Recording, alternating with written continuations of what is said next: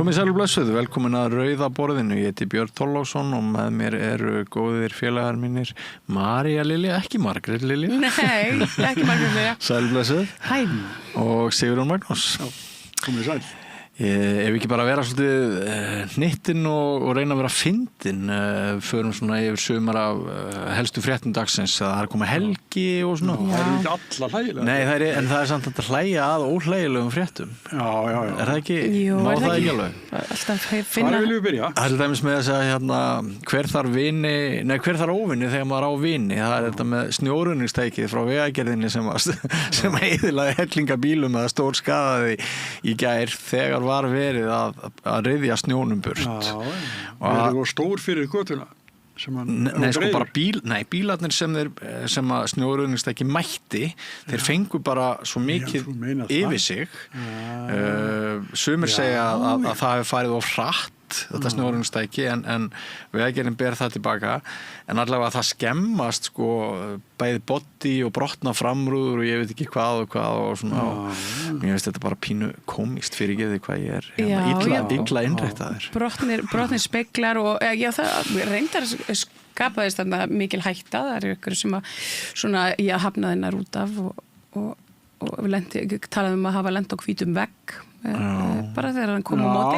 Sko þegar björgunarliðið hegða sér svona það er örugglega ekki með vilja gert. Nei, ég átti mig nú vel á því. Hann er á vilja sjokki þessi sem að gera. Já, þetta er eflaust harmleikur. Sendum honum bestu guður. Og ekkert fyndið að hafa það í flimtingum, mér finnst þetta svona pínulítið fyndið. Svo er það annað sem er kannski pínu fyndið en þó ekki. Það er tilsvör Helga Jenssonar, lögreglustjóra á Vestfjörðum, sem fór á Þorrablót og gerði nú ekki gott mót á þessu Þorrablóti. Það var bara sauðdrukkinn og með dólg. Veistu að hann var sauðdrukkinn? Já, það er það sem að fólk á internetinu segir. Það segir hann hafi verið sauðdrukkinn. Já, En ég hef svo sem ekkert fyrir mér annað í heldur en að fólkið á internetinu segir hann hafi verið sauðdrukkinn. Það er allir konar 2 kærur til þessar eftirlitsnefndar hérna með lögreglunni. Já, þetta mál fjallar ummæli hans að hvort hann hafi í krafti embættisins veifað ein stöðu sem einhvers konar kylfu og svo er líka eitthvað rætt kynferðislega áreitni, hvort hún hafi verið fyrir hendi.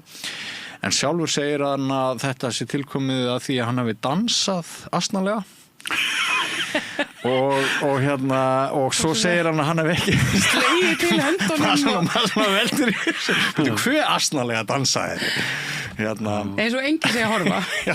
Og svo segir hann að hann hafi ekkert verið í vinnunni, hann hafi bara verið að skemmta sér og það vekur nú upp gamla góða spurningu það hvort opinber embættismaður eins og lögreglustjórinn í heilum landsfjórðungi getur nokkru sinni sagt að hann sé bara að skemmta sér, ætla hann taki nú ekki ábyrgðin og embætti með sér hver sem hann fer. En er ekki ráðuneytið farið að byrja að skoða þetta? Ég skilst það líka, dómsmálaráðuneytið Ég skrifaði einu sinni frétt 2 lögregluþjóna í ákveðnu byggðarlagi. Það voru 2 löggur í þar sko og þeir voru báði tekni fyrir heimaslátrun. Já, ég man eftir þeirri frétt. Það var gaman að skrifa hana. Já, ég get vel.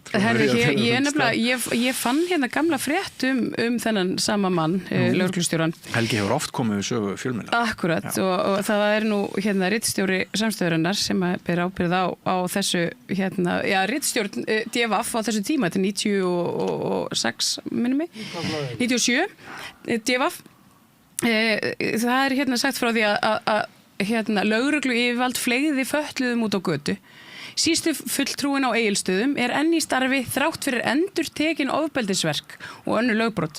Þannig að þetta er nú ekkert í fyrsta skipti sem þessi maður eins og þið segi, kemur við sögu fjölmiðla vegna hegðunar vanda eða eitthvað skona reiði vandamála eða bara hvað hann dansar illa. Svo skrifaði hann mjög reiðilega Facebook-færslu árið þegar hann var komin vestur í nafni lögreglunar á Vestfjörðum þar sem hann djöflaðist á fjölmiðlum alveg vinstri hægri og það var tengt kæru frá Matvælastofnun vegna atvik sem var þegar laxar sluppu úr fiskeldisstöð Patreksfirði og þegar kom sem sagt staðfesting frá ríkissaksóknara á ákvörðun sem Helgi hefði tekið, þá notaði hann Facebook síðuna til þess að hjóla rosalega í fjölmiðla sem höfðu einhvern veginn fjallaði einhvern veginn með þetta mál og þannig að við getum kallað hann óhefðbundinn embættismann í öllu falli. Sem betur fyrir ekki margir svona. Nei, en það ótrúlegt hvernig mega embættismenn dansa? Já, góð spurning, ég veist þetta sem við ættum að leggja af stað með út í helgina og svona finna svarið við á mánudaginn, koma með svarið hvernig mega embættismenn dansa? Allavega ekki innan klæða og öðrum. Nei. Nú það aðeins leiðilegra að sjá verðbólgumælingu dagsins sem segir okkur það að hagstjórn Kristrúnar Frostadóttur ekki að virka og þannig að kenna matvöruhækkunum og ýmsu öðru maður hefur haft þessa tilfinningu. Þetta helsta kosningamál og kyrslumál Samfylkingarinnar að ná niður verðbólgu og ná vöxtum niður. Það ekki ganga mjög vel, það verður að segjast alveg svo og það eru bara þokkalega líkur á því að Seðlabankinn hækki vexti næst stýrivexti. Þá bara flytjum við þá má bara Seðlabankinn eiga þetta drastlið, við nennum þess ekki lengur. Daginn sem ég keypti fyrst íbúðina mína, þá kom verðtryggingin. Ég er búin að druslast með þetta í 50 ár. Ég bara nenni þess ekki lengur. Nei. Ef það ekki til stjórnmálamenn til að leyfa okkur að lifa bara eins og fólk í öðrum löndum, þá bara nenni þess ekki. Þú mælir fyrir hönd margra þarna, segir Jón Magnús. Þetta bara alveg ómögulegt. Þannig að við förum aftur, hringjum í Hörð Torfa, förum aftur nú Austurvöll, ef að hækka á okkur vextinu. Þeir eru svona tínast tilefnin til mótmæla. Fólk eru auðvitað líka mjög ósátt við svona forgangsröðun stjórnvalda sem að hefur verið að gera sér dælt við Evrópusambandið svona og á kannski svona að manni finnist aðeins og með meiri og svona þyngri hætti heldur en að tala þeir heima. Ég talaði við mann í gær sem að sagði mig frá því að erlendir fjölmiðlar hringdu mikið í hann til þess að spyrja hann út í ESB aðild Íslendinga en það vegna þess að ESB umræðan sé hreinlega komin lengra á veg allstaðar í kringum okkur Ísland heldur en á sjálfu Íslandi og það einfaldlega vegna þess að það er engin svör. Ég vil fá kjósum hvort að ég halda áfram aðildarviðræðum og þá segi ég já. Ég eins og heyrði á þann, ég er þreyttur á þessu. Bara leiður á þessu. Það stór frétt sem að Heimildin greindi fyrst frá í gær eftir Guardian þar sem kemur fram í viðtali í Pólandi við Kristrúnu í gær að það sé bara næstu mánuðum sem að þetta þjóðaratkvæði væntanlega fari fram. Við heldum nú kannski ekki að það yrði svo stutt í það en það er ekki til neina að bíða.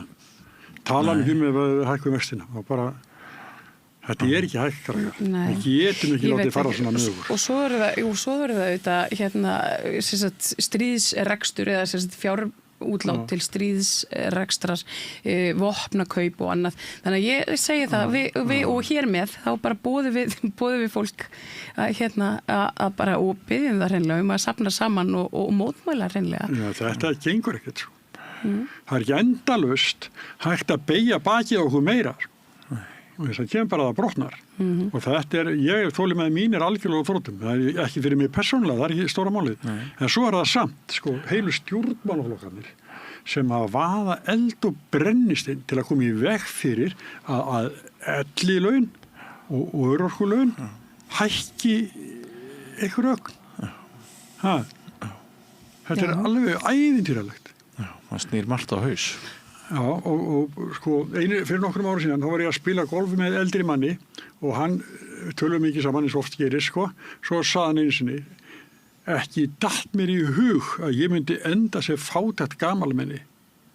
Alla tí borga í lífi svo alltaf unnið, aldrei vanta í vinnu, svo bara game over, og þá er það bara Þetta ekki þolandi, sko. Herðu, en nýr formaður Framsóknarflokksins, hún nú með deilir þessum áhugjum. Hún með innkoma. Já, Lilja Dögg Alfreðsdóttir, hún óskaði eftir fundi með forsætisráðherra til að fara yfir alvarlega stöðu í íslenskum efnahagsmálum. Þetta gott hjá henni. Já. Utan þings en þetta bara fyrsta píp sem heyrist frá Framsóknarflokknum í marga mánuði ekki ár. Hún menntuð í forsætisráðherra, fjármálaráðherra. Hún hagfræðingur og meira til, ég maður ekki í svipinn. Og hún er líka í Kóru, Bandaríkjunum.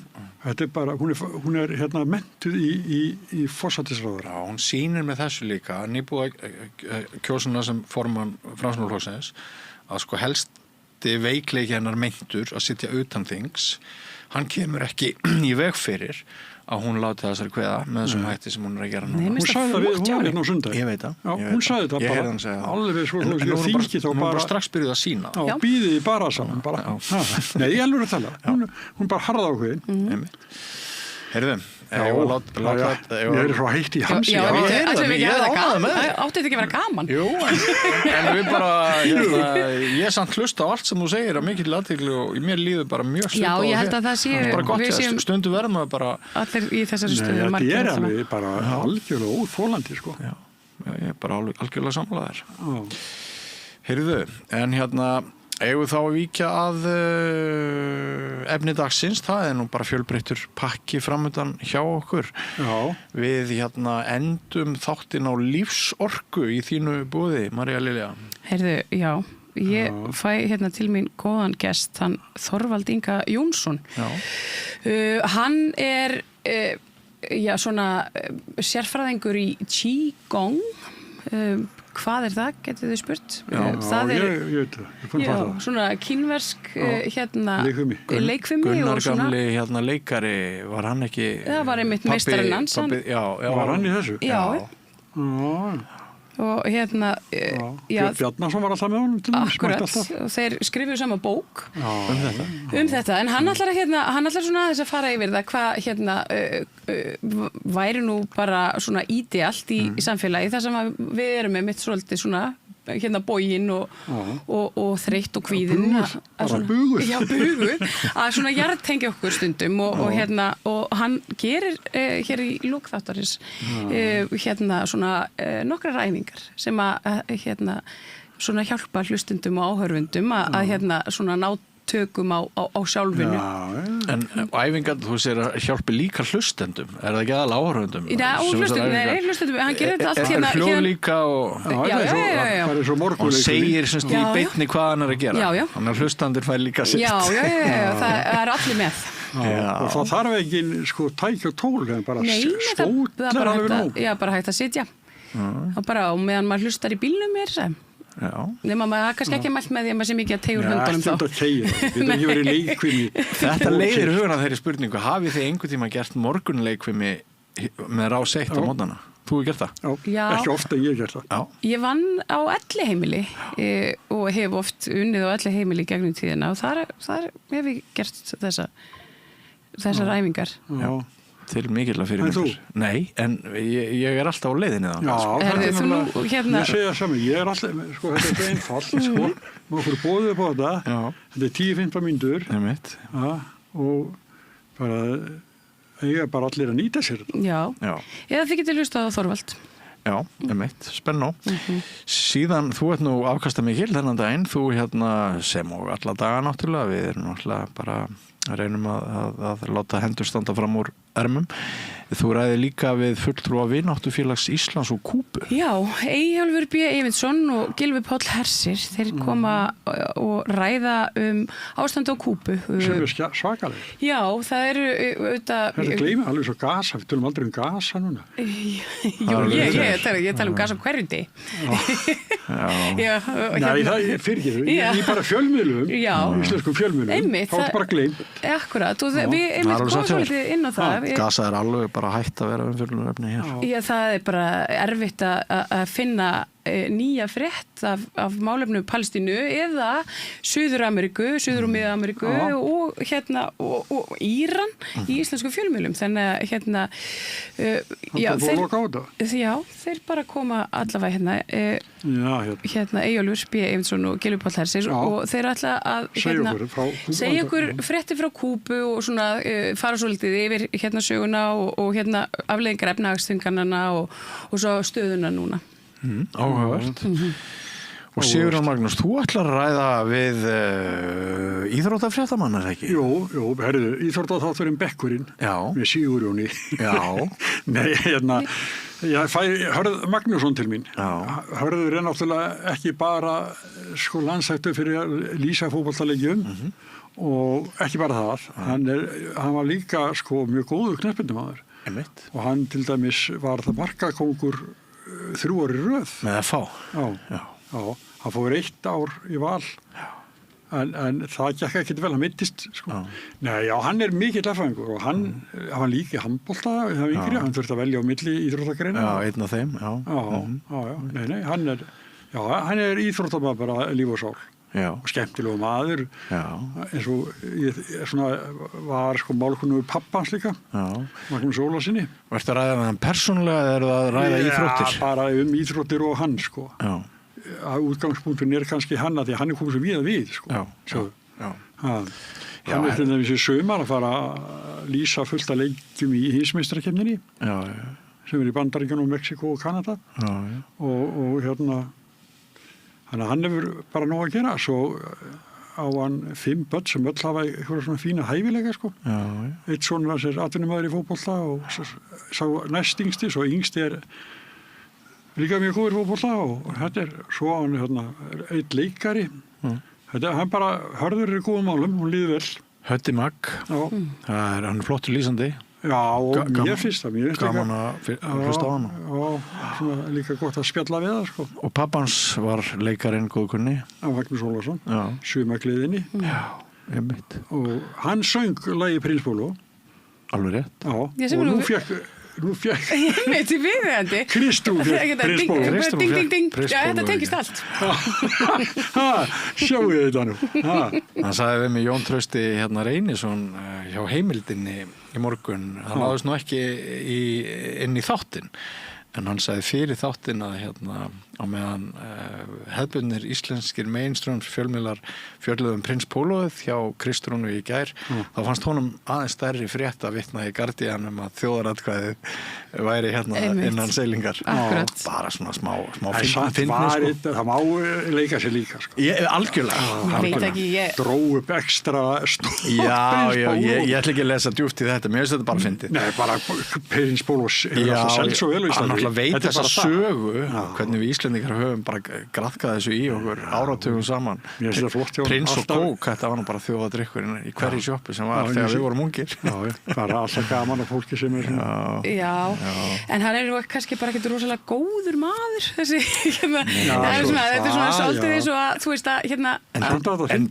að geta úr lóanum á einhverju svona skrimsli en Kristrún náttúrulega í bara sinni stöðu þarna og diplomatían einhvern veginn sigrar hún ekki hitt en já, ég ætla aðeins að geyma það að ræða af hverju Jón Trausti Reynisson blaðamaður verður í þætti kvöldsins því fyrst ætla þú María Lilja að segja okkur frá samtali sem þú tekur við 2 öfluga konur. Já, Sanna Magdalena Mörtudóttir og Líf Magnúsdóttir þær komu og ræddu við með Vinstrið nýja samstarfið áherslunar í borginni og ég svona aðeins að pota í þær með svona næstu skref og hvort að Guðmundur Ingi Þóroddsson sé kannski á leiðinni í vor til Vinstri. Fáið svör við þeirri spurningu í þættinum? Það er svolítið loðinn en en við getum kannski lesið í loðna svar ég vil minna að það sé hægt að lesa einmitt þarna í einhvern tón það er allavega ekki lóku fyrir það skotið en við ræðum um húsnæðismálin og fyrir svolítið í svona djúpt í það einmitt að ræða stöður fólks á leigumarkaði jaðarhópa og annað þannig að það var bara mjög skemmtilegt og gott spjall Anna hefur alltaf verið trú þessu fólki. Já, hún hefur alltaf verið það og þær voru bara svolítið svona power duo. Já. Það var gaman að spila þær. Svo sagt staða vinstrisins í upptakti sveitarstjórnarkosninga. Já. Sko, vor til vinstri fær 4. og 5. sætið. Já, fyrsta, 4. og 5. Já. Og ég bara veit að þessi 2 sæti að þau fá færri en vilja. Já. Það er mikið þrýstingur á að komast þarna inn. Það verður mál að stilla upp. Já, en það býður sönnu bara. Já. En vitið þið hvaða fjölmiðill skúpaði heiti þessa sameinaða stjórnmálaafls, Vinstrið? Var það samstöðin? Það var samstöðin. Já. Sko. Síðustu viku. Við erum með stundum bara nokkuð skúpa á dag. Já, það er bara þannig. Það var eitt sem sagði við mig, það er synd að þið eru ekki með eitt stöðugildi, mann sem gerir ekkert annað en að skrifa fréttir upp úr öllu því áhugaverða og fréttnama sem kemur fram í þáttunum frá ykkur. Þetta er alveg rétt. Þetta er alveg rétt. En við höfum ekki tíma til þess. Ég gerði þetta hérna. Við höfum ekki mannabliða. Nei, þegar ég var með Sprengisand, þá reyndi ég alltaf að vinna svona fréttir. Já. Og enda gerði það þættir maður ótrúlegt gagg, sko, og svo geysi mikil hlustun á hann, en það var einmitt þetta, ég var að kynna þetta kannski fram á 3. dag, sko, sem er komið í þættinum, sko. Já. Það var svo mikið guðskjöf að vera hérna með morgun, eða sérst hádegisfréttirnar á Bylgjunni á sunnudögum þegar Sigurjón var með Sprengisandinn að því að það var aldrei neitt að gera nema hjá Sigurjóni, þannig að það var svona maður hringdi niður, sko. Stundum tók ég hárblósaran maður á það, þannig að djöfuleg þykist ekki þetta sem ég ger ekki, sko, þegar var að taka viðtöl við fólki sem kom út frá mér það sem ég hafði að spyrja, sko. Ég var alveg, sko, farið það. Stundum var ég reiður maður. Það krútlegasta sem ég lendi í, það var þegar Fréttablaðið sagði mér það, þegar ég gaf út Litla Akureyri vikublað fyrir norðan, sem er eitthvað harðsnúnasta héraðsfréttablað sem hefur komið út. Bara rannsóknarblaðamennska og alltaf grjótörð skúp meir og minna hneyksli alltaf á forsíðunni.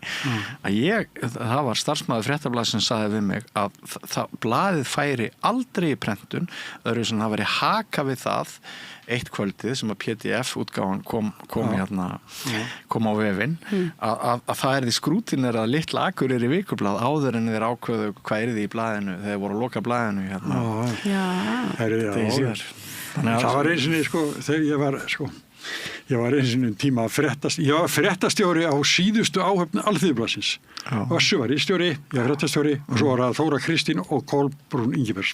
Nei, Kolbrún Bergþórsdóttir. Stórskölda lið. Og það var sættilega hópur og Ámi heitinn, hann var svolítið ég ekki Áma. Ekki alltaf í lagi. Og svo var það þannig að ég er með eitthvað skúp í Alþýðublaðinu og svo morgunni kemur blaðið út með skúpinu á forsíðunni. Svo hádegi maður kemur D.V.A.F. maður, þá Reynir Traustason búin að stela fréttinni minni. Vitið hvað ég gerði? Ég hringdi í Landssímann, skeytin, sko, og sendi honum skeyti til hamingju með skúpið Reynir Traustason. Kær kveðja frá Alþýðublaðinu.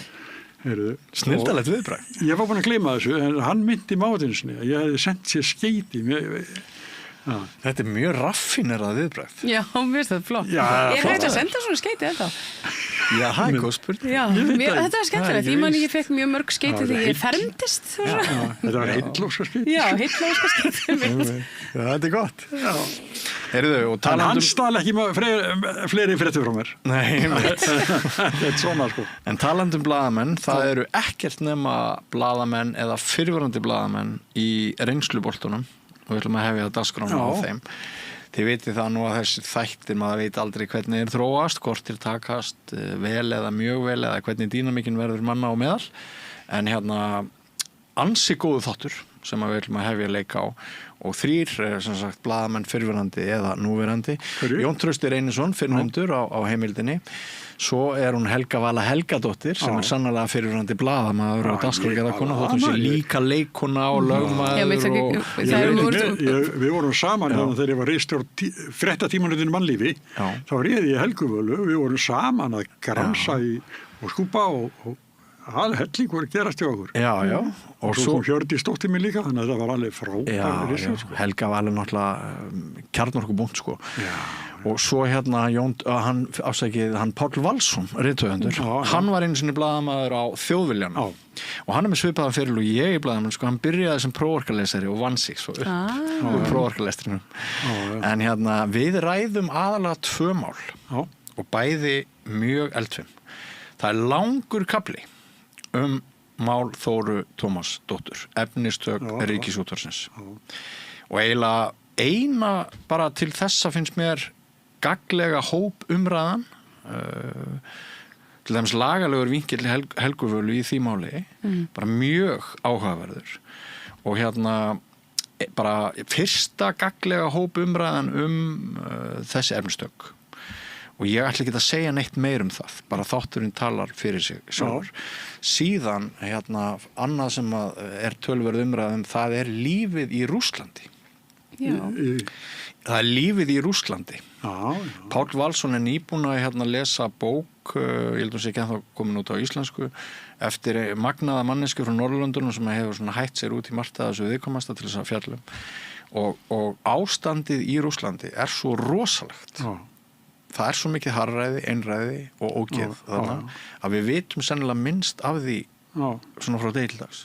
Og ég held að við höfum svolítið kosið að loka augunum fyrir því af því það truflar bara. Við höfum bara verið Úkraínu megin og hérna svona flest okkar. Það heitir svo loka, sko. Já, en sko, jú. En allavega okkur svona á Vesturlöndunum. Við kannski fáum líka svolítið svona falska mynd. Hver mynd var það? En mér bara setti hljóðan þegar Páll hérna var að greina frá hérna efnið þessara bókar stöðuna þar og allt tengist þetta okkur með einhverjum hætti, beint eða óbeint, bæði náttúrulega ábyrgðarlega, mannúðarlega, þú veist að ræða fjárveitingar á þann og svo framvegis, öryggis- og varnarstefnu og hvernig við stansum. Það er rétt hjá mér, held ég, að sko, þeir voru að hækka vexti Rússar á almenningi landinu og vöruverð held ég bara líka að þeir eru búin að herða alveg ótrúlega að ég las þetta einhvers þar, ég man ekki hvar. Það er ekkert, já. Ég var búin að herða sko sultarólarnar hjá fólki. Já, og það er ekkert til lengur sem heitir skoðanafrelsiðar. Nei, svo er það náttúrulega hryllingur. Bara ef þú ætlar að leyfa þér að hafa einhverja skoðun, fólk er að hverfa, sko. Það er Stalin-tíminn. Hann er hann, bara frá degi til dags. En hérna, þannig að spennandi reynsluboltar og spennandi þáttur, margt áhugavert hérna augljóslega á leiðinni og þetta er síðasta rauðaborðið hjá okkur í þessari viku svo morgun förum við í vikuskamt í beinni, þú ætlar að vera með 4 grjótherra viðmælendur. Herðu, já, ég og strákarnir, ég er hérna með 4 skemmtilega karla við borðið, það er Óli Dóri Plötusnúður og Atamna maður, Davíð Róts fjölmiðlamaður, Þorsteinn Vaff Einarsson, karlmaður og hérna kynjafræðingur og Bragi Páll, rithöfundur, þeir koma hérna klukkan 4 morgun og farið við fréttið Þetta er bara næginu 16 þó. Já, ég hugsa það. Já, það er kannski ágætt að svona smetla einhverju svona höskuldar viðvörun á. Svo er helgispjall í smíðum. Já, þú veit það. Ég ætla að sjá það. Ég ætla að geyma það í dag að hérna þangað til ég er búin að taka það. Bara af því að maður vill vera viss. Já. En svo, svo ég ætla að standa einn vaktina í sonum minni. Ég ætlaði einmitt að spyrja þig út í það. Ætlaði að standa einn vaktina á sunnudaginn. Já, við erum búin að tala það bara. Þannig að sonur Egils ekki sinnir. Já, ég er í fleirtölum maður. Já, nákvæmlega. Þú ert margir menn. 100 kíló maður. Nei, hérna, nei. Ég er byrjaður að ræða inn, sko. Já. Þar á meðal vann ekki nafni maður. Nei, hver mann er sér nöfn? Theodóra S. Þorsteinsdóttir. Strákurinn sem var Unnar Þór Sæmundsson og Vilhjálmur Árnason. Vilhjálmur er búin að segja, býttu hvað? Já, ég er að lesa hérna Vettvang dagsins. Unnar Þór Sæmundsson. Já, það er hérna. Já, Píratinn.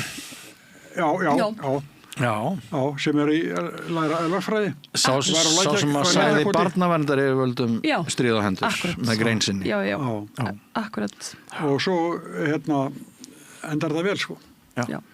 Það er ekkit sumir eru svo leiðinleira svar ekki til þetta. Já, þetta... Svo að segja bara það bara nei. Þetta hvatning til þeirra. Þetta endalaus lífsháski þessar bókanir og svo stundum búið að bóka og við komum að kemur ekki. En þetta er gaman. Sko, við fáum mikið hól fyrir það sem við erum að gera. Já. Og svo eru þetta eins og ráðherra í ríkisstjórn Íslands. Þeir bara kom ekki hérna. Nema bara frá fólksins að Inga hefur komið hérna og einhvern tímann komið eitthvað en alveg vonlaust að líta niður á okkur. Nei, veistu, ég er ósammálaður. Nú ætla ég bara að vera ósammálaður. Já, það er alltaf það hefur aldrei komið fyrir að ráðherra sem ég hef ekki beðið að koma hérna hann hafi ekki komið. Þú ert betur liðin heldur við. Það tekur náttúrulega bara langa tíma. Maður verður bara að átta sig á að dagskrá ráðherra er sturgluð. Alla 7 daga vikunar. Já. Sko, hún Lilja Dögg Alfreðsdóttir, hún sagði í þættum fyrir viku og þið eru svo erfiðir bræðurnir, sko. Já, sem spyrlar. Já, sko, þetta er nefnilega ákveðið hræðsla. Þetta kunna að vera einhver leyti Stefáns Einars áhrifin, eins og ég kalla þau, að sumir segjast ekki vilja fara til hans út af því hvernig hann spyr og svona. Og ef það eru heiðarlega spurningar þá er það náttúrulega mjög vont og slæmt fyrir lýðræðið. En svo getur líka bara fólk ákveðið að einhver spyrill fær í taugarnar á því og fær ekki. En það skiptir náttúrulega máli hvaða stöðu þú gegnir. Ef þú ert kosin af fólkinu og opinber fulltrúi, þá berðir þau þetta að fara í sem flest viðtöl við alla fjölmiðla og ræða af alla, ekki satt. Já, sko, svo er að sjá þá í einhverjum podcastum. Já. Það sem er farið silki höndum og hanskum. Já. Nei, ég hlusta ekkert á það, ég bara sé að þetta er og ég hlusta fyrir eitthvað samstöðuna heldur en einhver podcast og Það ættu allir að gera. Þetta er ekki, sko, við höfum ekki nei frá mörgum, sko. Það er svar ekki, sko. Já, svar ekki. Já, það er nefnilega svolítið snúið vegna þess að og þá kannski veistu ekki hvort þér hafi fengið boðin. Nei. En það er kannski... En þegar við fáum nei og sérstaklega þeir borið við einhverjum afbrigðilegum sökum að okkur finnst sem blaðamenn, þá finnst mér að við bara segja frá því. Já. Ég er eiginlega búin að vera því. Já, ég segi það. Ef þú bara betur liðin í mannheimum en ég. Já. Ég er bara ekki, ég duglegur þú að reyna að fá ráðherra í viðtal. Nei, þáttur eins og við erum með þarna sýnir eigis, þetta er bara... Já, þetta er svona svipu uppbygging og var hjá mig þegar ég var með Sprengisann. Þetta er bara mjög gott að fá ráðherra í samtal. Það er ekkert verið að geta að fara að berja fólk. En mér finnst þið aldrei ósanngjarnir spyrlar, bara svo ég segi það. Nei, það er alltaf, það er kósí hérna við rauðaborðið. Þeim kannski kann að þykja það miða við hina, miða við þægilegu podcastin. Þar sem allir eru meira og minna fullir í vinnunni. Við vorum að tala það við Árni Guðmundsson í gær forráðnafulltrúi. Það er orðið voða kósí þegar bæði ráðherrann og sá sem tekur viðtalið. Ég stakk hérna einhvern tímann upp á rauðvínsborðinu en svo er ég bara, vinn ég hérna með eintófum þurrabittum, þannig að ég verð bara... Við þurfum kannski bara að heita ráðherrann og rauðvínsflösku og rauðvínsglæsi bara til þess að fá það. Já, eru ekki hættir því þarna á sín? Ég veit það ekki. Það er drykkjuþætti. Ég veit það ekki. Nei, það er podcastunum. Það er svona, það er eitthvað áfengisspons greinlega. Það er að gefa vel. Þættir sín voru sérstaklega til umræðu á læknadögum daginn vegna þessara menningar, sko. Það er alveg slattið af fólki hérna sem botnar ekkert í því af hverju fólki í vinnunni. Það er vinna að vera blaðamaður, sko. Það er vinna að spyrja og undirbúa viðtöl og fylgjast vel með svörunum og spyrja hvast og hérna vel. Maður getur ekki fengið sér í glas á þér, maður gerir það. Er það nokkuð? Myndirðu keyra bíl? Þegar ég var ritstjóri á Tímaritinu Mannlíf, þá var eitt sem var með mataþátt og hann er með mataþátt. Ég náttúrulega pældi ekki því, ég fæ bara mataþátti nú bara í umbrotið bara og þar hérna er mælt með einhverju víni og ég fæ bara kæru. Það endaði með því að ég var dæmdur samkvæmt refsilögum í skilorðsbundinn dóm. Fyrir það að var sagt að eitthvað rauðvín væri í sósu. Ég hef búin að tala undan félagið þinn Árna Guðmundsson. Ótrúlegt. Þetta er ótrúlegt. Já, það hefur ýmislegt breyst. Þetta var hans, hérna... Látt hann hafa. Þó lögin hafi nú ekki breyst, þá hefur samt svona stemningin í samfélaginu og svona ábyrgðartilfinning yfirvalda gagnvart óbeinum áfengisauglýsingum breyst. Þegar ég var að keyra á Lögustöð í yfirheyrsluna, þá var sendifærabíll með svona lyftu fyrir fram að mig og þar var bara hérna á öllu raskatinn á honum sko, þá var einhver líkjösauglýsing. Og ég var að fara löggustöð til að svara fyrir eitthvað rauðvín í sósu. En keyrðu eftir bíl sem var með sem auglýsti líkjör. Drambuie eitthvað slags. Drambuie, og hérna það var allt í lagi. Þetta er djöflaeyjan. Þetta er djöflaeyjan okkar í sinni tærustu mynd. En við rísum upp ef þeir hækka vextinum. Já, en það búið að vera svo gaman hjá okkur að þetta hafi dreifst úr hömlu, þessi kynning, hún er orðin allt og löng, en kannski var hún bara ekkert úr löng, kannski er þetta allt í lagi. Ég vona að þið séu enn þarna við tækin og hérna við ætluðum víst að bera á borð réttina sem eru á matseðli Rauða borðsins. Og kæri þakkir fyrir komuna, María Lilja og Sigurjón Magnús og gangi þér vel með þáttinn ekki síst á sunnudaginn. Þú rúlar þessu einsamall. En við förum að telja í, bara minna ykkur á stuðning við samstöðuna sem þið getið sýnt í verki með ítar hnapp sem er merktur áskrift á vefslóðinu samstöðin.is og að gera að vera duglega að deila okkar efni og láta vel vita af því að við séum í loftinu. Það er ennþá ekki allir Íslendingar sem vita það, en þeir verða fleiri og fleiri frá deildags. Þátturinn hefst eftir andartak, fyrst örfáar auglýsingar. Gleði er svo mikil dauðans alvar. Ef það er ekki gleði, það vantar svo mikið kraft. Ég heiti Edda Björgvinsdóttir og ég trú á gleði. Vantaði nýja flík, komdu í skemmtilegasta fatamarkaðin í borginni, í Bólholti 6, fatamarkaður Vorsturnunar, opinn frá 1 til 4, laugardaga og sunnudaga. Öflug verkalýðshreyfing er lykillinn að öflugu samfélagi. Alþýðusamband Íslands, samstillt barátta í þágu launafólks í meira en heila öld. Kennarar eru þrefalt líklegri en ófaglærðir til að halda áfram í kennslu. Börnin okkar eiga skilið fagmennsku og stöðuleika. Fjárfestum í kennurum. Kennarasamband Íslands. Samstaða skilar árangri. BSRB, afl í þágu almennings. Þú ert að hlusta á samstöðina. Róttækt sjónarhorn á atburði dagsins.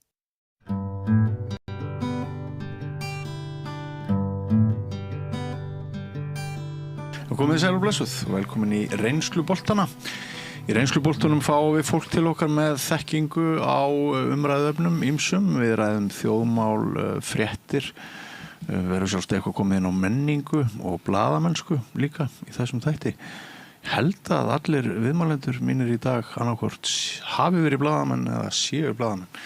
Jón Trausti Reynisson, þú ert á heimildinni, vertu velkomin. Takk. Hvað ert þú búin að vera lengi í blaðamennsku?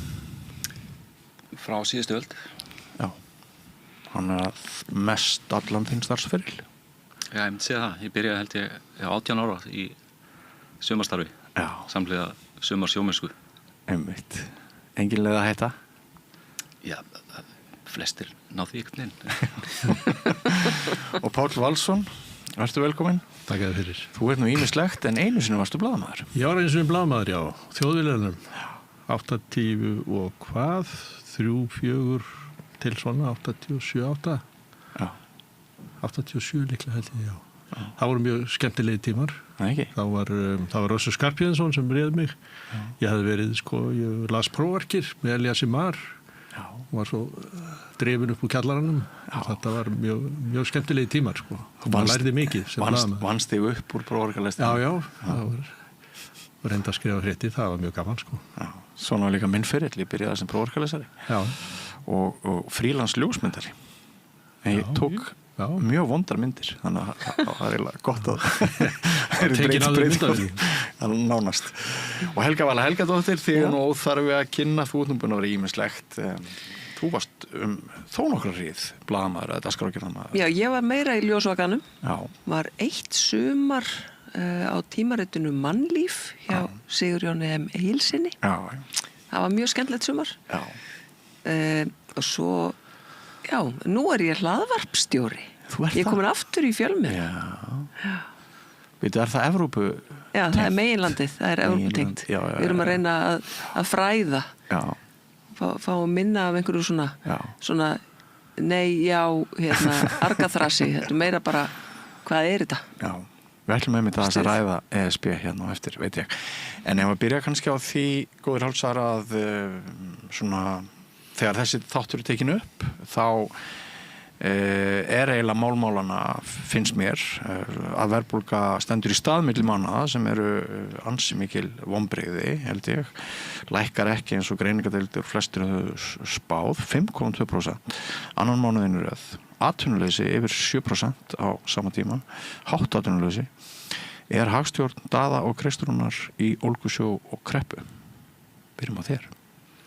Ég allavega ekki komið kreppa ennþá, en já, þetta náttúrulega lítur ekki vel út í samhengi við kosningabarátuna, sem var mjög myndræn að tala sleggjur og svoleiðis, og náttúrulega ekki gott að áhrifaþátturinn í verðbólgunni hið opinbera mjög mikið.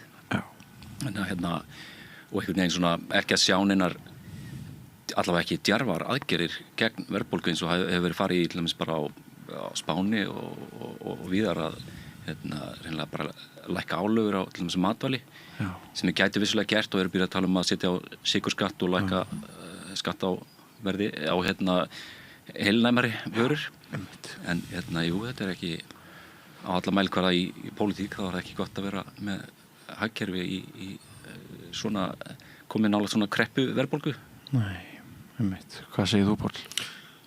Einhvern tímann hefði nú 5% ekki þótt há verðbólgu tala, en ég held bara að þetta einhvern veginn saga okkar tíma. Við erum að basla með þessa krónu og þetta verður svona, verðbólgu og vexti, og maður sér ekki neina breytingu.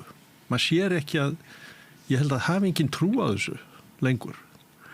Og að mínu mati finnst mér þetta blasa við að við hljótum að losa okkur við þennan gjaldmiðil sem enginn tekur mark á.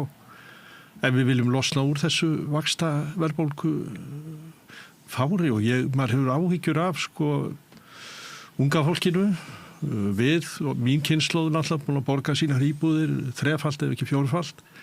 Nú eru börnir okkar að lendi þessu líka, og þá einhvern veginn segir maður, býtu, þetta ekki fullreynd?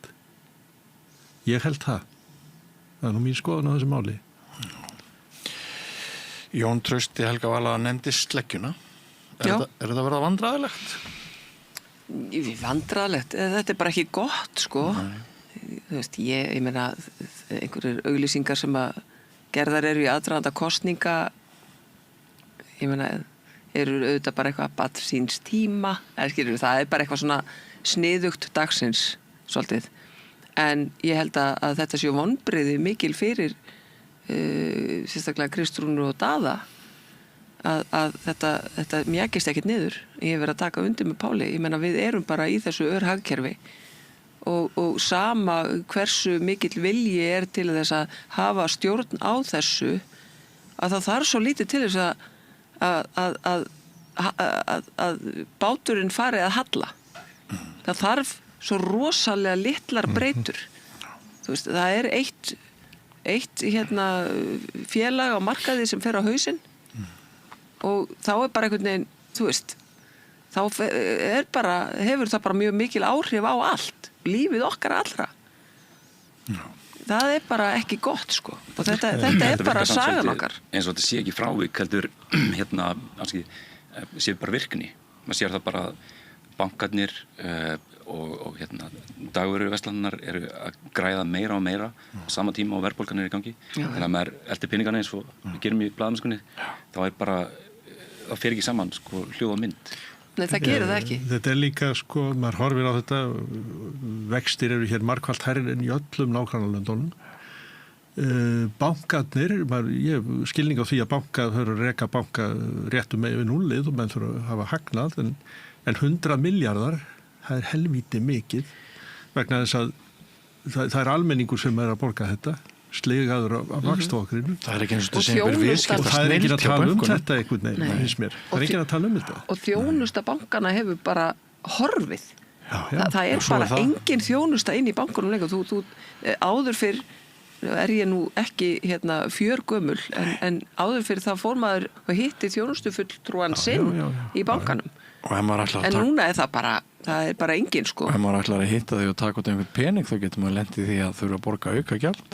Já. Og það sem er breyst núna með verðbólguna líka er að samsetningin er öðruvísi. Núna er ekki hækkandi fasteignaverð sem er að draga hana svona mikið upp. Fasteignaverði er í raunlækkun síðustu 3 mánuði allavega. Þannig að það er ekki að vera til einhver eign hjá innan gæsalapa almenningi á móti þessari verðbólgu. Þannig að það er annað sem...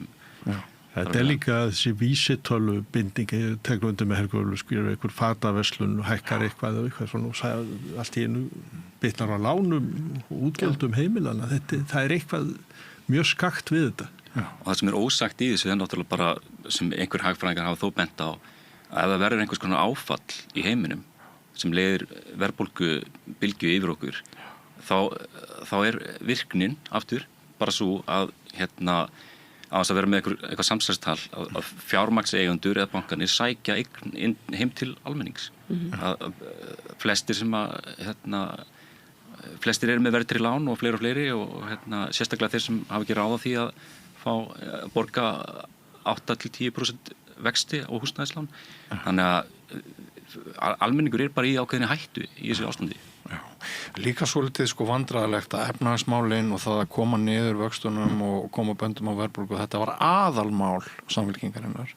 Það má alveg færa rök fyrir því að einhver hluti kjósenda Samfylkingarinnar hafi trúað og treyst því að með Kristrúnu í forsvari, hagfræðingin, þá myndu reyndar nýjar leiðir til að koma skikka á efnahagsmálin. En þannig að þetta er ekkert sérlega góðu tími fyrir mannesku með aðalega þetta plan. Það er ekki rétt. Nei, þetta er vond staða en að mínu viti blasir við að svo eina lausn að koma okkur í að taka upp annan gjaldmiðil. Já. Það er bara, ég skil ekki alveg þessa tregðu við að ræða það.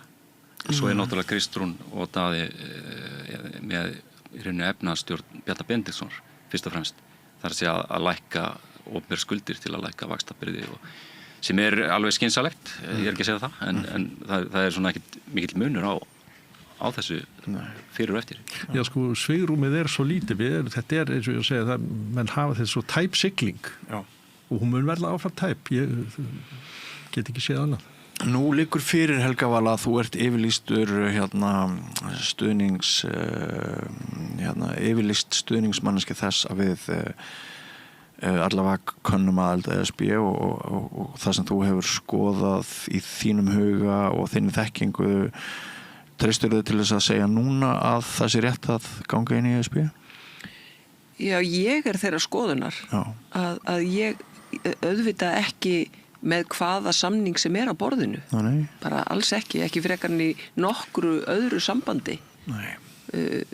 Bara hvers konar. Ég menna, ef maður fer og ræður sig í vinnu, þá skoðar maður samningin, eða ef maður kaupir sér þvottavél, þá skoðar maður samningin ef maður kaupir hann á rafgreiðslum, skilur við. Ég menna, þetta er bara auðvitað skoða við samningin. Þannig að það er ekki sama hvað stendur þar. En ég hef enga trú á því að Evrópusambandi muni skyndilega beygja af leið og rétta á okkur eða fara í viðræði við okkur á einhverjum allt öðrum forsendum heldur en viðræði við önnur Evrópusambandsríki. Við sjáum auðvitað á hvaða grunni þessi samvinna byggist og ég hef mjög mikla trú á henni og ég tek undir með Páli, mér finnst full reynt með okkar efnahagsstýringu. Þetta er lýðræðisleg samvinna og ég var í einhverjum samskiptum á Facebook áðan við formann Heimssýnar sem að hélt í fram að þetta væri ekki lýðræðisríki heldur væru þau að lúta í einu og öllu yfirvaldi frá Brussel. Það er bara ekki rétt. Ég meina, þau eru öll með þjóðþing og þjóðþingin eru lýðræðislega kosin. Þeirra fulltrúar inn í Evrópusambandinu, inn á Evrópuþinginu eru líka lýðræðislega kosnir af almenningi. Þannig að ég skil ekki alveg þetta tal Þetta er ekki skrifstofa í Brussel. Skrifstofan í Brussel bara eins og að vísa í skrifstofuna í Arnarhvoli og skrifstofuna í stjórnarráðinu. Þú veist, þetta fullt af fólki sem að vinna þar en þeir sem taka ákvarðanir eru lýðræðislega kjörnir einstaklingar.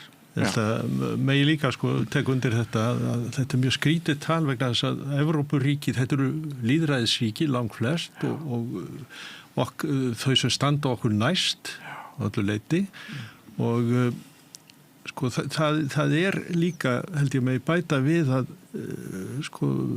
veður eru válynd í heiminum núna og það sem eina sem getur bjargað samstaða og mér finnst þróun heimsmála undanfarin ár styðja það að við skipum okkur í flokk með þeim þjóðum sem við eigum mesta samleið með og það eitt að mínu viti getur bjargað heiminum. Við stöndum fram fyrir umhverfisvá, við stöndum fram fyrir við lifum á stríðstímum og þá það bara aukinn samstæða, bara samstæða sem gildir. Já.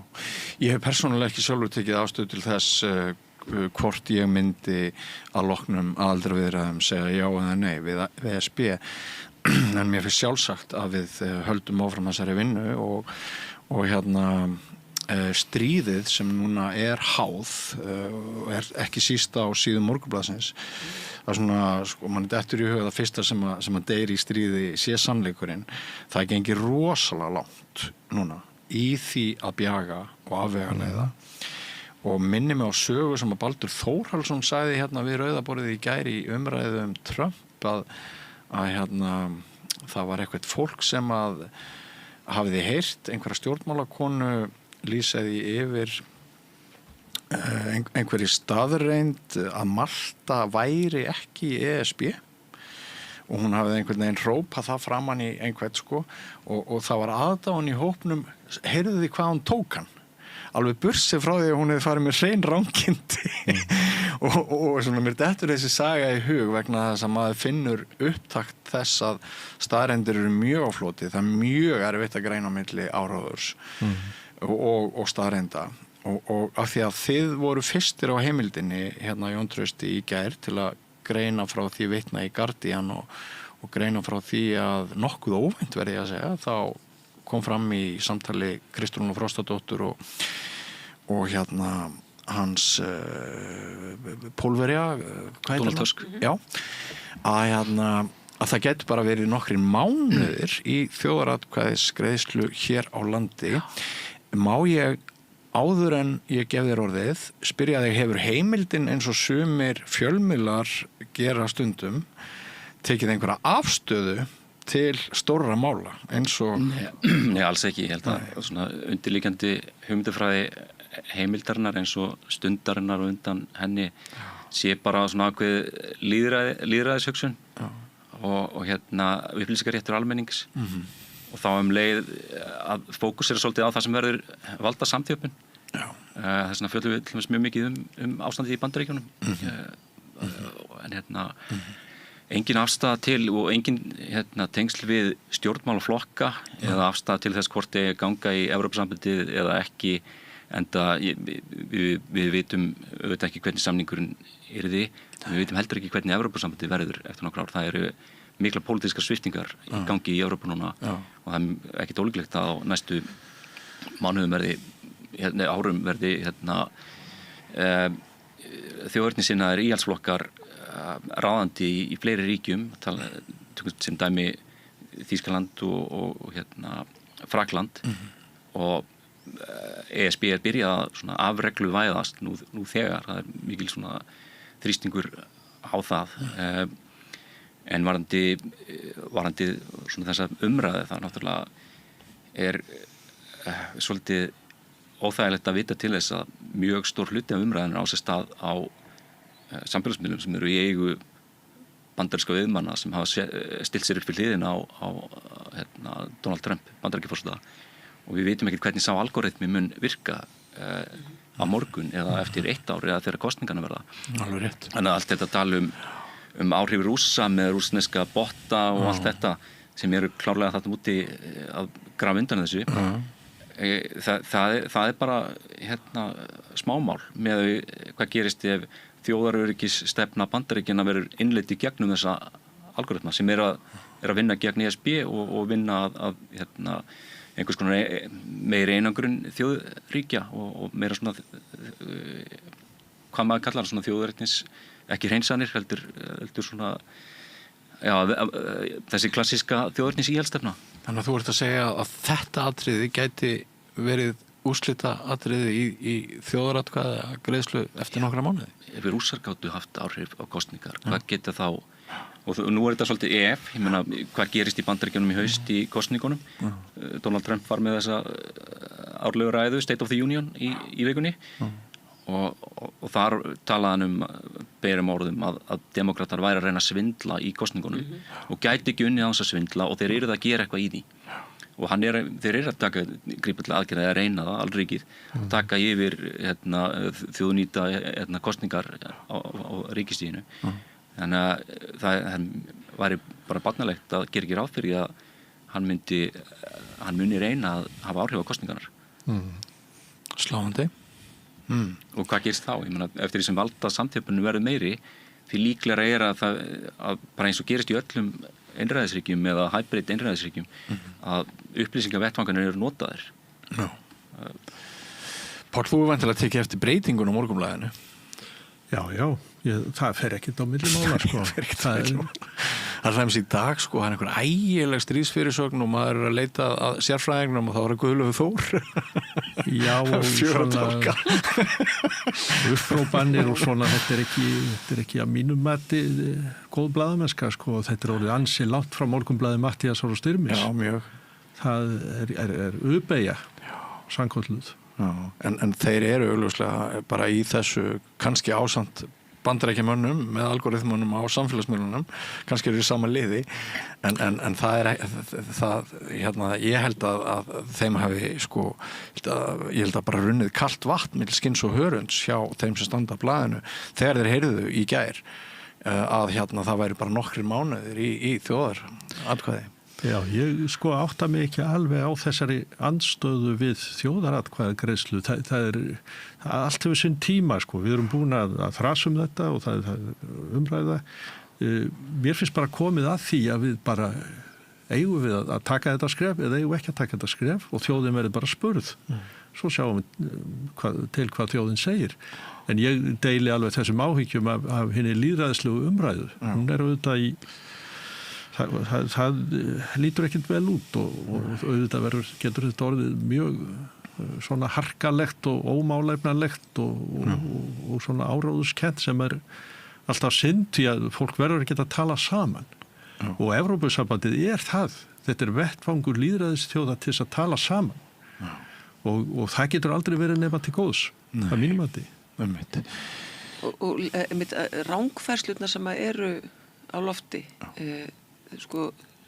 sumt er sagt augljóslega gegn betri vitund af bara ágætlega vel upplýstu fólki. Já.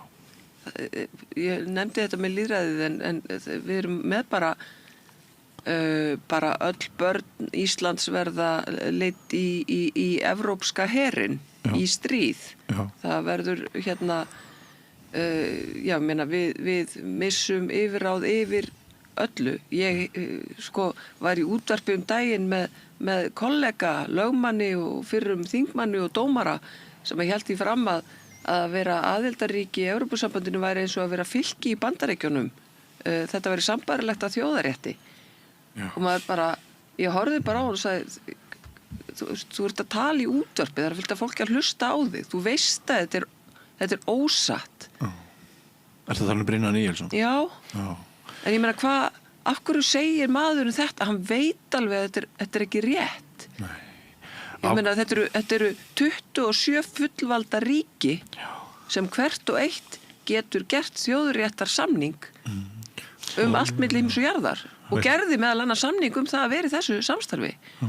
Og eftir því sem að ég hef aðeins kynnt mér þetta, þá menn alltaf við erum smáríki og við erum ekkert ekki marg. Það er mjög vel hugsað smáríki í Evrópusambandinu. Þeirra rödd er merkilega sterk. Forseti Evrópuþingsins frá Möldu. Ég ætla líka að spyrja Brynjar Níelsson, ég er búin að bjóða honum hingað í þátt á mánudag næsta. Það sem ég ætla að spyrja hann sko, hvernig hann sjáu fyrir sér hann sem borgarfulltrúi, ef hann að fara aftur inn í borgarpólitíkina eins og flest bendir til fyrir Sjálfstæðisflokkin, hvernig hann geti haft áhrif á það sem borgarfulltrúi að fjölmiðlastyrkir séu afnumdir.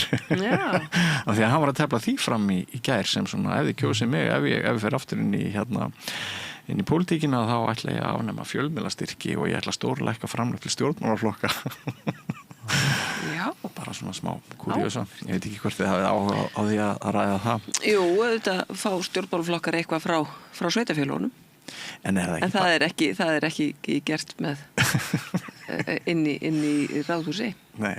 En það er þessi svona upplýsingaóreiða sem að maður hefur áhyggjur af. En þá skiptir máli að vera með sterka fjölmiðla. Og því miður þá eru þeir ekki margir á Íslandi í dag. Nei. Þeir eru fáir og já. Og þú veist, sitja undir því að það sé stanslaust verið að vega þeirra heiðri og saka þá alls konar. Þannig að það er bara ekki gott sko. Nei. Páll, þú sagði mér fyrir rétt fyrir upptöku þessa þáttar að þú hefði verið að lesa bók. Já. Það eru 4 ár liðin núna frá því að Rússar riðast inn í Úkraínu og ég er eitt þeirra íslensku blaðamanna sem fór út og var þarna á landamærunum og kom sneri tilbaka með miklu náttúrulega sterkari upplifun og einsýn heldur en með því að vera úr fjarlægð og það er fjarlægðin til dæmis við Rússa sem við höfum bara svolítið haldið. Við líkum við að segja að við höfum ekki viljað vita alveg hvað er að gerast í Rússlandi. Við fáum miklar upplýsingar á það sem er að gerast í Úkraínu. Nú ertu búin að lesa bók sem að þér finnst vera trúverðugur vitnisburður ástandið í Rússlandi. Ertu til að segja okkur aðeins frá því? Sko, það er norsk blaðakona og rithöfundur sem heitir Åsne Seierstad. Hefur skrifað bók sem hét Bóksælinn í Kabúl. Hún skrifaði bók 101 Bagdad sem var Íranstríðið. Hún skrifaði bók Tjetjeníustríðið. Fór á vettvang sem er eitthvað sóðalegasta stríð sem háð hefur verið. Hún skrifaði bók Anders Breivik. Þetta er svona manneskja sem vílar ekkert fyrir sér. Hún var eitt sinn námsmaður í Pétursborg og nú einhvern veginn svona allt í einu fekk hún þessa hugmynd að fara til Rússlands og hvað er í gangi. Og hún gerir það og þetta er alveg svakalega áhrifamikil bók og mann setur hljóðan hvað þetta er annað við lesturinn vegna þess að það sem blasir við er auðvitað miklu skelfilegra heldur maður gat ímyndað sér. Rússland virðist vera orðið bara einræðisríki. Pútín svífst einskis, það er engin óhultur. Fólk þorir ekki að tala vegna þess að stjórnafarið við erum komin aftur fyrir Brezhnev sem sendi kannski andósmenn í Gulag. Pútín bara drepur þá. Erum við bara komin á Stalinstímana? Já, þetta er bara, og það er svona jáhirð greinlega í kringum mann og þetta geti ég tala lengi og þarna er líka svona hann er búin að koma sér upp eins og þessum Wagner málaliðum það er rosalegt að lesa það og hann er búin að hann hefur sópað lágstéttinni á Vígvöllin fyrst fangelsinn og svo lágstéttin og nú er svo komið að mannfórnirnar eru svo gríðarlegar 100.000 að nú er hástéttin farin eða svona yfirstéttin farin að óttast sinn hag og hún segir meðal annars að vinkona hennar á svona á herskildu aldri og hann hefur ekki þorað út fyrir húsin styri í heilt ár nema á nóttunni. Hann er svo hræddur að menn Pútins bara kippa honum inn í bíl og á Vígvöllin þannig að það er gert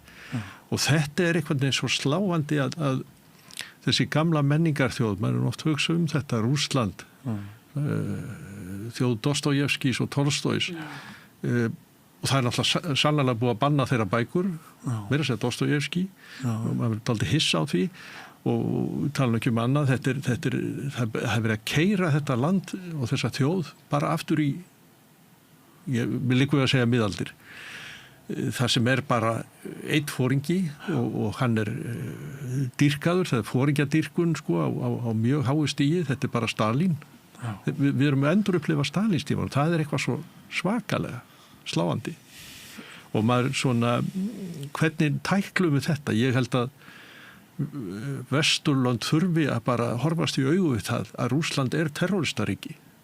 Þetta einræðisríki. Og við þurfum bara að haga okkur í samræmi við það. Þetta mjög sláandi og sem sagt það segir sig þá sjálft ef ástandið svona að það ekkert til sem heitir frjálskoðun, frjálsvilji hjá borgurunum. Ekki til. Nei. Slæðir þetta ykkur ekki? Vita þetta allir? Að þetta svona? Já, slæðir mér nú aðalega bara þegar maður heyrir sko hvernig fólk aðlagast þessu og borgarar eins og í Rússlandi virðast vara mjög miklu leyti fylgjandi því sem verið að gera. Já, það þorir ekki að segja neitt annað, sko. Það bara... Og svo náttúrulega bara hefur mannkynni ákveðna tilhneigingu til þess að aðlagast og samsvara sér umhverfi sínu. Þannig að þessi lærdómur náttúrulega, hann svo víða og skiptir svo miklu máli núna þegar það að verða þessi valdasamþjöpun að þú sjáum bara það hefur orðið breyting á umræðinu á Íslandi mjög hratt eftir að Trump tók við völdum í Bandaríkjunum. Ég ekki segja að þau séu undir valdi Trumps eða eitthvað þannig en aðrir einhvern veginn svona valdeflast með stóra valdinu og fara að akta svolítið svona eins og þyngdarafl fara að akta í kringu það. Ég ekki vissum að tölur stuðning íbúa við það sem Pútín að gera séu réttar. Ég heyri frá því fólki sem ég þekki sem að býr hér á landi, Rússar, að það búið að breyta auðvitað lögunum töluvert eftir innrásina, sérstaklega. Þannig að núna er búið að gera það löglegt sem að var ómögulegt fyrir innrás. Það orðið löglegt að einmitt fara bara og sækja fólk út á götu og henda því út á vígvöllin. Það löglegt að ef að fólk, konur og menn neita því að taka þátt í stríðinu þá má taka af þeim börnin þeirra og þau eru send eitthvert. Það ekki rekjanlegt hvert þau eru send. Og þetta bara það má setja þann í ótímabundið fangelsi sem að neitar að gegna herþjónustu. Það eru alls konar svona breytingar sem að voru gerðar á hegning á lögunum í Rússlandi haustið, vetramánuðum 2022 sem að ég meina fólk að reyna að bjarga lífi sínu og barnana sinna og það sem hefur líka verið gert auðvitað við úkrænsk börn auðvitað hræðilegt en það líka verið að framkvæma það gagnvart Rússum sem að hafa til dæmis gert tilraun til þess að flýja yfir landamærin til annar ríkja og eru sendt tilbaka frá Evrópuríkjum. Ég meina það alveg ljóst að fjölskyldun sundrað. Það gerist bara sjálfkrafa við komuna til á landamærin. Og ef að, ég segi bara alltaf þegar maður fyrir að efast að fólk sé að tala gegn sínum huga, ef að ég staði fram fyrir því að segja upphátt mína skoðun og tala samkvæmt minni sannfæringu versus það að bjarga börnunum mínum, ég meina svarið mjög einfalt sko. Þú veist, þetta bara alveg grunnelementin sem þarna verið að hjóla í. Þú ert ekki bara að reyna að bjarga þínu lífi, skýtt með það. Það líka, þetta alveg hárrétt og hún rekur Osni í þessari bók sko líka svona virt svona álitsgjafar og sjónvarpsfólk og annað sem að talaði allt öðruvísi fyrir innrás og talaði allt öðruvísi Úkraínu og þegar Krímskagadæmið var í 2014 að menn svona voru kannski með eitthvað andof þá þetta fólk talar allt öðruvísi núna. Það tekið uppbeygju og auðvitað í mjög vondri stöð og það alveg rétt sem Jón Trausti segir að svona menn aðlaga sig valdinu, svona ýmist tilneytir eða ekki, ég get ekki sagt það, en sko ég þeirra skoðunar að Úkraínustríðið ekki bara Úkraínu og við verðum að styðja við Úkraínu, þetta eins og barátta lýðræði og ég sem þýðir aukinn fjárútlát og ný sín. Lýðræði kostar peninga, frelsið kostar. Það ekki sjálfsagt og það sótt að því á öllum sviðum, þannig að hvað með sérstöðu Íslands og svona hendistefnuna sem við höfum silti undir sérstöðuna með fámennið og einangrunna og hvernig við höfum einhvern veginn endalaust náð að smjúga á milli án ábyrgðar í rauninni.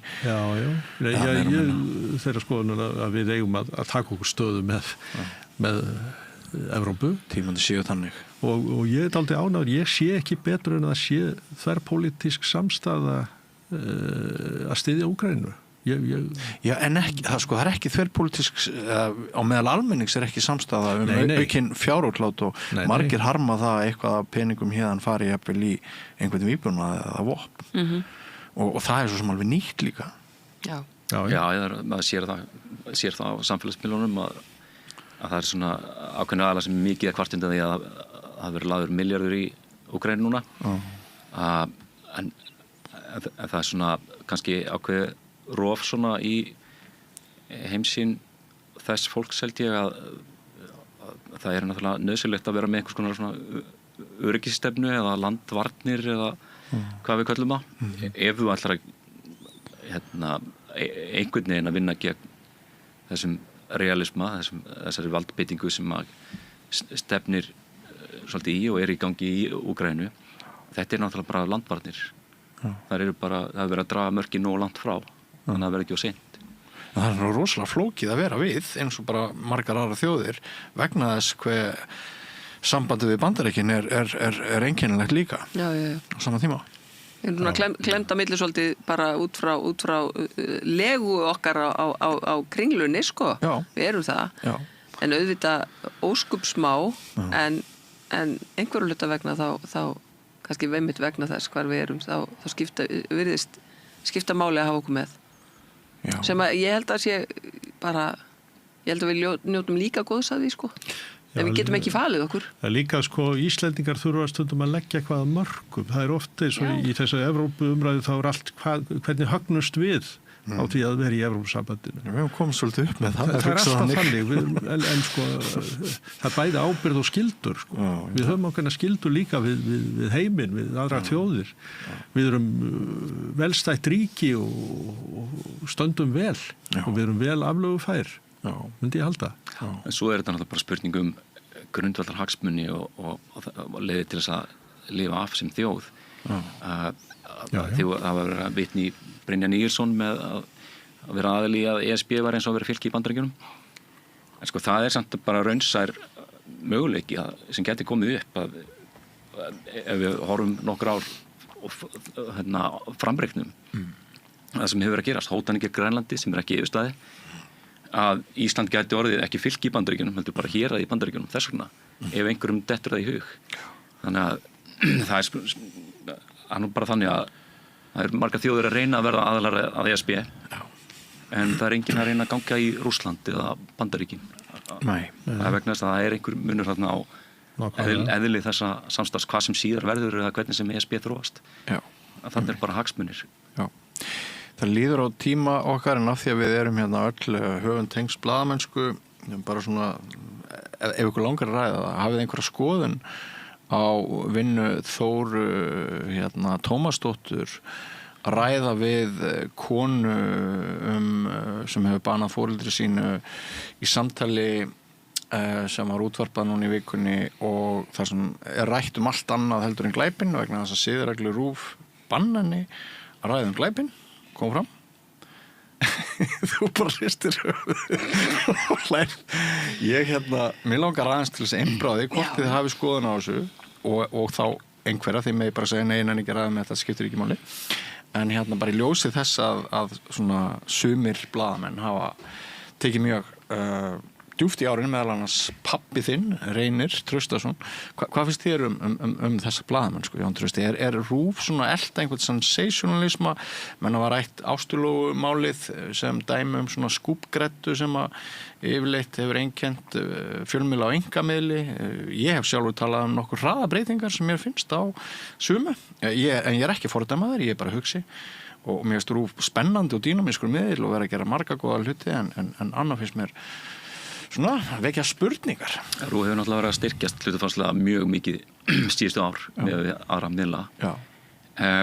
Þessi umfjöllun var svolítið svona í Netflix-stíl. Smá Netflix, já. Maður skoða Netflix, það var náttúrulega mjög mikið af þáttaröðum þar morð og glæpi og það þessi element að láta einhvern segja eitthvað og svona þagnir og svo leiðis. Þóra hefur náttúrulega sýnt það að hún getur náð allskyns málum og hefur greinilega svigrúm í það sem aðrir hafa ekki náð. Þetta gengur náttúrulega svolítið í blaðamennsku á Íslandi að vera ekki að tala við hvað sem það morðingjar eða barnanýðingar eða eitthvað þannig og láta þá svona réttlæta sína stöðu. Sannarlega var hún að réttlæta sína stöðu og hún var að tala aðdraganda glæpsins. Þú getur ekki aðskilið þetta. Hún var að tala fjölskyldu aðstæður og það bara algjört rof þarna í skilningi hjá henni á ábyrgð og svo fram til göttunum þetta sem fjölmenn hafa verið að borðast að skapa morðingum þennan vettvang til þess að réttlæta stöðu sína. Það einhver svona ótrúlega róttæk heimtufrekja í þessu lífsviðhorfi sem kemur þarna fram og ábyrgðarleysi, það að segja við komum til horfur ekki á eigin ábyrgð heldur á umhverfið sem svona hluti af öllum glæpnum. En ég ætla ekki að fara að dæma þessu umfjöllun fyrirfram, hún er ekki yfirstæðin. Nei, hún þarf að koma sér heim. Það er áhrifamikil umfjöllun og ég held að segja sín sögu hvað margir að tala þetta. Vegna þess að það eru elementa þarna sem einhvern veginn samfélagið hefur ekki komist yfir og næri ekki utanum. Þetta mjög ögrandi. Persónulega ég mjög bara frjálslyndur í því að leyfa fólki að fá upplýsingarnar og meta þar, en maður sér líka rekkur upp svolítið svona meðvirkni með manneskju sem finnst nú ekki réttmætt meðvirkni í ummælum og svo leiðis. Já, hellingur af því. Það hefur líka verið spurt hvort hefði verið von á sömu umfjöllunum ef hefði verið að ræða karlmann á samaldri. Hefur þú eitthvað skoðað þetta, Páll? Nei, ég hef ekki lesið þetta og þetta kallar einhvern veginn ekki á mig. Mér fannst þetta svolítið skrítið, svolítið bratt, nýlega fallin dómur og svona einhvern veginn orkaði einkennilega á mig. Og sérstaklega það sem eftir henni verið haft. Mér finnst það mjög skrítið. En ég segi eins og Jón, ég tel mig nú frekar frásýttan og það á að tala um allt. En þetta var svolítið bratt og kannski maður gæti séð fyrir sér viðtal við hana síðar þegar svona ríkið hefðu sest og svona kannski hún hafði einhvern veginn kannski náða lítið í eigin barm og gera þetta eitthvað upp. Mér myndi þykja það áhugavert. Það eruðu margir, að því ég var að tala um Osnes Seierstad hérna áðan, að það eruðu margir mjög hneykslæðir að hún skildi skrifa bók Breivik og þá ekki að gefa þessum morðingja og þessu skelfilega manni rödd. Mér fannst hún leysa það mjög vel vegna þess að hún talaði við hún skrifaði fórnarlömbin, talaði við aðstandendur þeirra og dró upp svona mynd af þjóðfélaginu og fókusin var á hvílíkt högg þetta var fyrir þetta svona friðsamlega samfélag sem Noregur er. En við erum svolítið með nýtt RÚV, er það ekki núna, og kannski vegna þess að þessar stóru ritstjórnir sem voru á hinum miðlunum eru að miklu leyti farnar, þar eftir á heimildina aðeins og sín og mokanum, en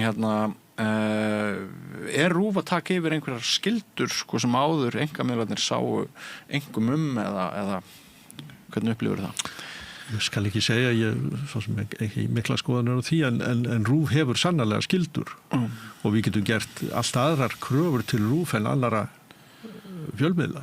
Þetta er ríkisstyrtur fjölmiðl og hann skal vera vandaður og manni finnst til dæmis í menningarefnum og annað þar eigi RÚV að standa sig. RÚV var alltaf mjög íhaldsamt og varfærið og hluti traustsins var út af því sko. En hvað segir þú? Já, ég starfa á vettvangi dómsmála. Það fallin dómur í héraði en málið í Landsrétti. Mér finnst þessi tímasetning líka þess vegna afskaplega sérstök. Það rætt við hana sjálfa, það rætt við verjandan hennar málið, málsvörnina og málsatvik og hann fer að tala hana og hennar stöðu. Mér finnst það mjög sérstakt. Nú auðvitað eru lögmenn oft spurðir út í atriði og nýta sér stundum fjölmiðla til þess að svona henda fram alls konar varðandi mál en mér finnst þetta mjög sérstök nálgun á þessum tímapunkti út frá lögfræðinu út frá á því að málið til meðferðar hjá Landsrétti. Mér finnst líka mjög sérstakt hjá dagskrárgerðarkonunni að setja fram einhvern veginn erum við komin í eitthvað nýtt trend þar sem að fólk sem að veikt eða eitthvað bilað á geði farið að drepa fólk. Hún segir þetta í einhverju setningu þarna. Það haft eftir henni. Þóru allt svo. Og ég hrökk í kút þegar hún segir þetta. Af því að þarna einhvern veginn ég veit ekki hvaðan kom þessi setning. Þetta í alvöru það sem að dagskrárgerðarmaðurinn heldur? Ef við horfum á síðustu 10 manndráp á Íslandi, ég meina hvert hlutfall þar sem að hefur verið ákveðið að viðkomandi hafi verið ósakhæfur? Hvað eru margir sem hafa verið taldir ósakhæfir? Þekkir það? Nei, ég meina, ég man ekki hvort það 1. Ef það 1. Af síðustu 10 manndrapsmálum. Ég held ekki. Ég held að það sé bara mjög langt síðan við vorum einhvern. Mögulega, þú veist, ég fór ekki yfir þetta eftir ég sá þetta. Mér finnst þetta bara svo alvarlegt einhvern veginn að lengja þessu fram með þessum hætti. Ég meina, þessi kona hefur bara verið virk í samfélaginu, tekið þátt í hestamannamótum, hefur verið í námi í lífendafræði, stefnir á læknisfræði og talar það í þessu viðtali. Mér finnst einhvern veginn það hefur verið unnið mjög markvisst að því að reyna að minnka fordóma gagnvart fólki með geðrænar áskoranir á undanförnum árum og það hefur tekist mjög vel. Nýjar rannsóknir sýna það að það hefur orðið mjög mikil viðhorfsbreyting í íslensku samfélagi gagnvart fólki með geðrænar áskoranir. Að þetta sé bara alls konar og við þurfum ekki að óttast þennan þjóðfélagshóp og mér finnst þetta mjög alvarlegt af henni sem er augljóslega búa til efni sem nýtur það mjög mikið hlustað á þetta. Það fannst mér þetta mjög svona vont að heyra hana segja þetta, að það væri komið upp eitthvað nýtt trend þar sem að fólk sem að væri með geðræn veikindi væri endalaust að drepa hana fólk. Mér finnst þetta bara ekki gott af því þetta bara ósatt og svo aftur segi ég líka varðandi ábyrgð, nú ég líka mjög líberal varðandi umfjöllun. Ég vil að fjölmiðlar taki á erfiðum málum líka og ég tala þetta líka í einhverjum áramótaþætti að það líka staður og stund þegar að nýlega hafa komið upp gríðarlegar hörmungar sem að óneitanlega hefur átt sér stað þarna og það eru eftirlifendur að þá finnst mér að fjölmiðlar, ekki bara RÚV heldur allir fjölmiðlar, líka hafa ákveðna ábyrgð varðandi svona aðgát. Ég ekki að segja að það eigi ekki að fjalla mál, en það á ekki að smjatta á þeim. Það á ekki að ýkja hörmungarnar. þá ekki að reyna að lita það sterkari litum til þess að fá fleiri smelli. Þess vegna nefndi ég til sögunar þetta varfærna íhaldsama RÚV. Já, og mér alveg sama hvaða fjölmiðla mér finnst þetta bara, mér finnst við þurfum líka að hafa það í huga sem fjölmiðla fólk. Segiði frá málinu eins og það ekki reyna að íkja eða smjatta, af því að það, þú veist, mér finnst það, þú veist, þetta alveg nógu hryllilegt mál. En í svona blaðamennskulegu tilliti, í fyrsta lagi þá var bara mjög vel gert hjá Þóri Tómasdóttir að ná svona miklu og sterku máli sem ekkert auðvelt að ná, en það virðist vera einhverju kvatarabaki hjá lögmanni konunnar og konunni sjálfur að mála sig ákveðnum litum og réttlæta með einhverjum hætti glæpinn. En svo spyrir maður sig sko framsetningu.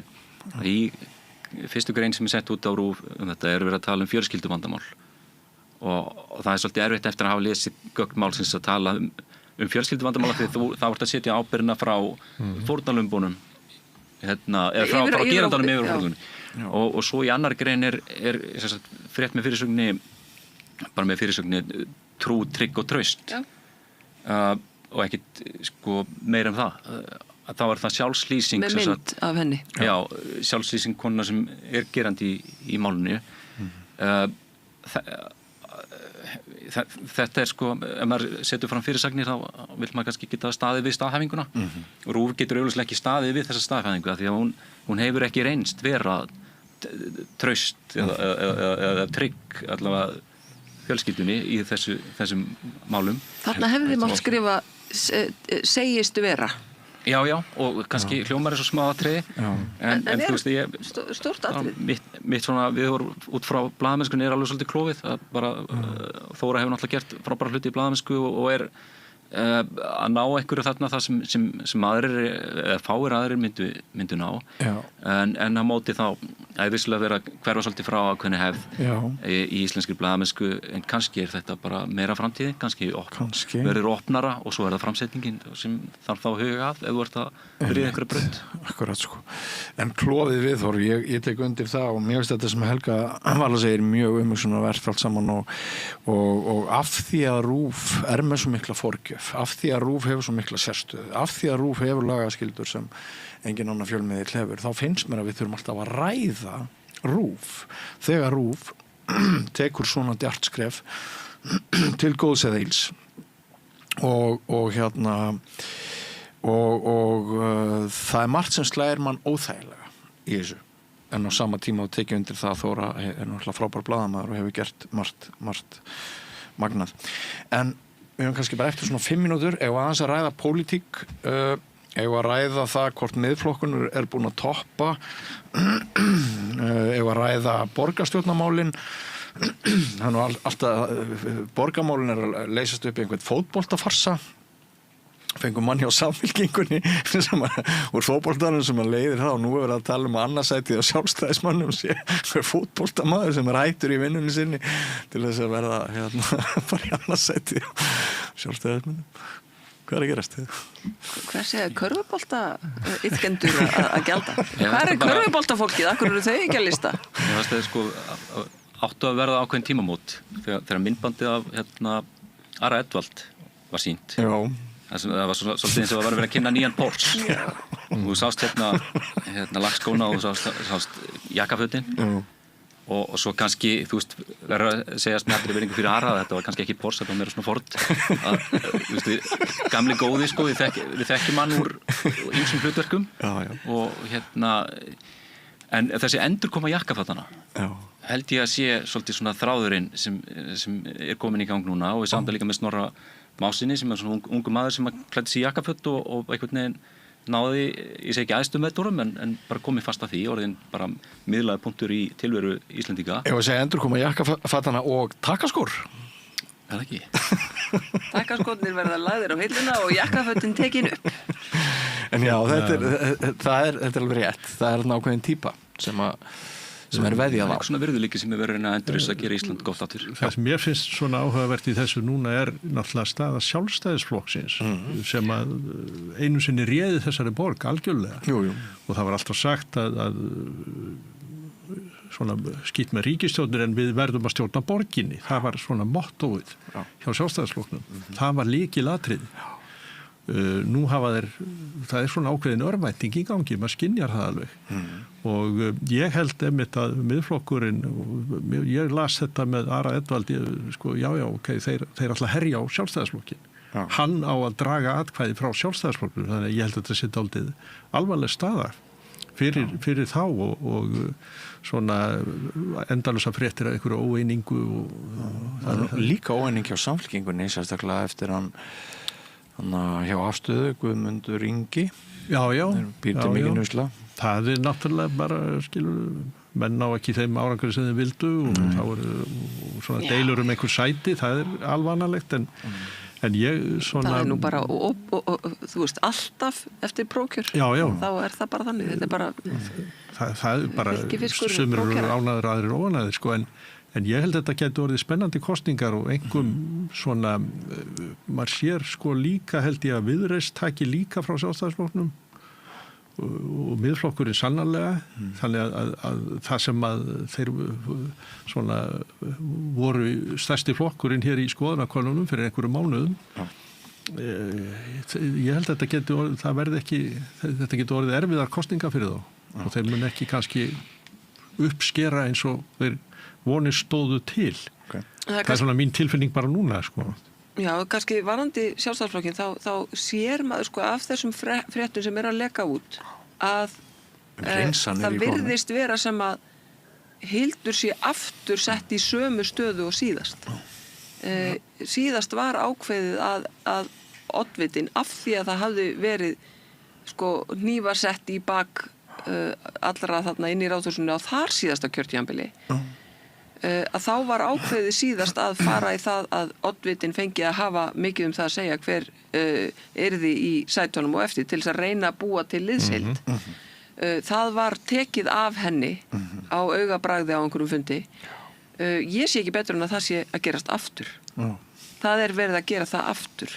Að sko hún virðist ekki fá að ráða hverjir skipa þennan lista heldur áður nefndur Guðlaugur Þór Þórðarson sem að virðist bara einhvern veginn, hann búinn að manna bara öll hverjafjölögin og hann ætla bara að ráða þessu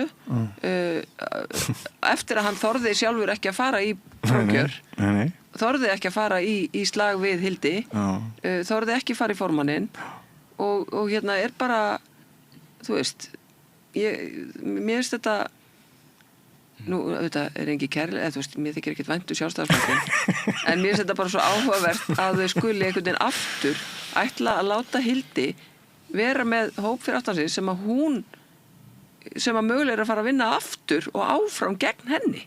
Þetta hefði átt að vera gullið tækifæri fyrir hægri flokkana að ná saman, miðflokkin, Sjálfstæðisflokk, Viðreisn, fólk með nóg af umferðarvandamálum, leikskólamálum og það er einhver svona andi breytinga en það þá helst þeir sjálfur sem geta kipt fótunum undan sér sko ef þeir klúður þessu. Merkilegt að sjá svona gamlan valdaflokk missa svona fótana sko.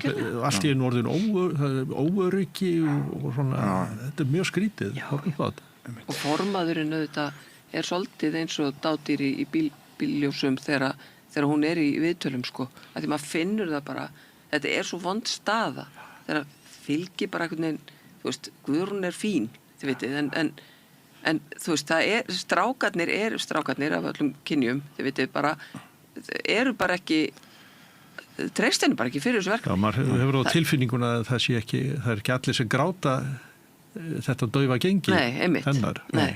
Það er einhvern veginn, maður skynjar það. Dádýr í bílljósum, lýsing á Guðrúnu Hafsteins, það getur allt gerst hér við Rauðaborðið á Samstöðinni. Jón Trausti Reynisson, kæra þakki fyrir komuna, Páll Valsson og Helga Vala Helgadóttir. Frábært að fá að sitja með ykkur eitt andartak, ég var til í að hafa ykkur hverju viku. En áframgöngu við göttuna, kæru hlustendur og áhorfendur, nýr kafli eftir andartak, ekki frá langt.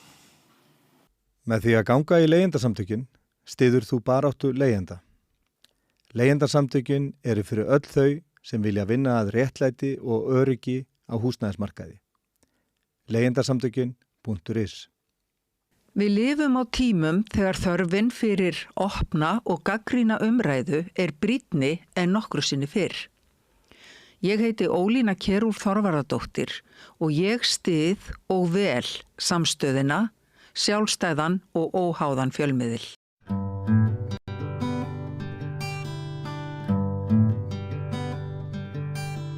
Já, komið sæl aftur og velkomin að Rauðaborðinu. Ég heiti Marja Lilja og hjá mér eru umtöluðustu konur síðustu viku allavega, Líf Magnúsdóttir og Sanna Magdalena Mörtudóttir. Velkomnar. Takk fyrir, gaman að koma. Þið eru þetta samstarfskonur en nú formlega í samstarfi og til hamingju með frækinn sigur, prófkjörinu Líf. Hvað að frétta? Hvað að gerast í Vinstrinu? Já, hvað að frétta, Sanna? Segðu mig fréttir. Já, við erum alltaf unnið saman lengi. Náttúrulega fyrst í minnihluta 2018 mitt og síðan þegar að Nei, ég var þá í meirihluta Nei, já, og svo varst 22 í meirihluta Já, nei, 22 Fennir yfir Já, þetta allt svona svolítið óljóst þarna 2020 og fram til núna þetta svona grautast einhvern veginn Við náttúrulega, það voru umskipti auðvitað á þessu kjörtímabili þar sem að við byrjuðum í minnihluta. Ég meina, við Vinstri græn sögðum þegar úrslit lágu fyrir að þessi meirihluti héldi ekki og við myndum þá axla þá ábyrgð og ekki starfa í þá meirihluta að sinni. Ég nefndi það líka í einhverju viðtali þegar allt færi skrúna og kæmi við AFG til bjargar eins og alltaf. Og þá vorum við bara saman þarna á hliðarlínunni. Þú reyndi nú að pota inn í þannan meirihluta. Ég var hringjandi út allt og bara herði ekki að hittast og ég alveg til í að vera í meirihluta. Að sjálfsög. Það gerast hlutirnir. En svo náttúrulega fór sem fór og við náðum þá að mynda þennan 5 kettlinga meirihluta. Og hefur gengið. Já, kettlinga náttúrulega bara orðið yfir svala konu. Já. Og þeir það er svona ýmislegt sem hefur verið umræðinni, svona samfylkingin sér nú kannski ekki alveg fyrir sér að fara alveg til vinstri, samkvæmt allavega þessu nýjasta útspili þeirra og gagnvart Rósinni sem er eitt af stofnfélögum í flokknum og það er svona, maður sér svona, það eru svona sviftingar, segir maður það ekki, á vinstri væng. Guðmundur Ingi Þóroddsson hefur nú svona verið nefndur í svona samhengi við vinstrið. Getið þið eitthvað sagt mér hvort að Rósin ætli að vera með vorinu? Það er bara svolítið fallegt. Núna forval Vinstri grænna frá og þá liggur fyrir hverjir skipa þá 2. og 3. sæti og svo 7. sætið. Og það sem að ég held að við þurfum að gera og bara fara brett upp ermar, það að við þurfum að hittast. Þið eigi eftir að klára nefnilega ykkar uppstillingu. Og þar eru þið auðvitað með 1. sætið og þá 4. og 5. og svo 7. Passar. En þá ætluðum við að hafa eitthvað óháðan í 7. sæti. Var það ekki eitthvað upplegg? Þetta í rauninni að það sé einhver frá vorinu og þetta sé síðan hefðbundin fléttulisti en auðvitað erum við bara að tefla fram bara stigur stránglu með lista svo maður noti þau skemmtilegu orð því við erum auðvitað bara líta yfir þann hóp sem hefur gefið kost á sér og svona fólk í samfélaginu sem er tilbúið að standa með þessum skilabúðum og við þurfum að vera til vinstri, leggja áherslu á félagshyggjuna og vinna þannig að við séum að hlusta á það sem að borgarbúar eru að segja okkur og við séum að skoða allt út frá svona félagslegri svona vinstri áherslum, svona hvað er best fyrir heildina og já, þannig ég held að þetta verður bara mjög spennandi og vinstri sé að fá, hvað segir maður, byr í seglin, er það ekki rétt að orða tiltæki þegar við tölum saman og sýnum fram á það að við getum unnið saman einblínt á það sem skiptir máli í staðan fyrir að vera að hólfa okkur niður í ólíka hópa. Þá erum við bara fókusuð á það að ná árangri og vera eins stór hópur og hægt að vera. Samheldin og skemmtileg. Þú myndist hérna á forvalið ríkisáttin af VG með niðurstöðunar? Já, það gerir það og hérna, auðvitað eru einhverjir í einhverju liði og ósátti við að sitt fólk fékk ekki góða kosningu eða hvernig sem það var. Allavega ekki sæti á þessum lista. En það eru auðvitað ekkert útilokað að því að við þurfum að stilla auðvitað upp 46 sætum, þannig að það er ekkert útilokað að það fólk geti tekið sæti á lista þó það sé auðvitað neðarlega. En við höfum bara eftir að fara yfir þetta, við þurfum að hittast núna, hópurinn, stilla saman strengi, kosninga áhersluna, hvað ætlum við að fara út með, hvað ætlum við að tala við fólk hvað ætlum við að setja á þetta hlaðborði í þessari lýðræðisveislu. Þannig að það mun skýrast bara held í nokkuð fljótt, vona ég. En svona í efstu málabaugi, það eru leikskólamálin, samgöngumálin, þetta er svona mengunin í borginni, þetta er svona helsta sem að fólk hefur verið að kvarta undan allavega í vetur og líka ábyggilega síðasta vetur. Er þetta eitthvað sem að þið ætla að setja framalega? Að sjálfsögðu, ég held bara að þeim leiðum að byrjar, hvar ætlar að vera með þínar áherslur? Og svo byrjar einmitt þessi upptalning. Það bara, og það er allt undir og allt helst einhvern veginn í hendur. Þannig að hvernig við formgerum okkar kosninga áherslur, það auðvitað, ég hef hugmyndir það og Sanna eflaust líka, að við þurfum auðvitað að koma saman og segja, þetta eru okkar hugmyndir, vinstrinsins, hvernig við nálgumst þessi viðfangsefni sem að hafa vakið mikið pirring, til dæmis eins og fólki, hvað ætlar að gera fyrir fólki sem er fast í Ártúnsbrekkunni, sem dæmi, ég segi svona, en bara öllu gamli sleftu, að þá er þetta, við erum samfélag sem er að stækka, það fylgja því vaxtarverkir og ég vil ekki ástunda þá pólitík þar sem að ég tala bara er alltaf sammála þeim sem að ég tala við vegna þess að við höfum auðvitað líka hugmyndir og stefnu sem við þurfum að framfylgja. Þannig að þetta er alltaf eitthvað svona kannski meira úrlausnarefni, hvernig nálgastu viðfangsefnin, við þurfum ekki endilega að vera sammála hvernig við gerum þetta. Það er náttúrulega pólitík, hægri vinstri pólitík eða hvað sem er. Þannig að mér hefur fundist hægri flokkanir tala of mikið inn í þennan pirring og eiginlega gert allt til þess að auka. Og svo náttúrulega segir er vandamál. Við hægri menn, við sjáum þetta svona fyrir okkur og við getum leyst þitt vandamál. Alveg sama hvað það er.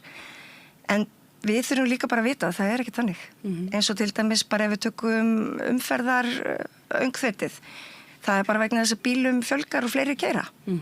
Og hvernig og margir segja, við getum þá bara búið til fleiri stoppvegi eða, fleiri vegi.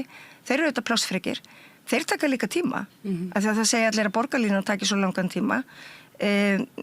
Borgarlínan á eftir að koma áður en nýr vegur verður lagður. Þannig að við þurfum líka einhvern veginn að geta talað hvað er raunhæft að gera. En ekki bara, hér er barba brella og við leysum þinn vanda bara strax. En mér finnst hægri talað aldrei þannig. En við þurfum auðvitað að vera með raunhæfa lausnir, við þurfum að vera jarðbundin þegar við tölum hlutina og segja bara fólki satt líka. En það má gera betur, vissulega. Já, það má alltaf bæta sig. Sósíalistaflokkurinn er af ástæðum sem að hafa verið taldar upp hér mörg oft ekki með í þessu voru til vinstri en gáfu út stefnumál daginn þar sem þið töluðu húsnæðis uppbyggingu, óhagnadrifið, fasteignafélag og fleira. Er þetta eitthvað svona sem að hugnast ykkur eða Eins og við höfum verið að tala í húsnæðismálum að það er mjög mikilvægt að hið opinbera sveitarfélög að Reykjavíkurborg stígi inn í og sé meira að líta til sambærilegra reynslu og í öðrum sveitarfélögum og það er greiða mikið þekking sem hefur myndast eins og til dæmis í Vínaborg þar sem að sveitarfélagi sjálft kemur að uppbyggingu. Og það er auðvitað eitthvað sem við viljum halda áfram með og höfum sett þetta í farveg og spurðum í rauninni bara má borgin byggja sjálf, einhverjar svona lagalegar hindranir fyrir því og svo ekki, en svo þetta við inn í einhverju svona umhverfi þar sem að það spila síðan alls konar inn í eins og samkeppnissjónarmið ef við erum farin að byggja kannski heilu blokkina og selja einhverjar íbúðir sko almennumarkaði til að fjármagna þá frekar uppbyggingu félagslegra íbúða sem yrði þá eftir í þessum nýbyggingum að þá þetta ýmis álitamál sem þarf einhvern veginn að útfæra vel svo að viðskiptaráð og samtök atvinnulífsins mæti ekki og vilja ekki samið þau. Nákvæmlega. En þetta eru svona skýra línur, myndi ég segja, sem teiknast upp núna í vor.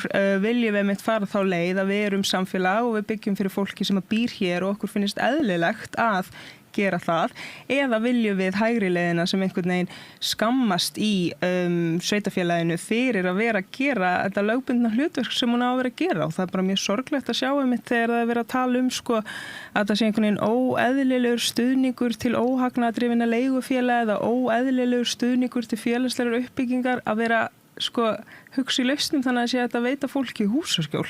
Þannig að þetta þetta bara ekki, við viljum þetta bara borgin skoði leiðir til þess að byggja sjálf og það bara fullkomlega eðlilegt og þetta vinna með verkalýðshreyfingunni eins og hefur verið gert og það þetta bjarg og við sjáum til dæmis að þau eru að koma með svona skemmtilegar kannski nýjungar eða mætti kalla sem svo bara í litavali og þannig að svona alls konar athyglisvert í þessu sem að við viljum þetta bara halda áfram með og jafnvel ganga lengri í þeim efnum en borgin hefur hingað til. Það auðvitað grunn hlutverk borgarinnar og allra sveitafélaga og bara með fyrstu verkefnum alveg frá því að byggð hófst og það var stjórnsýsla og eitthvað svona. Það var fátækara eyrir eða þess að framfærsla til þeirra sem áttu ekkert og síðan að útvega fólki öruggt húsnæði. Þetta eitt af þessum grunnhlutverkum sem við þurfum að sinna af mikillega alúð. Svona borgarlaun, ég hef alltaf verið reyndar mjög hrifinar hugmyndur borgarlaun. Ég held að það myndi vera samfélaginu öll til mikillega bóta ef við myndum bara greiða fólki ákveðnu upphæð á mánuði til þess að lifa af og þá þyrfti það að vinna aðeins minna og nota leikskólana aðeins minna og keyra aðeins minna og allt þetta. Þannig að er það eitthvað sem þið sjá fyrir ykkur? Ég verð að segja að ég ekki alveg viss af því ég spyr mig sko af hverju húsnæði svona dýrt ef ekki frekar að gera húsnæði ódýrara og ég meina við tölum aldrei gjaldfrjálst húsnæði en ef við frekar að vera að skoða það var rosa fínt. Af hverju ekki frekar að tala gjaldfrjálst húsnæði? Nei, segir svona, það er kannski sín svona langtíma sínin en að því að allt orðið svo dýrt og þá þarf einhvern veginn að hjálpa fólki að ná að greiða fyrir hlutina sem eru svo dýrir ef ekki frekar bara að lækka verðið á þessum hlutum sem við þurfum að hafa í líf okkar sem eru matur og húsnæði svona algjör grunnur. En að þú nefndir líka Vínarborg og ég vil kalla þetta þetta svona samfélagslegt húsnæði. Þetta svona samfélagsleg uppbygging. Af því að við erum náttúrulega bara með félagsbústaði að það hefur svona mjög klára skírskotun í okkar huga þegar við segjum það. En samfélagsleg uppbygging er að allir geta komist í þetta húsnæði og það er bara eitthvað kríteri hvernig þú greiðir leiguna. Og það er bara í hlutfalli við eitthvað laun sem að þú þiggur. Og það gera þau í Vín meðal annars. Og þá er mjög vel hugað að einmitt svona, af því að þetta er alveg nokkuð þétt húsnæði, við myndum auðvitað ekki vera með álíka magn, bara öðruvísi, við myndum þurfa að aðlaga þetta okkar samfélagi. En þá eru þau með svona félagsleg rými sem þú getur leigt út eða fengið ókipis. Það eru sundlaugar til dæmis á þökum einhverja íbúa, húsa í Vínarborg. Þannig að það sko er verið að huga að þessu sem að býr til samfélag og bara rjúfa einangrun og það er stutt að sækja þjónustu og þetta er allir svona, þetta er rosalega falleg hugsun sko og þar borgar og þar getur bara, segjum svo að þú ert að skilja og það er bara, þú þarft að fara úr íbúðina þá kemistu þarna einn tímabundi jafnvel, að þetta sé þá fyrir alla á einhverjum stað í sínu lífi. Sumir ílengjast þarna og búa áratugi en það má líka og svo eru líka einhver sko, það þarf að skilgreina það mjög vel. Sumir geta síðan eignast sitt húsnæði. En það er eitthvað sko, við erum bara byrjaðar á þessari vinnu að skoða þetta, draga allt fram Það náttúrulega ekki bara Vínarborg, ég meina Helsingi á næstu í 70% af öllu leiguhúsnæði í Helsingi í eigu borgarinnar, yfirvalda. Og það sama fyrirkomulag, þannig að þú átt og einmitt Marit sem Vinstri græn og vinkona mín, hún talar allt það þegar hún flutti til Reykjavíkur fyrir 20 árum síðan, að þá var hún bara, þarf ég sjálf einhvern veginn að leita mér að leiguíbúð, eru yfirvöld ekki með skrá yfir þetta, af því að það í Helsingi. Þannig að þetta svona, já, ég held, það tekur tíma að fá fólk með og svona grípa þessa hugmynd og þykir hún fín. Við þurfum að vinna í því og svo tekur þetta langa tíma að gerbreyta þessum húsnæðismarkaði. En það mikil þörf á því. Það þetta mikið af nýbyggingum sem að standa hálfpartinn tómarauðar, þú veist, allavega margar íbúðir í hverri einingu. Kæmi til greina af ykkar hálfu að kannski bara kaupa upp svona blokkir af þessu verktökum sem að eru svona, hafa oft verið svona sakaður að hanga svo litið á þeim til þess að keyra upp verð frekar eða halda því svona stöðu. Þetta gæti verið innspýting þetta bara bara keðjuna í rauninni, það myndi allt fara af stað kannski. Sjáu þið fyrir ykkur eitthvað svoleiðis, var hægt að kaupa upp tilbúið hús og koma á stað eitthvað svona verkefni, og svo greiði fólk bara leigu Já, neitt. Nú ætla ég að lefa Sönn að svara, ég alveg með svar við þessari spurningu. Sko, mér finnst þetta að við erum að hugsa í lausnum og það eitthvað sem ég væri alveg til í að gera og mann eftir einhverju tillögu sem ég var með í borgarstjórn sem að fyrir einhverjum árum sem Sjálfstæðisflokknum leist ekki vel á, sem var sem að kaupa upp minni með íbúðirnar á Tryggvagötu sem seldust ekki og þær voru með háan verð með og þá mitt var talað bara hvað var það eignarnám og sósíalistar alveg búin að missa vitið og eitthvað svona þannig að mér finnst auðvitað ef við erum með húsnæði og svo erum við fólk sem á ekki húsnæði þá finnst mér mega með sens að við komum fólkinu í húsnæði sem til staðar. Í staðar fyrir að einhverju auðmenn sitji bara á þeim. Já, það tómt. En það auðvitað kannski meira þú veist ríki sem þyrfti þá komin í einhverja vinnu með borginni varðandi bara hvernig vera að skattleggja svona íbúðir eða búið til hvata þannig að fólk sitji ekki á eignum. Þannig að það kannski meira það heildarsamhengi sem þyrfti aðeins að skoða en svo þetta bara húsnæðisstefnan, ég meina hvernig íbúðir byggjum við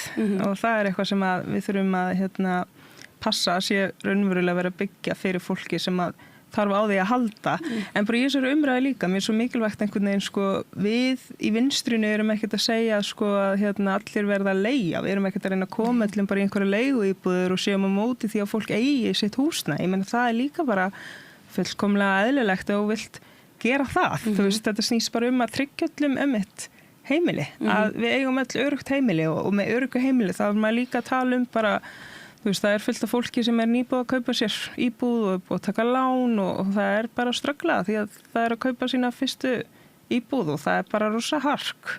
Við þurfum bara valkosti og nú hljómaði eins og hægri maður, við þurfum valkosti en það alveg þannig, við þurfum valkosti, við erum með skakkanmarkað nú þegar, við þurfum einhvern veginn að jafna þetta út, við þurfum að fjölga tækifærum fólks til þess líka að leigja og það eiginlega, þetta hefur verið svo eignadrifin markaður, við þurfum að breyta þessu, við erum ekki að tala gegn því að fólk sem á pening og fyrir útborgun í íbúð og á sína íbúð eigi að fara á leigumarkaðan bara alls ekki, en við þurfum að hafa fjölbreytta kosti í húsnæðismálum og ég vil þá líka nefna að byggja litlar íbúðir og að við séum að þá útvega lóðir til lítilla og meðalstóra verktaka sem að þá taka þetta verkefni að sér að við séum að reyna að stýra þessu hvað vantar, við höfum yfirsýn vegna þess að þú nefndir með auðmanna íbúðir sem að standa tómar og einhverja, ég ekki að, við þurfum að hafa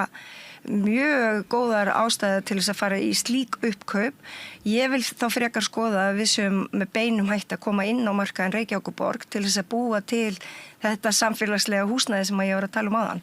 Þannig að hvað ætlum við að gera fyrir með þessa auðmanna íbúð? Nú hefur líka bara stefnan verið sú hjá borginni og meðan við höfum tekið við erum strangt að tekið að losa okkur við kannski húsnæði sem í eigu borgarinnar sem að borgin, sko, það sem að borgin í rauninni bara leigusali til þriðja aðila og þarf ekki að nota þetta húsnæði. Þannig að við erum að selja frá okkur líka eitthvað því að það er líka dýrt fyrir borgina að setja á húsnæði sem að hún er ekki að nýta fyrir einhverja grunnþjónustu eða starfsemi.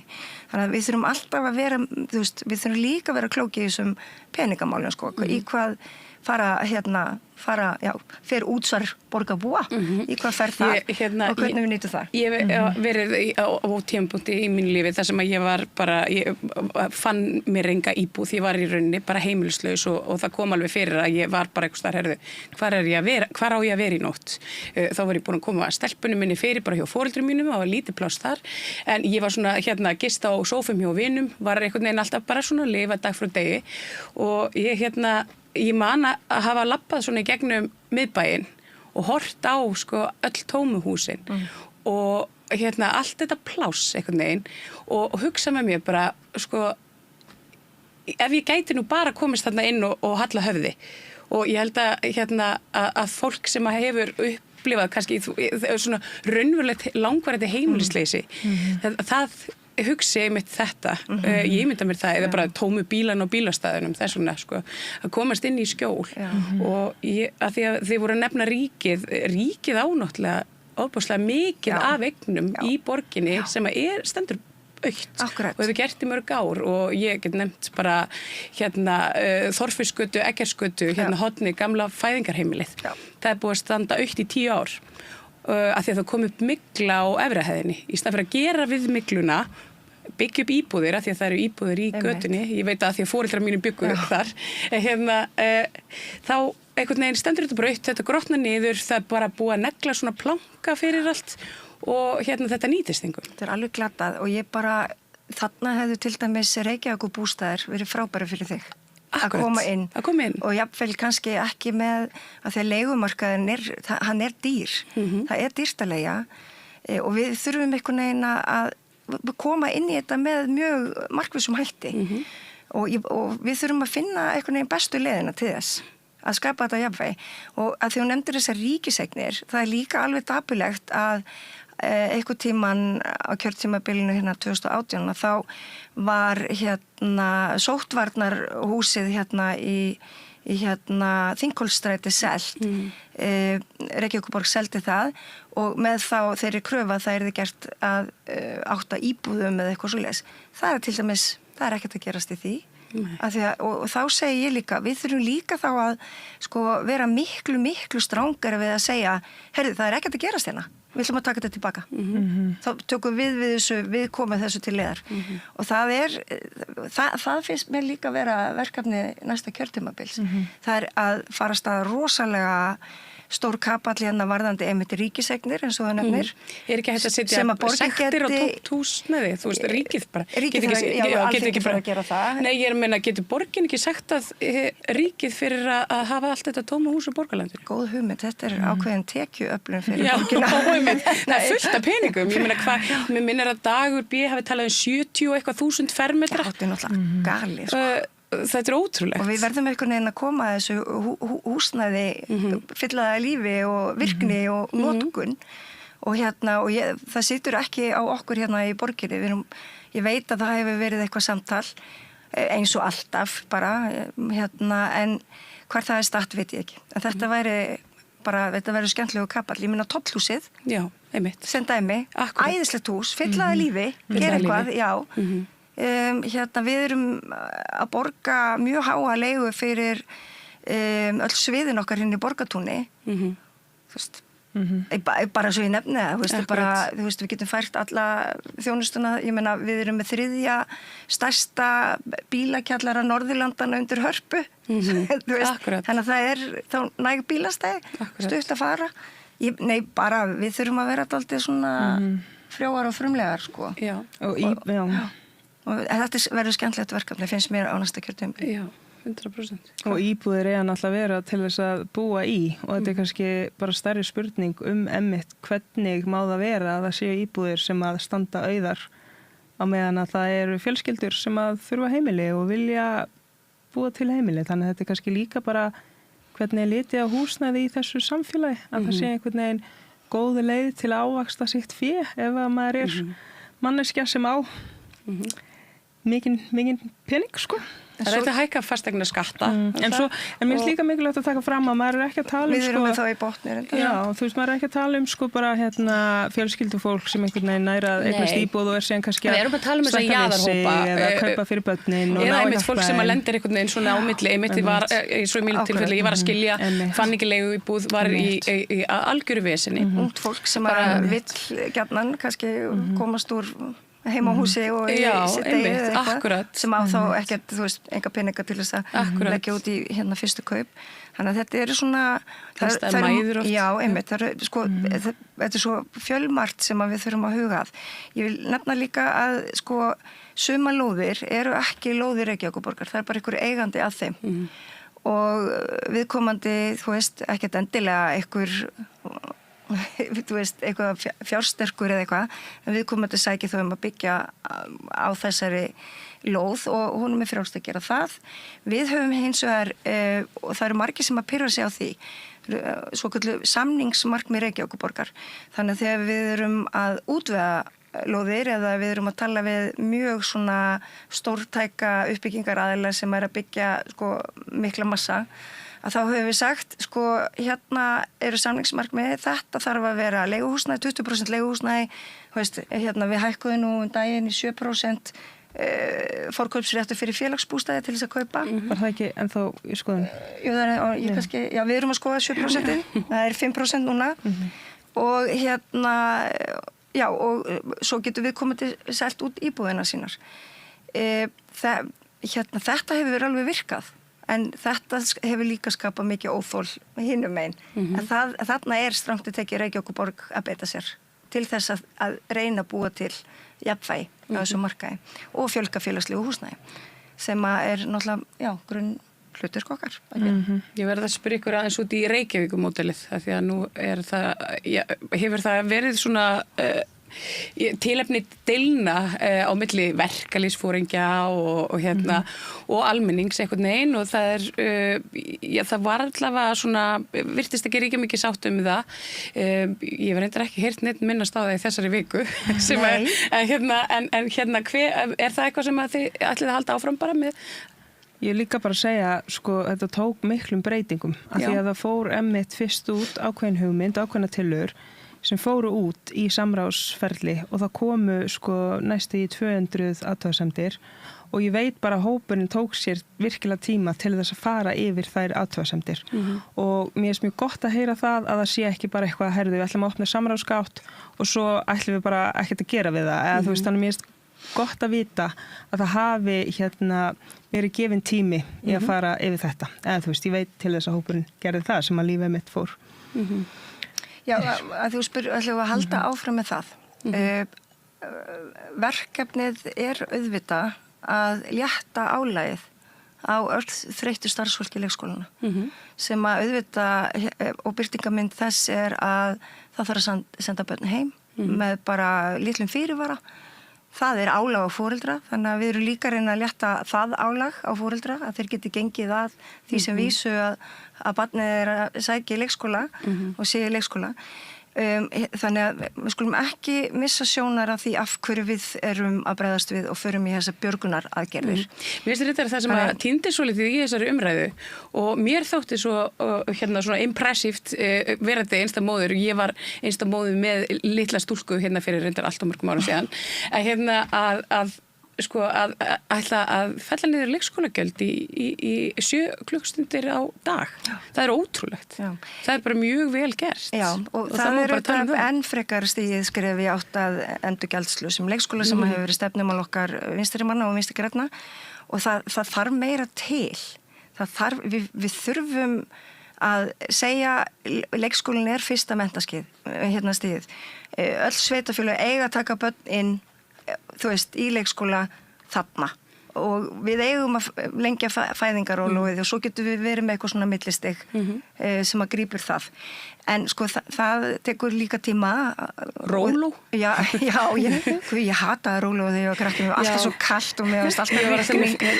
50 kall í lóunum, þess að borga fyrir róló og svona 11. Bara, já, those were the days. En ég ætlaði bara að segja, sko, halda áfram, við þurfum að halda áfram. Við þurfum að taka út hvort þetta virki. Við þurfum að spyrja foreldra barna hvernig líður ykkur með þetta og svo þurfum við bara að sníða af þá vankanta. Og það höfum við innbyggt í tillögurnar sem að fóru út og eru núna í innleiðingu og svo þurfum við bara að gera meira. Við þurfum að gera meira fyrir leikskólan og leikskólabörn og foreldra þeirra. En grunnskólanir. Og líka bara fagstjættina og hvernig við hlúum að því að fá frábæra kennara og allir séu glaðir, af því að glaðir leikskólakennarar og starfsfólki í leikskólum, það gefur okkur glöð börn og glaða foreldra. Það bara svona einfalt, sko. Akkurat. Og það skólarnir, grunnskólarnir, þeir tala líka vanda, að alls konar vandi, það er miklu vandamál og það og það hefur nú verið tekið á því svona, þegar það kemur upp, hagaskólabönnin voru úti gámahúsunum alveg í lengri tíma og korpulstöðum en svo eru alltaf verið að tala líka,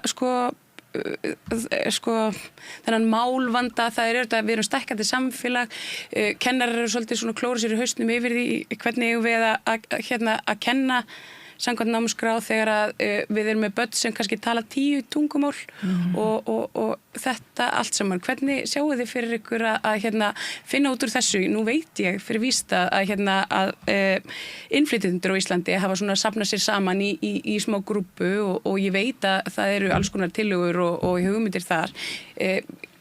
Stendur til dæmis eitthvað til að tala við innflytjendur? Mér finnst það mjög mikilvægt og Facebook-hópurinn Immigrant Politics in Iceland þegar að vera skipuleggja sig þar og mjög gott að sjá það og bara gott að geta fengið að fylgjast með, af því ég held að sé mjög mikilvægt að við tölum auðvitað, borgarstjórn og það sem borgarstjórn er að gera þarf auðvitað að endurspegla samfélagið í heild sinni og það er auðvitað bara þannig að við erum fjölbreytt og 20% Reykvíkinga eru innflytjendur. Þannig að auðvitað þegar við tölum grunnskóla, þetta er náttúrulega skólarnir og byggingarnar sjálfar. Það þarf að huga viðhaldi og þannig að það sé gott að vera í skólanum, hvað var það eins og loftgæði og slíkt, en svo er þetta líka svo margt inn í sjálfum skólanum. Það eru námsgögn, það eru PISA-kannanir, það eru bara kennarar og skólaliðar og maturinn í hádeginu og hvort að hann sé gjaldfrjáls eða ekki. Það er svo rosalega margt sem að grunnskólinn er. Þetta er líka starfstaður, þannig að það er rosalega margt einhvern veginn sem að við þurfum að ræða þegar við erum að ræða málefni grunnskólana. En ég held að sé bara mjög mikilvægt að við þurfum núna út og höldum áfram að tala við fólki í samfélaginu og spyrja dálítið bara hvað finnst ykkur mikilvægt að vera gert og hvernig eigi að gera og vera bara í svona reglulegu samtali en ekki endilega herðir þið til að senda okkur punkta varðandi þetta, heldur bara hvað finnst ykkur, því oft þegar maður spyr þá fær maður svör við einhverju sem maður vissi ekki eins og maður ætti að vera að spyrja úti. Þannig ég held að það sé bara mjög mikilvægt og við náttúrulega höfum verið í alls konar svona samtölum að tala við fólk og við þurfum bara að halda því áfram og líka út frá hverfum borgarinnar, myndi ég segja, að það sé mjög mikilvægt að því það eru þetta bara mismunandi eftir hverfum, hver hverfi er að leggja mestu áherslu á hverjum tíma fyrir sig. Akkurat. Ég held að stærsta viðfangsefnið sem að snýr að grunnskólanum í dag sé fjölbreytileiki sem við þurfum einhvern veginn að lyfta upp og taka vel á móti. Og það er, það er til dæmis að auka íslenskukennslu fyrir börn af erlendum uppruna sem að hafa ekki íslensku sem móðurmál. Og svo er það líka bara þessi fjölþætti vandi sem að kennarar þurfa að takast á við á hverjum degi og það er bara það er líka risastórt að gefa sér tíma í kennsluna og geta þú veist, af því að við erum bara alls konar og börn eru alls konar og það þarf að mæta öllum það sem þeir eru. Og þá vil ég líka, við þurfum að fara að undirbúa uppbyggingu sérskóla. Það er líka, nú ætlum við að gera það með samtökum sveitarfélaga á höfuðborgarsvæðinu. En sko, við hefðum náttúrulega átt að vera að byrja á því fyrir löngu, að mínum mati. Og við erum að verða flóknara samfélag líka. Og þá stundum þurfa, sko, þeir sem eru einmitt á gólfinu, þeir þurfa bara önnur tæki til þess að starfa í því. Ég held að við þurfum að valdefla okkar frábæra starfsfólk í grunnskólum og svo náttúrulega eins og þú nefnir varðandi, sko, bara hljóðvist eða þú veist, að það sé loftað út og þú veist að við séum ekki alltaf að fá enn einn mikla skólan og þú veist, það er mikið rask. Já, við erum með það til dæmis í þessum tillögum í Reykjavíkurleiðinni, það var að koma húsverðir sem að fara á milli og... Já, það var alltaf húsverðir. Já, en ekki... Í gamla daga þegar ég var í grunnskóla. Jú, einmitt. Og það bara kemur sér mjög vel. Sumir grunnskólar eru með húsverði, aðrir ekki, leysið þetta öðruvísi. En það er bara þegar húnni fer af, þá nennir ekki að bíða í 2 vikur eftir að kennslustofaðin virki og komist inn í hana og vilt bara þú bara sé bara ykkur innan hús. Þannig að bara, ég held að við þurfum líka að sko, ef að við fáum góða kosningu í vor að þá erum við með alls konar lýðræðispælingar að bara fara og segja þið viti best líka og hvernig getum við síðan meina því að við þurfum að huga öllu að þú veist að það sé hagkvæmt hvernig við gerum hlutina að við sem ekki að bröðum leifa hverfunum að svona takast að vera með hverfisráð á eða eitthvað svona. Já, við þurfum náttúrulega að endurvekja þau í einhverju mynd og ég sé fyrir mér að við séum með svona hverfisráð sem að hafa raunverulega aðkomu. Ekki bara, þú veist, erum við nú búin að ákveða hérna kynning. Skilur, þau hafa raunverulega aðkomu, geta bent á hluti að fyrir aftur til ráðsins og að það mega alveg vera stjórnmálamenn í þessum ráðum en bara fáir og allt eitt slempi valið. Það er svona mín pæling. Ég er mjög sammála. Mjög góð pæling. Það er sko eitt sem að kannski að lokum, ég veit að þið þurfið að fara að koma ykkur í vinnuna. Hún hættir ekkert þó að þið sé að byrja í kosningabaráttu. Sko það er þetta útvistunar atriði.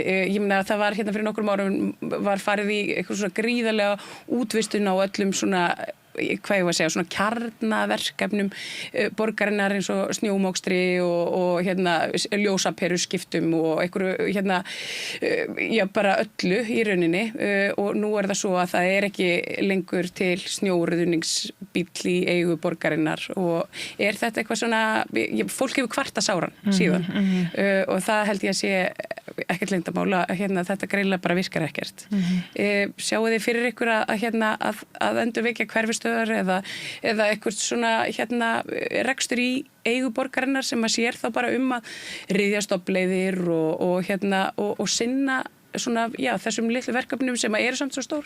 Ég myndi fyrst vilja nefna með ræstingar því við höfum mikið verið að pæla í því núna á þessu ári sem við höfum núna verið samstarfsflokkarnir og höfum verið að fá kynningar frá vörður rannsóknarstofnun vinnumarkaðarins sem að segja okkur bara svart á hvítu hversu slæm kjör ræstingarstarfsfólks eru. Efling hefur líka komið til okkar og þannig að þetta dregið fram í rauninni þessi saga sem hefur átt sér stað bara hjá hinu opinbera sem einmitt að útvista störfum og það þýðir að þú færði eitthvað utanaðkomandi fyrirtæki til þess að útvega starfsfólk og það er kannski að milljón á milli margra staða og það er svona dálítið verið að keyra launakjörin niður og starfsaðstæður verri en eða þú væri bara fast ráðinn til sveitafélagsins sem þú þrýfur hjá. Þannig að þetta er auðvitað eitthvað sem við erum að skoða og þú veist, ég myndi segja að það sé mjög mikilvægt einmitt varðandi svona eins og þrif að það sé einhver sem að það er líka ákveð starfsöryggi sem felst í þessu fyrir borgarbúa að geta unnið bara hjá borginni við að sinna götusópun eða rusla að tína upp rusl eða svona eins og eru í öðrum borgum. Við nefnilega höfum ekki útvistað. Þið hefum ekki útvistað. Við, Reykjavíkurborg og held ég Ytri Rangá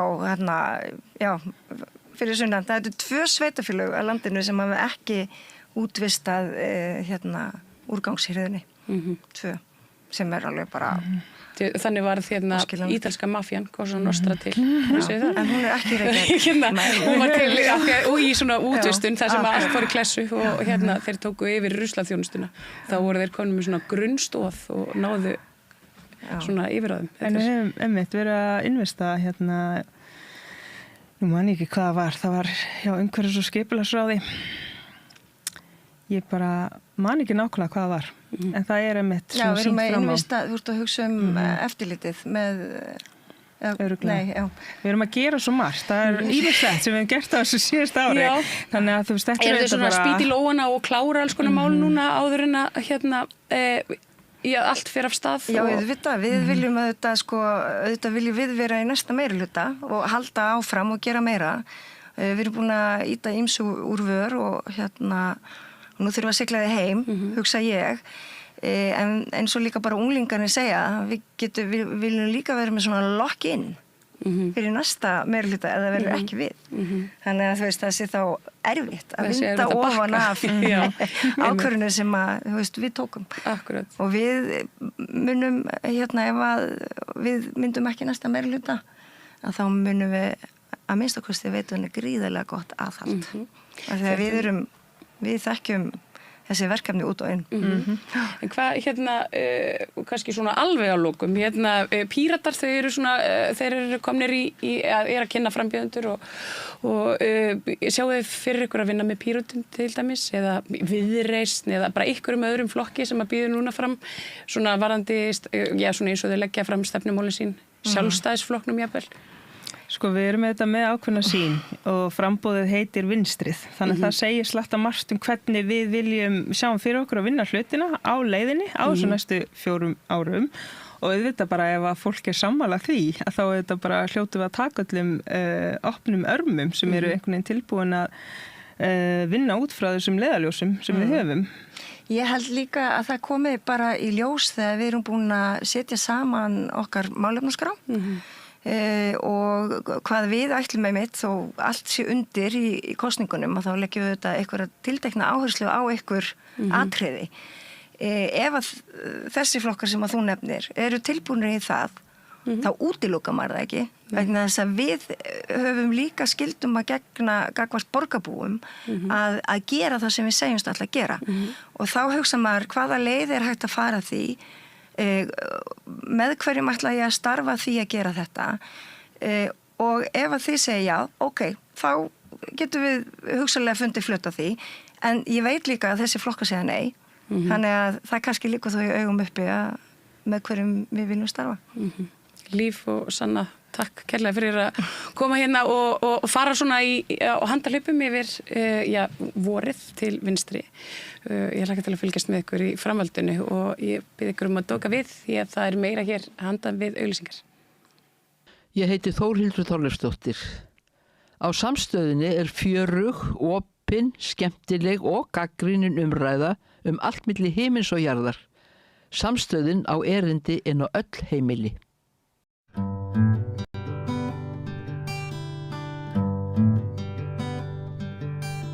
Já, komið sæl. Nú er það íþróttaþátturinn Bekkurinn og til minni komin gestur sem er bæði íþróttakappi og mjög vanur lýsingu leik og skrifa íþróttir. Hörður Magnússon, ertu velkomin. Takk fyrir það. Nýjórinn 60 og til hamingju með það. Já, takk fyrir það. Það var ansi mikið högg. Nei. Býttu bara maður. Það bregður allir þegar vera 70. Sko. Já, ég býð. Já, þú býður. Já, það kemur að því. Heyrðu, en hvað ert að gera núna? Ekki í neinum fótboltalýsingum? Nei, ekkit sem stendur. Ég tók að með verkefni fyrir Síman í síðastlið haust að sjá handboltaþátt sem heitir Handboltahöllin sem er einu sinni viku á mánudegi og svona meðfram því þá lýsi ég einum og einu leik í ólýsteldinni fyrir HSI og svo hef ég náttúrulega verið í sérverkefnum fyrir RÚV var núna Evrópumótinu í handbolta í janúar og er síðan náttúrulega að fara að lýsa fótbolta í sumar á heimsmeistaramótinu sem verður lengsta heimsmeistaramót sögunar, flesti leikir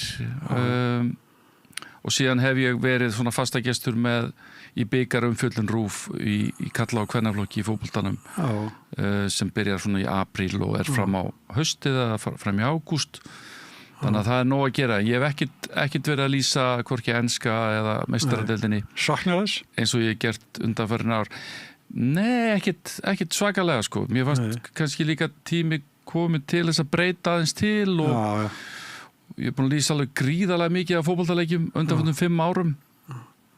Fyrst með Viaplay og svo fór þetta saman með Sýn og var að lýsa fyrir erlend fyrirtæki, franska fótboltanum með þess og svona ýmislegt sem ég hef gert og ég var komin í yfir 200 fótboltaleiki á ári og ég held að bara fyrir áhorfendur og fyrir mig þá var þetta bara kærkomið aðeins að svona fara í aðra átt. Já, hvað þú ágætur. Já. En hérna heimsmeistaramótið, verður það á RÚV eða hvað? Það verður á RÚV, já. Byrjar núna bara 10.–11. júní og stendur til 19. júlí. Verða 104 leikir í 3 náttúrulega, það í Bandaríkjunum, Mexíkó og Kanada. Og þetta verður risavaxið verkefni og mjög spennandi. Og vonandi fer allt vel fram. Já, ég veit alveg hvað þú sagði. Það blikur lofti. Já, en það hérna, en þá þetta svolítið svona framandi líka. Þá þetta margar þjóðir sem koma saman og leikmið sem að kannski, jafnvel þú veist ekkert Nei, sko, þetta eru 48 þjóðir sem komast á lokamóti. Og það ekki enn alveg ljós með alla þjóðirnar, að það eru umspil núna í mars.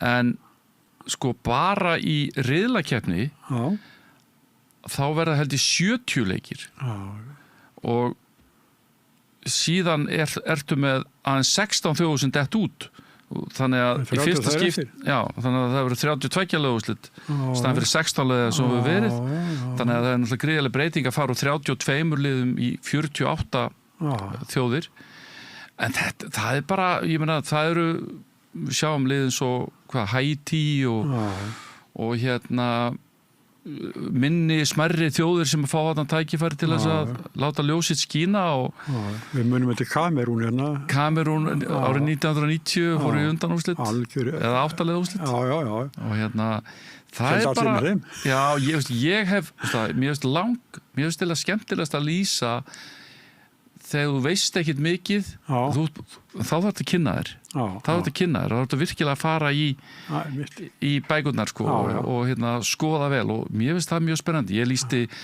Afríkukeppninni á Viaplay hérna fyrir 3-4 árum og ég lærði heilmikið og gerði mig svona bara held ég betri sko En þú segir þetta, ertu að lesa mikið greinar fótbolta hérna og þannig heiminum? Já, sko, ég sko, þegar ég fer og byrja að vinna svona sóló og að þá fyrir ég að lýsa dönsku úrvalsdeildinni í fótbolta, Búndeslíkunni, Afríkukeppninni, ég fyrir bara að víkka sjóndeildarhringinn.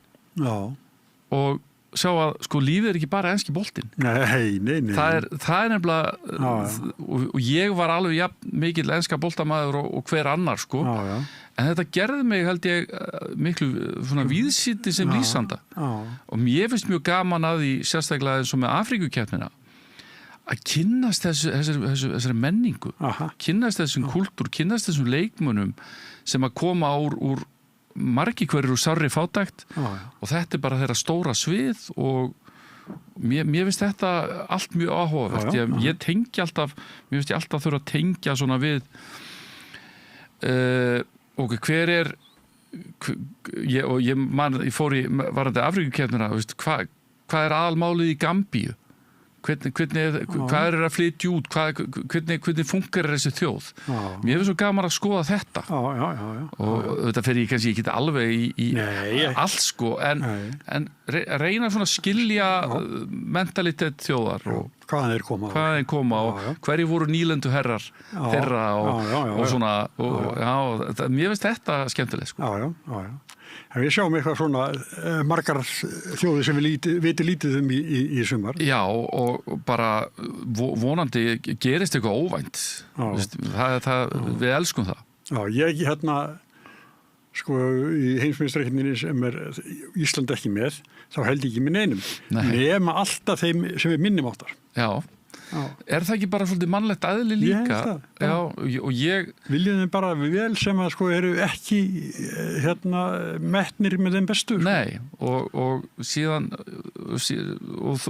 við höfum gert það í gegnum tíðina að við sjáum þjóðir, alltaf eina þjóð hafa Marokko síðast háum í Katar og það var ótrúlega skemmtilegt heimsmeistaramót eitt af besta í sögunni á mínum mati sko. Fórstu þangað? Nei, ég fór nú ekki en lísti mikið að leikjum og það var einhvern veginn að þetta var í nóvember og það var náttúrulega mikil gagnrýni á sniðganga og allt þetta og en síðan bara var ekkert annað að gera seldi þannig að fólk bara settist og horfði á besta fótbolta í heimi í nóvember og það gat fólk bara hreifst með það var alveg óbáslega vel hefna. Ég segi nú oft að það er ekki til betra raunveruleika sjónvarp heldur en íþróttir í beinni útsendingu. Það er málið, það er óskrifað handrit. Það er ekki handrit. Óskrifað handrit, það er málið og það er sem kannski svona antisportistarnir og segja, já þetta snýst ekki neitt og þetta er bara eitthvað svona, það er óbáslega svona mikil skammtíma hugsun sko, því að fótbolti saminar fótbolti saminar fólk þú ert hluti af kúltúrnum, þú ert hluti af kúltúr þinni þjóð og svo framvegis og ég meina við erum ennþá með þetta stærsti sjónvarpsviðburður í heimi þetta er ennþá trónir sem mest hort á í heimi sko. HM í fótbolta. Já, það er þannig og svo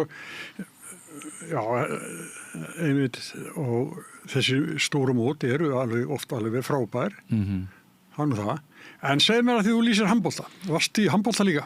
Já, ég var alveg komandi frá handboltabænum ég var alveg frá 5-6 ára að æfa handbolta með FH Pabbi var náttúrulega markmaður í FH og ég fekk að fara á æfingar með honum og vera innan menn eins og Geir Hallsteinsson og Gunnar Einarsson og Bygga Björns og hvað allir hétu og maður leit upp þér og stundum fekk ég að sitja á bekknum hjá þeim og fara inn í klefi í hálfleik og auðvitað var þetta var náttúrulega bara aðalmálið í Hafnarfirði eins og þú veist að þetta var annarkvæmt fórst í bíó eða fórst á handbolta skilið yfir veturinn og þetta er veist, þetta er svona ógleymanlegt og ég var alveg til 16 ára cirka ég var að handbolta veturna fótbolta sumrin og síðan valdi ég fótboltan svona sem aðal sporti sko. Ég fæddur Hafnfirðingur og þegar ég byrjaði Hafnarfirði þá skiptu sko íþróttir okkur bræður en ekki neitt sko. Það var eitthvað sem við vorum ekki búin að kynnast.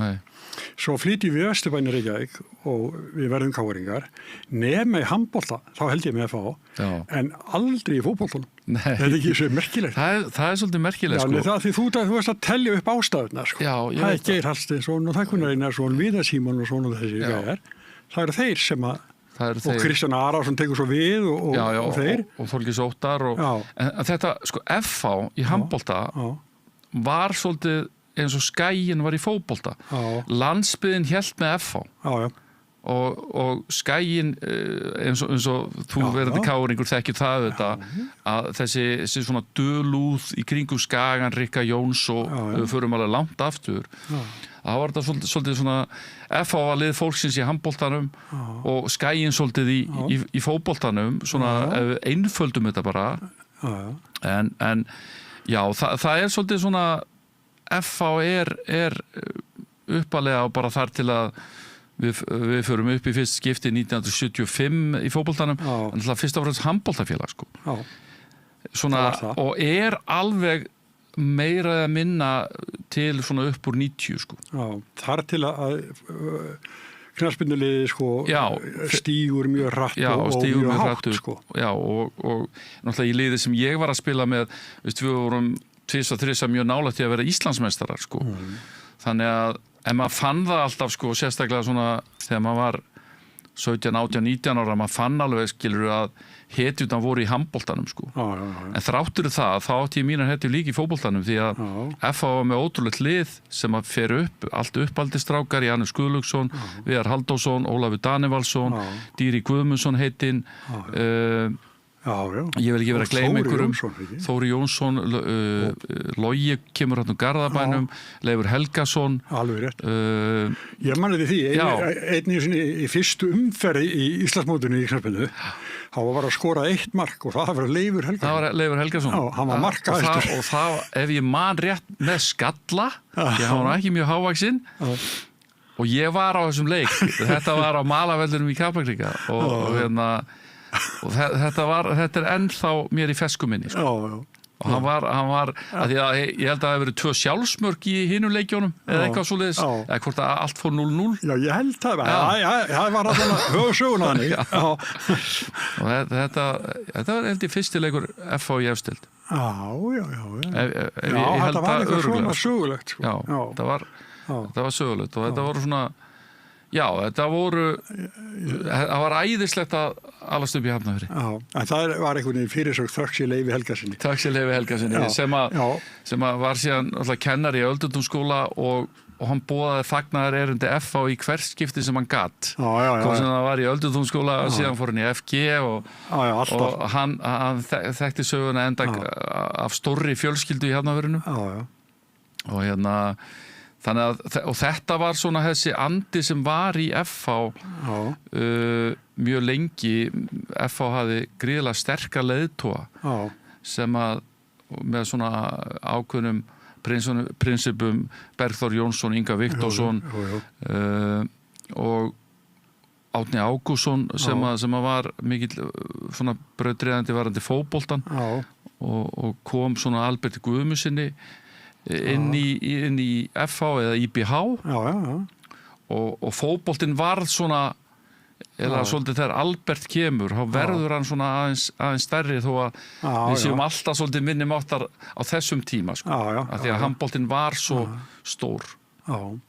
Geir Hallsteinsson bara þjóðagjasemi, hann Geir Hallsteinsson var bara goð og ég var leiðbeinandi á Hörðuvöllum og leikjanámskeiði sem hann stýrði og ég náttúrulega kynntist honum þá sem krakki og líka hann var góður vinur pappa síðan og hann átti heima á Tjarnabrautinni og þegar við vorum að byrja sko kannski í hádeginu með seinni hópana þá kom alltaf Geiri labbandi eftir Tjarnabrautinni og þá fóru við bara sko og löbbuðum á mótunum og fylltum honum eftir. Þetta var svona svo skrúðganga og það var ekkert mikið sagt, það var bara verið að fylgja Geir Hallsteinsinni að Hörðuvöllum og það sem hann stýrði hlutunum og þetta er allt svona óbáslega ljóslifandi og merkilegt sko. Ég held að Siggi Djónni hafi sagt með það að hann var að spila á móti FH á Hörðuvöllum út í handbolta og Geir stekkur upp eitthvað og þá fer teygjan úr buxunum hjá Johnny og hafa bara rækjan bara og Geir var svo mikið það sem góði framjá Johnny var ekki skemmt þá sko en ekki að hleyja sér sinna. Nei, og Geir hann var kennari minn í Flensborg íþróttakennari og ég man það alltaf að hann skrifaði sem sagt heilræði til mín þegar ég var eitthvað 12 ára og átti það lengi í bók hvernig ég ætti að haga mér til þess að ná í fremstu röð og ég á þetta ennþá sko og þetta var hann alltaf bara minn uppáhaldsmaður sko alla tíð sko eins og einhver sagði að fyrir ekki svo lengur síðan að það er eindaldir að hlaupa eins og hann sko.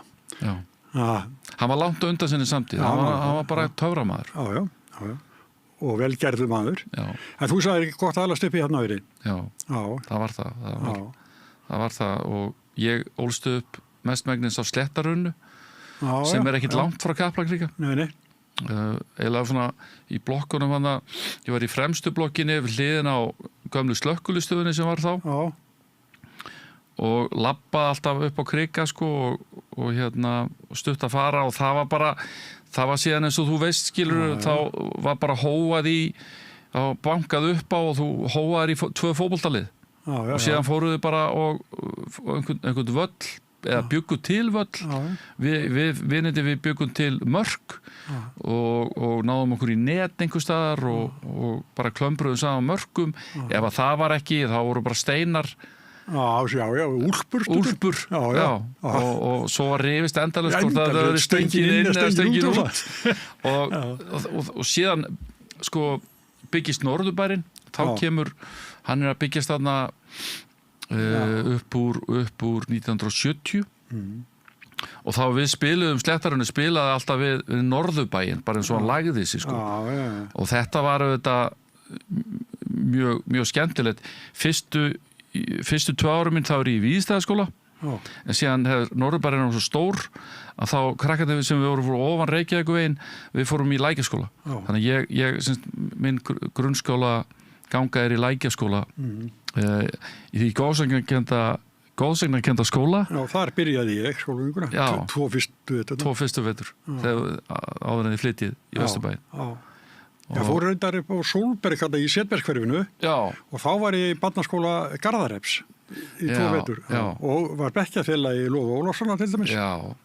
það var ótrúlega skemmtilega manns já Var ég skemmtilegur þegar maður krakki eða? Nei, ég man sko ég lét alltaf illa sko. En ég man eftir því að það var svona keppni milli bekkja og ég var með honum og einhverjum teimur öðrum í boðlaupi sem við unnum, ég man það bara en þá var ég ekki kviknaði neitt íþrótt á hjá mér en ég var svo sett í Þrótti eins og síni þínir einmitt og pabbi var í Þrótti bæði í handbolta og fótbolta áður hann kynnist mömmu sko hann var kantari í Þrótti sko ég veist mikið tala annað því að hann var umbróðsmaður og DFF og var fyrst á Vísi og svo saminast og ég man enn eftir saminningunni vegna þess að við erum bara heima að horfa á sjónvarpið og það hringt og hann beðin að koma 1, 2 og 3 niður á blað það verið að samina dagblaðið og Vísi og hann fór bara og hann allan hóttina til þess að láta þetta gerast já. Það var og líka það að því að hann vann náttúrulega fjölmiðla, hann var á Morgunblaðinu fyrst sem prentari og svo umbróðsmaður og við fengum öll blöðin alltaf heim og þá byrjaði maður alltaf á Þinnstablaðinu og enda á Mogganum það var kannski Alþýðublaðið, svo var Þjóðviljinn, svo var Tíminn þannig að maður drakk í sig allt þetta sko. Já. Það ég hef bæði verið fréttastjóri á Fréttablaðinu með að það var og hét og á Alþýðublaðinu og vinnanni sjálf og sér alveg svo sama hvort það eru 1500 blöð eða 100.000 ég veit það þú getur ekki bara látið þetta einhvern veginn að þeir eru fái metnaðurinn í þessari þjóð sko. bara skiptir það sem er að skrifa og ganga frá í yngu máli gerðu bara vinna vinnuna ég veit það en þú sko þú varst nú knattspyrnustjarna mikill markaskorari og varst ekki bara, má ekki segja þú að mest í markaskorin á þeim tíma sem þú varst í spil í deildinni voru svo sem hvað varst oft marka hæstur? Ég verð markakóngur í efstel 3 röð og það í 10 liða deild og það hafði aldrei gerst áður og hefur ekki gerst síðan en það orðin 12 lið og þetta er 89, 90, 91 og það gerðist mjög óvænt sko því að það tók mér svolítið tíma bara í fyrsta lega að komast í liði hjá FH þannig að ég er 89 þegar ég verð fyrst markkongur þá er ég 23 ára sko þannig að það er svolítið óvanlegt sko hvað þetta gerðist seint ég átti enga úrlingalansleiki eða neitt Og fáa landsleiki líka. Og mjög fáa landsleiki. Já, ég síðan 91, ég er svona valin í landsliði 91 þegar Ásgeir tekur við. Já. Og ég spila 9 landsleiki. Já. Skoraðir frækt mark, hvað ekki, Ungverjalandi? Jú, í Ungverjalandi og það var hápunkturinn sko þá. Já. En það var ekkert litið endilega á FH sko sem einhvern fótboltaklubb sko. Þannig að við vorum ekki teknir nú alvarlega sko. Já. Þannig að líka það skiptir máli í hvaða félagum að spila að þú varst valinn frekar að einhver leiti. Fórst ekki eitthvað í Val? Ég fór í Val, sem sagt, 1 tímabil í Val eftir að FH, þá var FH, sem sagt, við fjallum 95, ég spilaði með FH 96 og ég var sem enn viðlóðandi landsliði sko. Þannig ég ákvaða að fara í Val og kem síðan aftur heim árið seinna. Hlutin gengur ekki alveg eins og maður hefði viljað, aðalega vegna þess að sérstaklega að bæði var Valur á ákveðnum krosskotum, en ég meiðist mjög illa á undirbúningstíðanbölinu rétt fyrir mót sko. Þannig ég komst aldrei í það stand, ég var komin í gott stand, svo meiðist ég og þetta voru þannig meiðsli að ég misti í raun og veru allt þrek og ég hefði svo virkilega viljað gera betur sko og hérna kynnist eins og mjög frábærum leikmönnum og skemmtulegum strákum eins og Bjössa Hreiðars og Lalla Sig og Porsa og Bjarka Stef og Metta og fullt af góðum drengjum sko. Og Siggi Gretas var þjálfari og hann látið fara hérna á miðju tíðanbili eða svona hlutin gengi ekki alveg upp og þetta var svona þetta var leiðilegt að þetta skildi einhvern veginn þróast svona sko. Já. En sko, Dýri Guðmundsson, hann fer í Val, Ólafur Danivalsson fer í Val og Hörður Magnússon, akkur er Valur? Já, og það var tilviljun eða? Já, Valsmenn voru búin að vera á eftir mér í 1-2 ár sko. En það var alltaf verið mjög sterk tengsla milli FH og Vals. Það kemur út frá Alberti Guðmundssoni, eins og við tölum áðan. Það er líka Þóri Jónsson sem hafði spilað með Val. Alveg rétt. Þóri heiti Jónsson. Og síðan einhvern veginn sko, og þessi tenging, Ingibjörn Albertsson þjálfaði FH, spilandi þjálfari, var fyrsti þjálfari minn í meistaraflokki. Og einhverju þetta vegna þróaðist þetta bara svona, það voru og Halldóri Hensson var alltaf að loka hófum hjá FH og svona, við spilum í Hensson og það var einhvern veginn tengsla milli, en það hefði ekkert með mína ákvörðun að gera raun og veru sko. Þannig lagað ég hafði hafnað til að mynda þínu félagi tvisvar allavega, KR, og svona eftir að veikja að mann myndi gera hlutina aftur, að líklega var það ekki endilega það skynsalegasta, en samt sem að ég held að það hafi gert allavega fyrir mig og það sem við vorum að reyna að gera í FH að reyna að festa okkur í sessi og okkur tóksta. Spilum tryggjum okkur Evrópusæti, spilum fyrstu Evrópuleiki fyrir félagið og margt annað. Svo kom þessi velgengni þetta bara fór hún að byrja þarna þegar síðasta ári mitt og hérna og Óli og sko Logi Ólafs var fyrst sko, tekur við förum upp með honum og ég tek 2001 tek ég 1 sísón, 2002 var Siggi Jóns þjálfari, en þá kemur Óli Jó aftur 2003 og þá einhvern veginn, þá fær FH sinn besta árgang í sögunni, einhverja 6-7 stráka eins og alla Guðna Davíð Þór og alla þá sko, pluss það að fáum hann 2 ágæti stani og hérna, svo var Óli Jó rétti maðurinn til þess að stýra þessu sko og búa til óbúslega skemmtilega hluti, og svona náttúrulega minn helsti áhrifavaldur á ferlinum var Þóri Jónsson og að missa hann hérna 2004 var alveg gríðalegt áfall fyrir félagið sko, og fyrir allt, því að Þórir var bara fyrst og fremst bæði mannasættir, félagsfrömuður, hann var bara einstakur. Já, hann var formaður knattspyrnudeildar ekki þegar hann dó. Já, hann var í umferðarslys á Reykjanesbæ. Hann var komin aftur hann hafði tekið sem smá frí og kom aftur síðan Guðmundur Árni Stefánsson var formaður knattspyrnudeildar þegar Þórir og Guðmundur Árni var formaður hérna frá 2001 2000 til 2005 þegar Jón Rúnar tekur síðan við sko og hérna hann var lengi já, ég meina Þórir hafði gríðarlega áhrif og það er alltaf svo dagur sem að líður sem að maður hugsar ekki til hann sko. Já, ég veit, fleiri segja þetta. Já.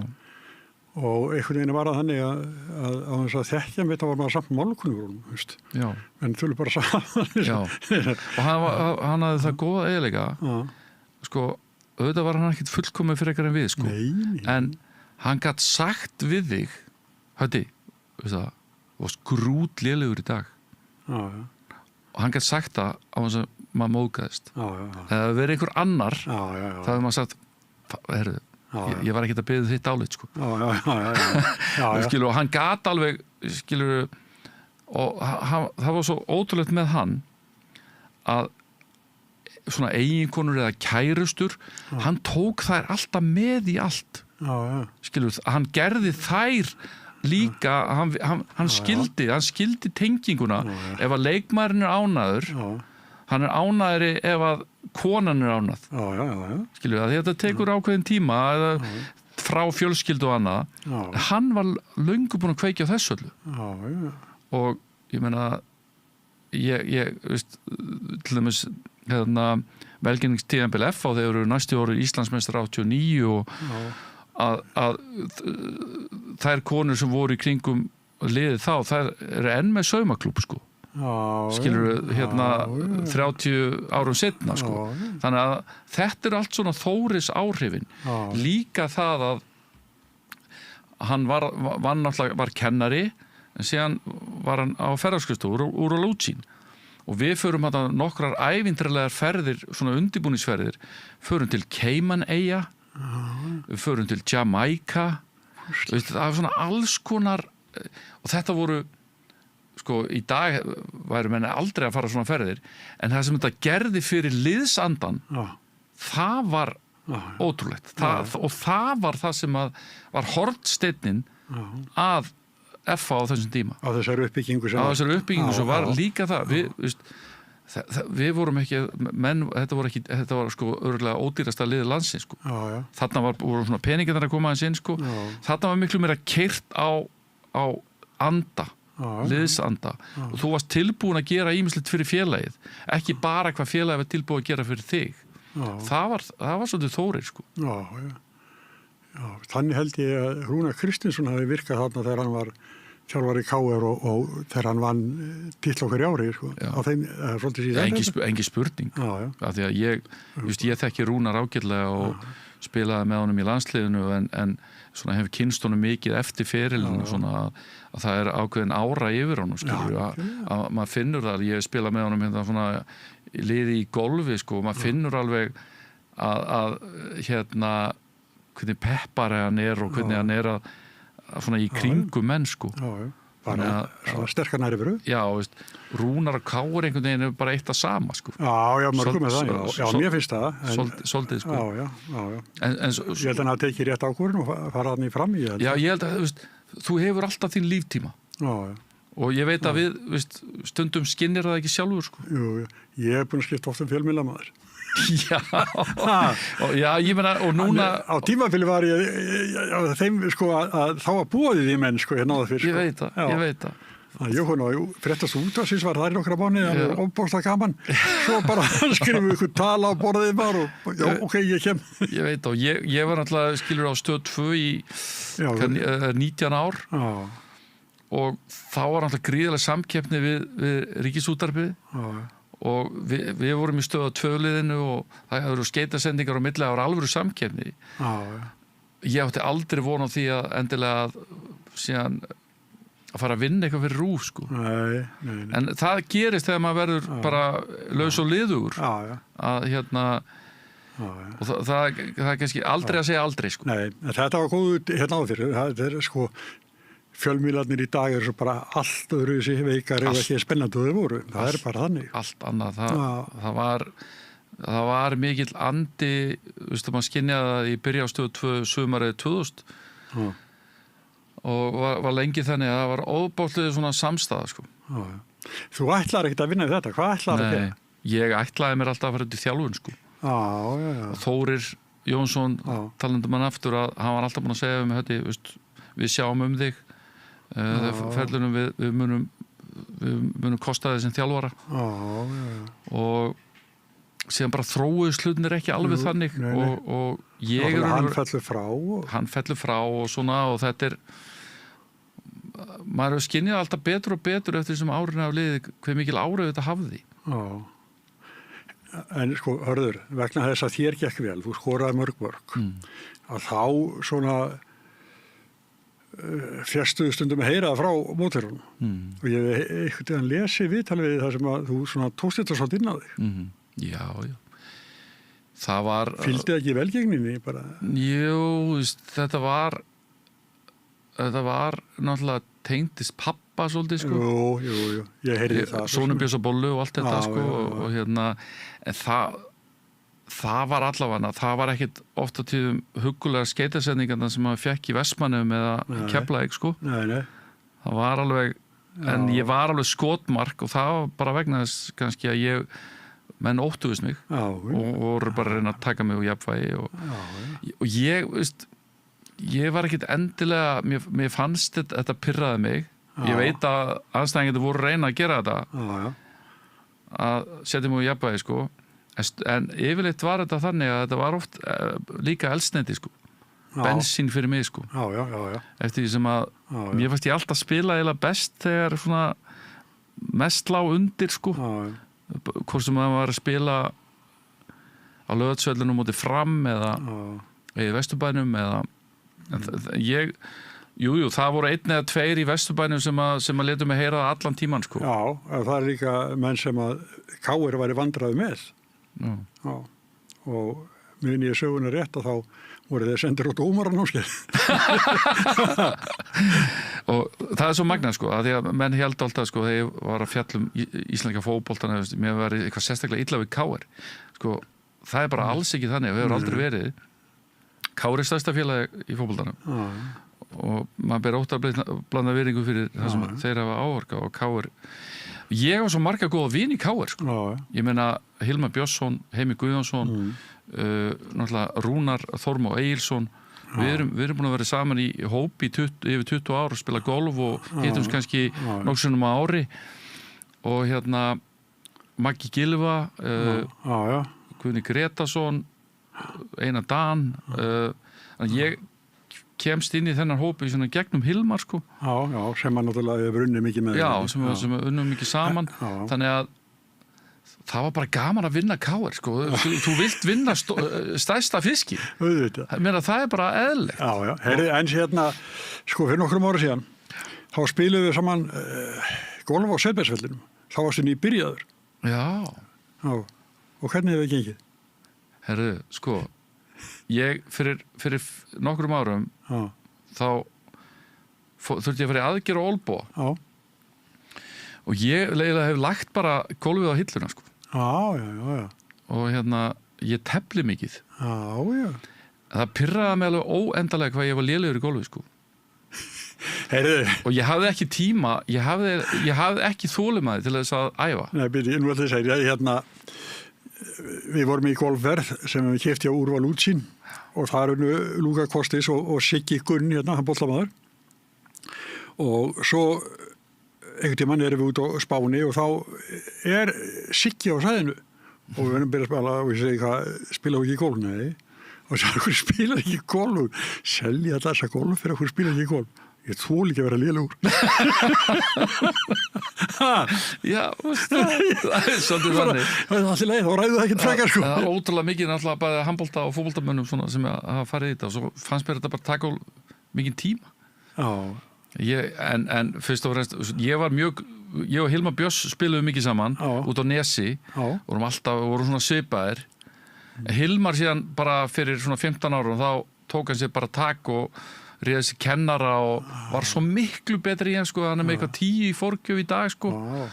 Þannig að ég bara, og þegar hann var farin að gefa mér högg á hverja hólu því lík niðurlæðing, ég nennis ekki lengur, ég hætti þessu bara. En ég spila einu svona ári með þeim Hilmas Open og svo spilaði ég kannski eitt með hérna, sonum mínum og bræðrum svona Hraunbrún sem að bara upp á bara þannig en ekkert sem þeir eru alltaf að suða Hilma farðu nú til kennara og farðu nú að gera þetta eitthvað ég veit það ekki sko ég veit það ekki ég þoli ekki að tapa ef ég finna að ég er ekki í fremstu röð En ef þú varst að spila við börni, þoldur ekki að tapa? Jú, það er allt annað sko. Já, það er allt annað. Þá tapar maður alltaf. Já, þeir eru rung sko. Það er bara, ég kendi bæði hérna, tveimur yngstu sonum mínum svona Sveiflu og Hinriki og Agli og þeir báður orðin betri ég sko. Og hérna, ég er bara svona ánægð með það sko. Ég dróð á fyrst voru litlir og það Setbergsvöllin og æfingavölli þar og þeir eru gaman að því sko. En hérna svona golfið er óbúslega skemmtilegt með góðu fólki sko. Félagskapur. Ég væri hættur ef að kona mín væri ekki svona áhuga. Já, ég reyndi að fá konuna mína, ég gaf henni golfsett, ég keypti henni tíma og hún fór alveg í þetta en hún fílaði þetta ekki sko. Þannig að það er líka svolítið þannig að þetta er svo, það er mikil tími sem við í það, það er svolítið svona. Ég veit það. Sko 18 hólur eru bara 5,5-6 tíma. Já, með öllu, sko. Koma sér á völlin. 4 korter að spila kannski, gengur vel, en svo komur sér völlin, spjallið og þetta, sko. Þannig að þetta er þar til að, þetta er frábært hjónasport, sko. Já, það er það. Herði, við erum búin að fara að Víkmann á ég held bara að sé komin heill klukkutíma á okkur. Já, eitthvað, ég átti inn að því. Við getum svo sem, við ekki bara hætt upptökur og halda áhrum að spjalla. Það er bara gaman að spjallin. Já, herði, það var gaman að fá þig. Herði, bara mín var ánægðin og hérna, ég bara, hérna, þó að maður sé 9 ára 60 að maður horfa björtum augun til framtíðar. Auðvitað. Já, við erum fullt af yngra fólki sem við fáum að fylgjast með. Heldur betur. En ágætu árundur áheyrendur við kveðjum meðan á Rauðaborðinu en dagskrá heldur áfram eftir augnablik. Ég heiti Kristinn Sigmundsson og styð Samstöðina. Samstöðin er óháð sjónvarpsstöð sem fjallar þjóðfélagsmál á vandaðan og yfirvegaðan hátt. Ég skora á ykkur að styðja hana með því að gerast áskrifendur. Samstöðin er ómissandi.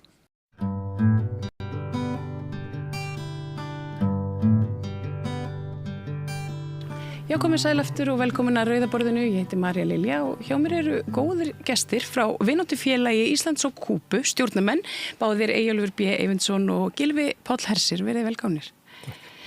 Við byrjum hérna aðeins svona í síðustu viku með viðtali við Tamilu ástandið á Kúbu og það hefur svona lítið breyst í fjölmiðlaumfjöllun hér á landi það sem er raunverulega að gerast þarna á þessu svæði og auðvitað allt í kring. Þetta eru svona fréttirnar á skornum skammti en það vantar ekki að við erum forvitin ástandið og hingað eru þið mættir til þess að svona kannski aðeins segja okkur frá þessu helsta. Kannski byrja þér, Gylfi Páll, þú hefur aðeins verið að skrifa greinar á Vísi þar sem að þú hefur svona vísað í íslenska fréttaförflutning meðal annars viðtal við Tómas R. þar sem að þú fórst ósamránum í ýmsum efnum. Ertu kannski til að útskýra þetta fyrir okkur í þínum orðum? Ég hef nú skrifað slatta greinum Kúbu ástandi þar í gegnum árin og núna síðustu viku skrifaði 2 greinar, annars vegar Kúbu og hins vegar atburðar sem urðu í Venezuela og svo framhaldin af því þessar árásir 3. janúar. Kúbu, 3. janúar? 3. janúar, já. Já, ástandið náttúrulega á Kúbu er mjög erfitt, það segir sér náttúrulega algjörlega sjálft. Það verður ekki dropi af olíu komið þangað síðan 9. janúar ef ég mann rétt.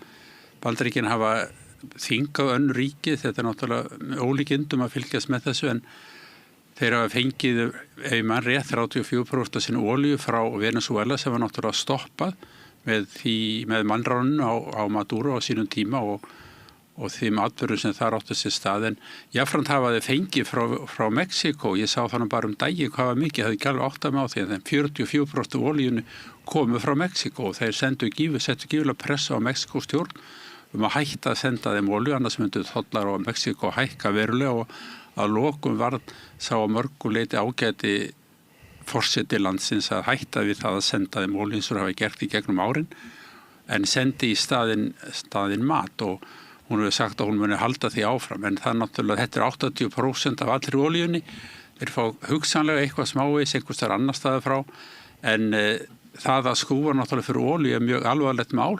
Ég getur rétt ímynda okkur hvað myndi gera sér á Íslandi eða kæmi ekki olía til landsins, í landi sem samt bæði jarðhiti og vatnsorka til rafmagnsframleiðslu. En þessar aðgerðir koma náttúrulega ofan á það viðskiptabann sem hefur verið gagnvart Kúbu af hálfu Bandaríkjanna alla götu frá byltingu 1959 og komið kannski að því á eftir. Mjög víðtækt sem tekur ekki bara til banns á innflutningi varar frá Bandaríkjunum, heldur að vera hert á viðskiptabannu gegnum árin að hverjum forsetanum að fætur öðrum sem hefur verið í Bandaríkjunum, þannig að þeir fá ekki hinn nauðsynlegustu læknislyf, þeir fá ekki matvæli nema eftir alls konar krókaleiðum. Þeir fengi ekki eins og sprautunálar á tímum COVID sem var stórmál fyrir það að fá það eftir mikinn hamagang og ýmislegt annað þessum öll bankaviðskipti eru mjög erfið.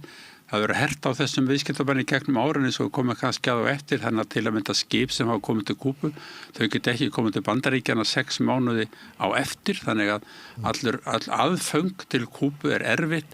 Ferðamannaðinnaður hefur drabbast niður með annars út af þessu, ekki eitthvað síst og svo framvegis og við komum kannski að því betur og eftir, þannig að þessi stöðvun á olíu til landsins kemur ofan á allt annað. Þetta þringingarna sem fyrir voru. Sko, það sem ég svona pöpullin almenningu kannski spyr sig er svona hvers vegna í óskupunum þessar hörðu aðgerðir gegn Kúbu, það er að segja. Já, sko, allir forseta Bandaríkjanna frá því að byltingin varð 59 hafa reynt mismundir aðgerðir og sumir líta til Obama og sagði að hann hafi slakað á því, þannig að þetta hefur ekki virkað hingað til, en þá hafa reynt nýja taktík. Það sem Obama gerði var að herða aðgerðina gegn gagnvart ríkinu að slaka á gagnvart íbúunum og meðal hans leyfðu skemmtiferðaskipum og ferðamönnum.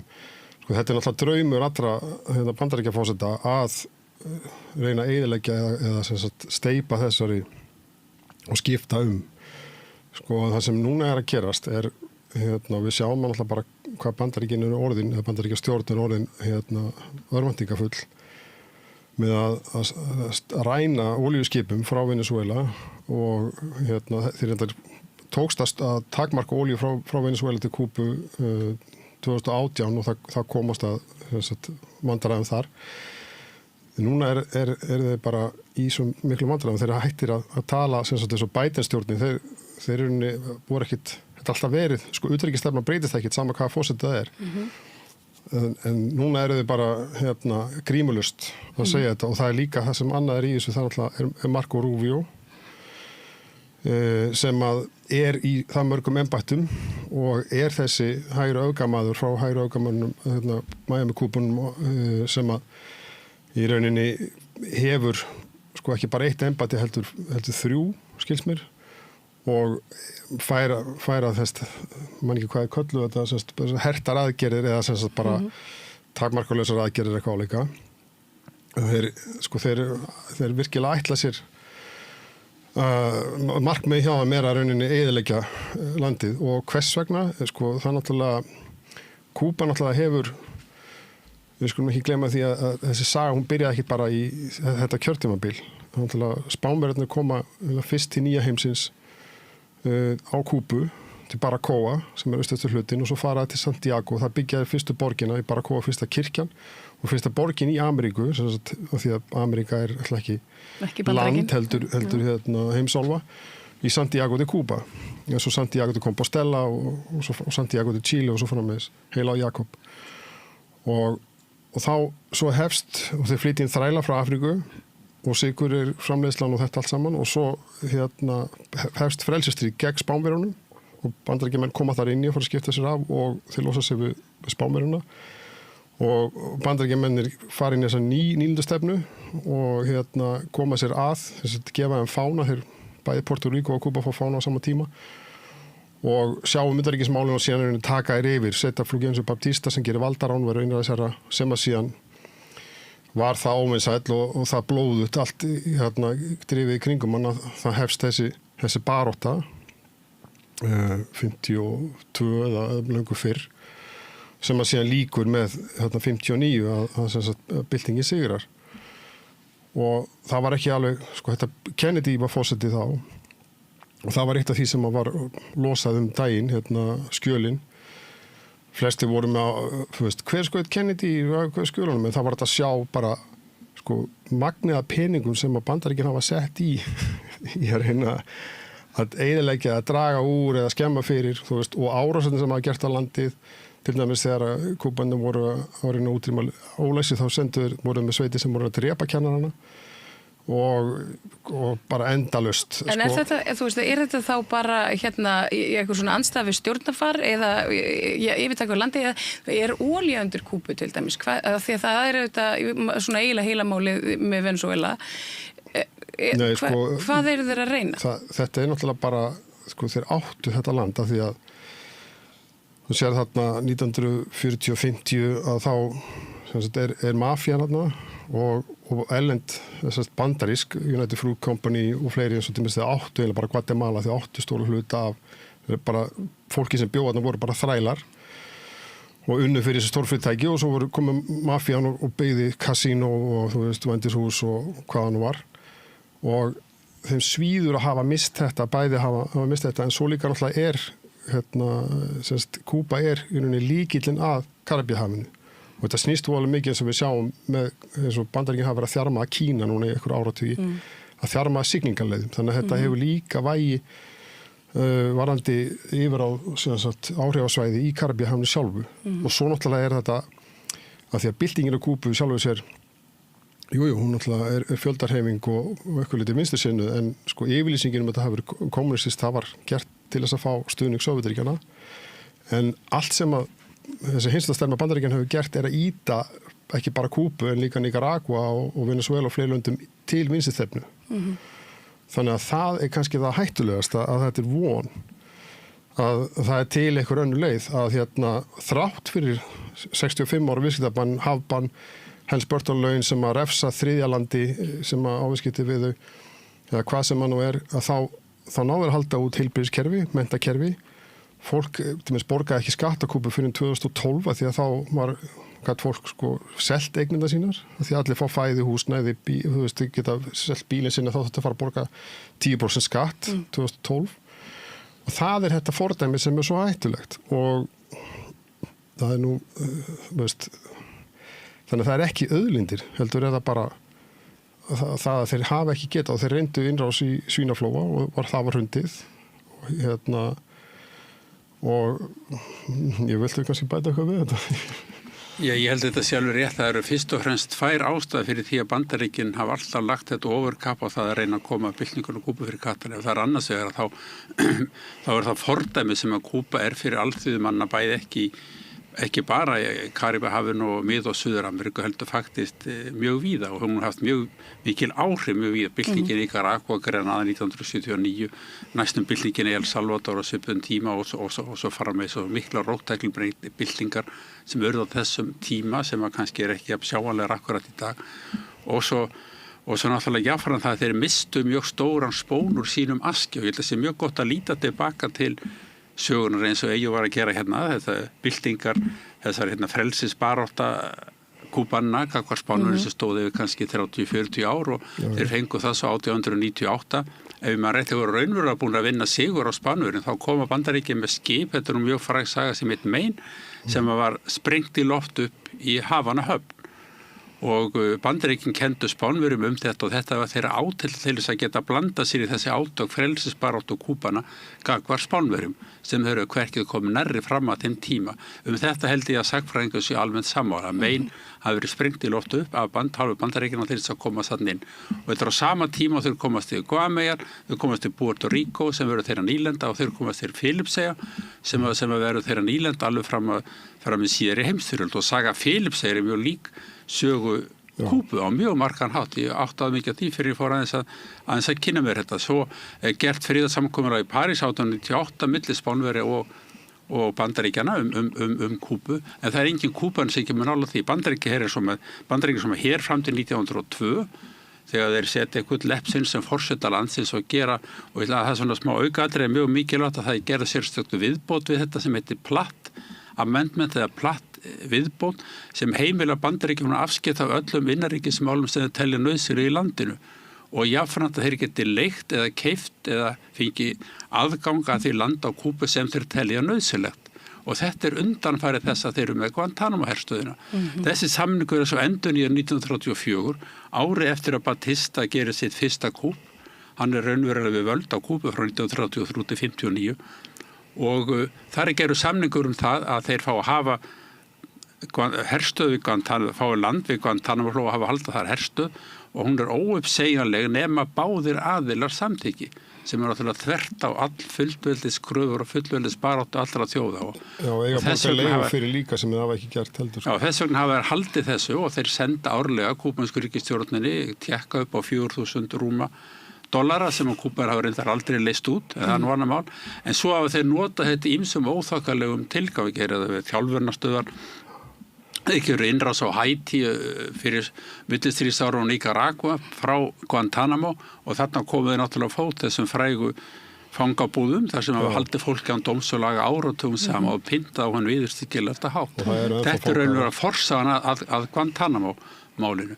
En Bandaríkin áttu svo gífurlega auða við þarna á Kúbu fyrir 59, þeir áttu 70% af öllu sykurframleiðslunni sem stóð undir 80-90% af útflutningsverðmætum Kúbu. Þeir áttu sink og kopanámurna sem voru þarna. Þeir áttu olíuauðlindirna sem þarna er ekki sérstaklega miklar að vísu í dag. Skils mér þeir eigi þetta eru kannski 30% af olíunni sem olíuþörfin í Kúbu, það eru olíuauðlindir sem eru á kúbanskri jörðu í dag, en þær eru allir í eigu breskra og bandarísku auðringa og fljótlega eftir byltingum var þetta alls saman þjóðnýtt, en Kúbanir þeir buðu viðkomandi fyrirtækjum skaðabætur sem myndu þá grundvallast á verðmæti sem þessi fyrirtæki hefði sett fram í skattalegu samhengi fyrir tíma byltingarinnar, sem var náttúrulega mjög lágt vegna þess að þessi fyrirtæki, eins og fyrirtæki gera gjarnan, þeir reyna að sleppa við að borga skatt og þess vegna var verðmætið þeirra frekar lágt skráð en þeir gerðu þetta og Bandaríkin tóku þetta náttúrulega ekki mál og síðan hefst þessi miklu átök að hálfu Bandaríkjana gagnvart Kúbu sem helgast af þessu tvennu annars vegar þá missa þeir töluverðan efnahagslegan spón úr sínum aski og jafnframt þetta fordæmi að það sé hægt að skipuleggja þjóðfélagið á annan hátt en til dæmis í nágrannalöndum eins og Haiti og öðru löndum þar sem að fólk ræður engu og hægt að skipuleggja þannig að fólk hafi sæmilega heilsugæslu það var farið í ólæsi herferð á Kúbu þar sem að 30% landsmanna voru ólæsir og óskrifandi. Æskulirinn fór af stað og þeir tóku ári í það að kenna fólk að lesa og skrifa sem að þótti mjög merkilegt á sínum tíma, flestum stöðum. Það er alltaf meiri í þessu líka og það er þessi hugsun eins og Che Guevara var alltaf læknir og fórhaldans læknar og hann sagði læknar þurfa ekki bara að vera læknar, þetta þurfa líka að vera byltingasinnar. Það að hugsa þetta ekki eins og við þekkjum í vestræna heimi að fólk fari í dæmis eins og grunnstofunar í Háskóla Íslands eru lögfræði, guðfræði og læknisfræði og það eru mikilvægstu embættin sem þá þjóna þá valdastéttinni og eiga þá að fá borga miklu meira fyrir það en þannig er hugmyndin að ríkið allir geta numið hvað sem þeir vilja en svo starfa þeir við það eða geta gert annað og vera að flytja út lækna, senda lækna til að hjálpa bæði þriðja heiminum og líka eins og í COVID á Spáni og Ítalíu og í Mexiko, það er mikið að læknum í Mexiko sem að fara annar stað þar sem að engin annar fer til mis í dreðri byggðir og þegar ebólufaraldurinn var í Afríku þá voru, fyrstir sem komið, þá voru kúbanskir læknar, þeir fara allstað, þeir hjálpa öllum og þeir fá einhver leiti laun fyrir þann alltaf sem að fer tilbaka og styrkir Herbyrskjara og Kúbu og Marko Rubio og þeir eru líka meðlans að reyna að eyðileggja það. En svo er annað fordæmi sem er náttúrulega að flytja út byltingun eins og Che Guevara og fleiri þeir fóru til Kongo og síðan þegar að apartheid var í Suður Afríku og Namibía var sem hafi verið held í Þýsk-Nýlenda var ekki, voru í samkurli við Bandaríkin og þessu svo kallu únýta skærliða sem voru styrtir að CIA og fleirum voru að herja á Angola. Þar var svona vinstri stjórn og þá ákveð Kúba að styðja Angola gegn þessum öflum og það dróst svo mikið að langin að það kostaði svo mikið fyrir Suður Afríku, Angola vann á endanum, að apartheid leiði undir lok og þannig að það er líka bara þetta. Þannig að það var alla þjóðar með viðskiptabann á Suður Afríku nema Bandaríkin út af apartheid. Þannig að þetta er náttúrulega stórhættulegt fordæmi þetta flytja út bæði lækna og byltingar og það náttúrulega var líka reynt í Bólívíu þar sem að Che Guevara var svo svikinn. Það er önnur saga. Nú hefur hafa þessar viðskiptaþvinganir verið þannig 65 frá síðan 59. Þegar ég talaði við Tamilu í síðustu viku og rættu við aðeins svona í rauninni stemninguna bara í samfélaginu. Hún sagði að þetta væri aðeins erfitt vegna þess að margt ungt fólk frá Kúbu það gefst upp og fer og nú sé orðið svo lítið þannig að þjóðin er hreinlega farin að eldast og það býður upp á alls konar ný vandamál. Er það ekki rétt skilja hjá mér að nú er það komið það er svona annað hljóð í kroppnum af því að við þekkjum Kúbu og þessa þrotlausu baráttu þeirra og sem og hefur verið eftirtektarverð að það sé svona aðeins farið að kannski slokna í þessum eldi. Það sem við höfum að trúa en þetta ástand sem er núna það byrjaði ekki bara núna á þess ári. Nei. Það kemur í kjölfar COVID. Einu sinni var sykur aðal útflutningshafur Kúbu en seinna verður það síðan lyf. Og Kúba býr til ekki bara 1 heldur 2 bóluefni gegn COVID en út af viðskiptabannu þá eins og Gylfi var að nefna áðan þá átti það með flýtinsbrautunálar. En þegar COVID kemur að því að þegar Sovétríkin voru og þá þegar þeir falla frá að þá hvarf í rauninni á stuttum tíma 87% af efnahag Kúbu og þá fluttuður inn bara massíft á hjólum, þeir fóru í meira þátttökulýðræði í rauninni sem spurðu þjóðuna hvað þau vildu og hann var alltaf reyna að aðlaga sig og síðan kemur ferðaþjónustan inn og það verður þá nýja og hefur verið alveg þangað til núna aftur í COVID og það er alltaf verið rosalegur áróður sem að gegn ferðaþjónustinni sem hefur þá verið aðal, ekki bara læknarnir og lyfin heldur sem að kemur sér illa af því að þeir fyrir ekki bara Kúbu heldur líka það er erlendi fjárfestar, bæði frá Kanada og Evrópu og Rússlandi og fleira, það er mikið að ferðamenn frá Kanada, Rússlandi og Spáni og fleiri löndum og eftir COVID þá hefur ferðaþjónustan átt erfitt með að hún hefur vaxið en ekki eins mikið og það er rétt, það hafa verið venjulega 12 miljón íbúar á Kúbu en það er komið eitthvað staðir í 10 eða 9 og þeir sem fara fyrstir unga fólkið, það er rétt. Þannig að þetta er margþætt en það er náttúrulega eins og Vík, við náttúrulega fyrir Íslands og Kúbu og til dæmis í Mexiko, José Martí sem þessi frelsissetja frá tímanum gegn Spánverjum og í öllum þessu löndum þær eru Kúbanir og eins og sagt Kúban ást að sóla, Kúba stendur ekki eitt, það er náttúrulega svo margir þó að þetta fólk fari að því að síðan lenda í því, það var þannig að Kúbanir sem sóttum hæli eða færi til Bandaríkjanna, þeir fengu sjálfkrafa hæli en nú er það breytt á þessu kjörntímabili Bandaríkjaforseta þannig að þetta er erfitt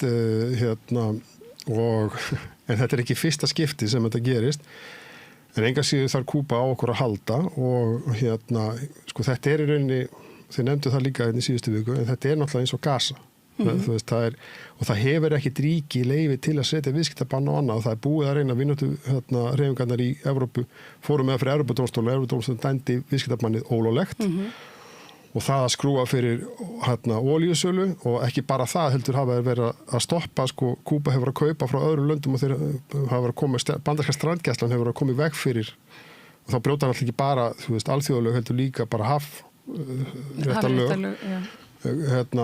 og þannig að þeir eru í samvinnu við aðra eins og þeim Kínverja þá eru þeir búin að vera að byggja upp sólarsellugarða grunn rafmagnsþörfin er svona 2000 megavött og þeir eru komnir upp í 1000 og núna er orðin sem sagt að vera að safna fyrir sólasellum og aðaláherslan á að halda heilbrigðiskerfinu gangandi.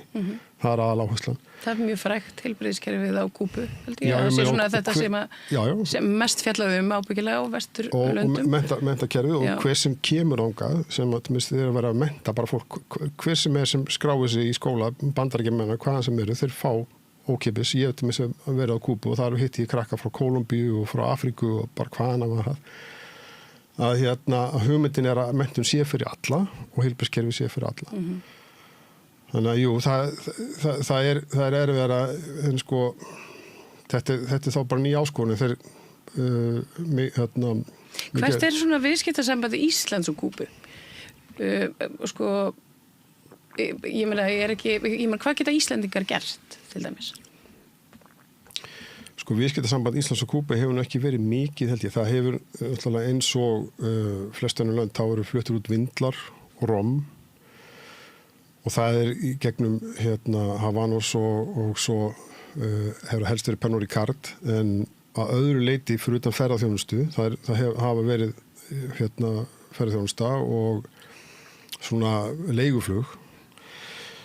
Það sem að Ísland getur gert, þeir geta haft samband við okkur. Við erum með kuba@simleið.is og við erum líka Vík á Facebook. Vinátufélag Íslands og Kúbu á Facebook geta haft samband við okkur. Við erum að standa fyrir söfnun, við erum með það opið og það eru bríkuður líka sem er hluta af því sem að Che var á þeir skipulöðu sinni tíma að fólk myndi vinna í sjálfboðavinnu og það er besta leiðin til að kynast þessu og svo var ég spurður daginn á hverju ætti maður að fara ánga núna. Jú, núna er tíminn einmitt, núna er það sem Kúba þarf mest á að halda er að fara ánga og besta leiðin til að kynast í hvernig ástandið er að fara til landsins og það gerði ég þegar ég var 19 ára. Og það breytti lífið mínu.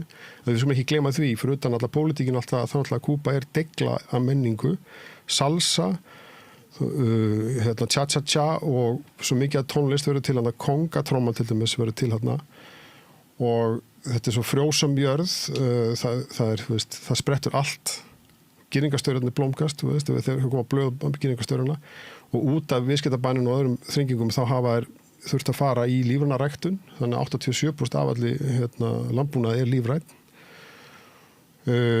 Þannig að forsetinn hefur talað og þeir hafa talað núna að þeir þurfa að vera skapandi hugsun sem eins og við gerðum eftir COVID en þetta er ennþá erfæra þegar að því að þetta er ekki bara viðskiptabann og hafbann og það allt heldur við að tala um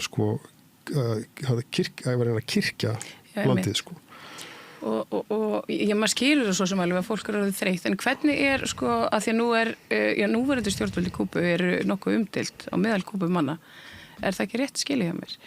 Jú, örugglega það er ekki allir sammála Kúbana hafa þrjár mismunandi skoðanir og öllum hlutum, það er alltaf verið að ræða og það er frjálst að gera það er talað um svona mikil spillingarstjórnmál með núverandi stjórnmálum það fer svona eftir kannski við hvernig þú talar en það er svona það sem að ég greindi meðlans spjalli mínu við Tamilu síðustu viku það er spillingur allstaðar en við þurfum líka að setja það í samhengi við hvað er að gerast helsti munur sem eru orðið svona stjættara munur eða munur á milli fólks það kemur eftir að ferðamanna iðnaðurinn fer á stað að þá verða ákveðin skil vegna þess að þeir þurftu að gefa ýmislegt frjálsbændur fóru að selja sína framleiðslu á frjálsu markaði í staðis að setja þetta á markað þar sem menn voru með sína skömmtunarbók og fengu sín hrísgrún og sína maturóli og svo framvegis fólk gat leigt út sínar íbúðir eða sín herbergi búið til matanda á túristum og svo framvegis og þetta leiddi til mikils munar milli Kúbana, þeirra sem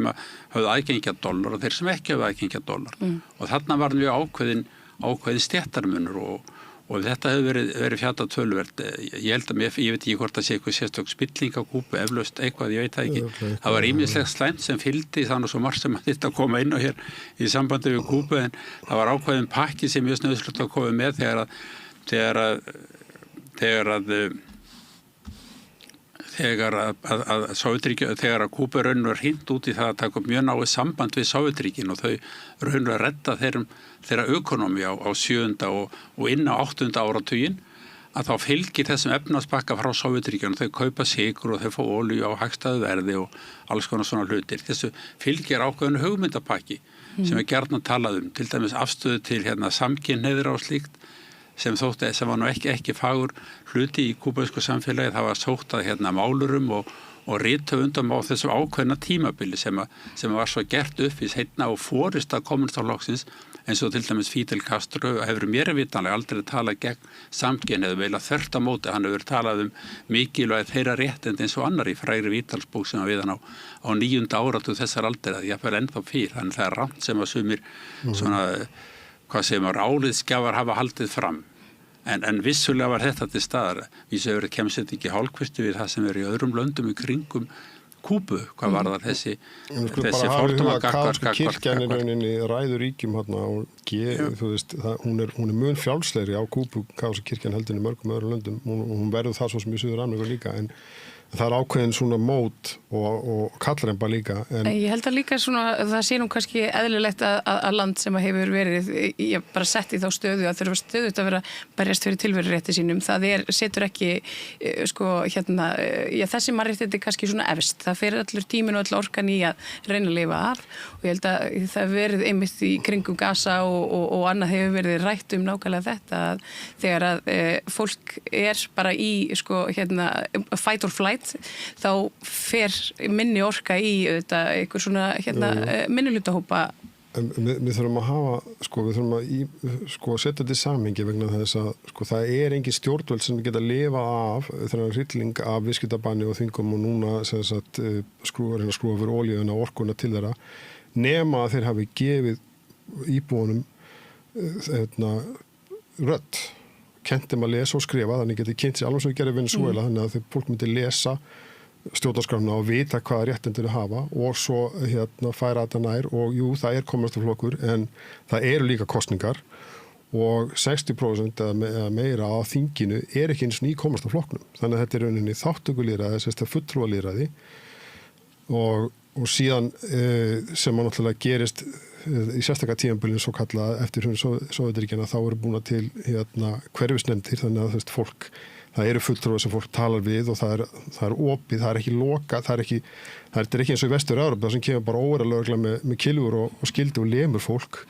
Og þegar að hafa verið eins og þau töluðum í síðustu viku, þessi auðvitað fær fólk nóg en við þurfum ekki gleyma því að það er nokkuð til sem heitir FBI og nokkuð sem heitir CIA og það eru, allstaðar, og Bandaríkin eru með sendir á Kúbu og það er allstað reynd að koma inn, setja peninga á fólk til að, kasta bensinsprengju á, bensinstöðu eða eitthvað sem er gerast á 2021 eða reyna að eyðileggja minnismerki José Martí á Parki Centraltorginu og svo framvegis. Það er náttúrulega, fólk náttúrulega verður líka bara forviða af öllu, en þegar að gripdeildir og skemmdaverk, það er ekki, alveg svo tölum Íran, það var að segja að vera mótmæli, ég meina þegar að vera ráðast beinlínis á bara opinbera starfsmenn eða bara verslanir eða annað, það er ekki mótmæli, það er bara skemmdaverk og annað, það náttúrulega verður að grípa inn bara út af, til að fólk slasist ekki. Ég held að sé einmitt mjög mikilvægt að koma þessum átökum eða óerðum að koma að kalla sem urðu þarna í 21. júní held ég hafi verið. Já, júlí á 2021. Þetta er einhverjum í miðju COVID-tímabilinu sem er mjög erfitt. Það var erfitt með öll aðfang, erfitt með allt mögulegt. Við þekktum þetta á Íslandi sem er náttúrulega ekkert ávið þessi lönd sem eru fátæk og eru svona mörkunum, hungurmörkum raunverulega. Þannig að fátæk lönd fóru mjög illa út úr þessu tímabili COVID og sama var tilfellið á Kúbu sem þó til dæmis náða að framleiða nokkrar tegundir af mótefni við COVID. Þeir bólusettu alla þjóðina og þeir meiri sig afhendu nokkrum þjóðum þetta bóluefni, meðal annars Íran, Vietnam, Mexiko, Venezuela sem notuðu bóluefni sem Kúbandur hafði sjálfur búið til.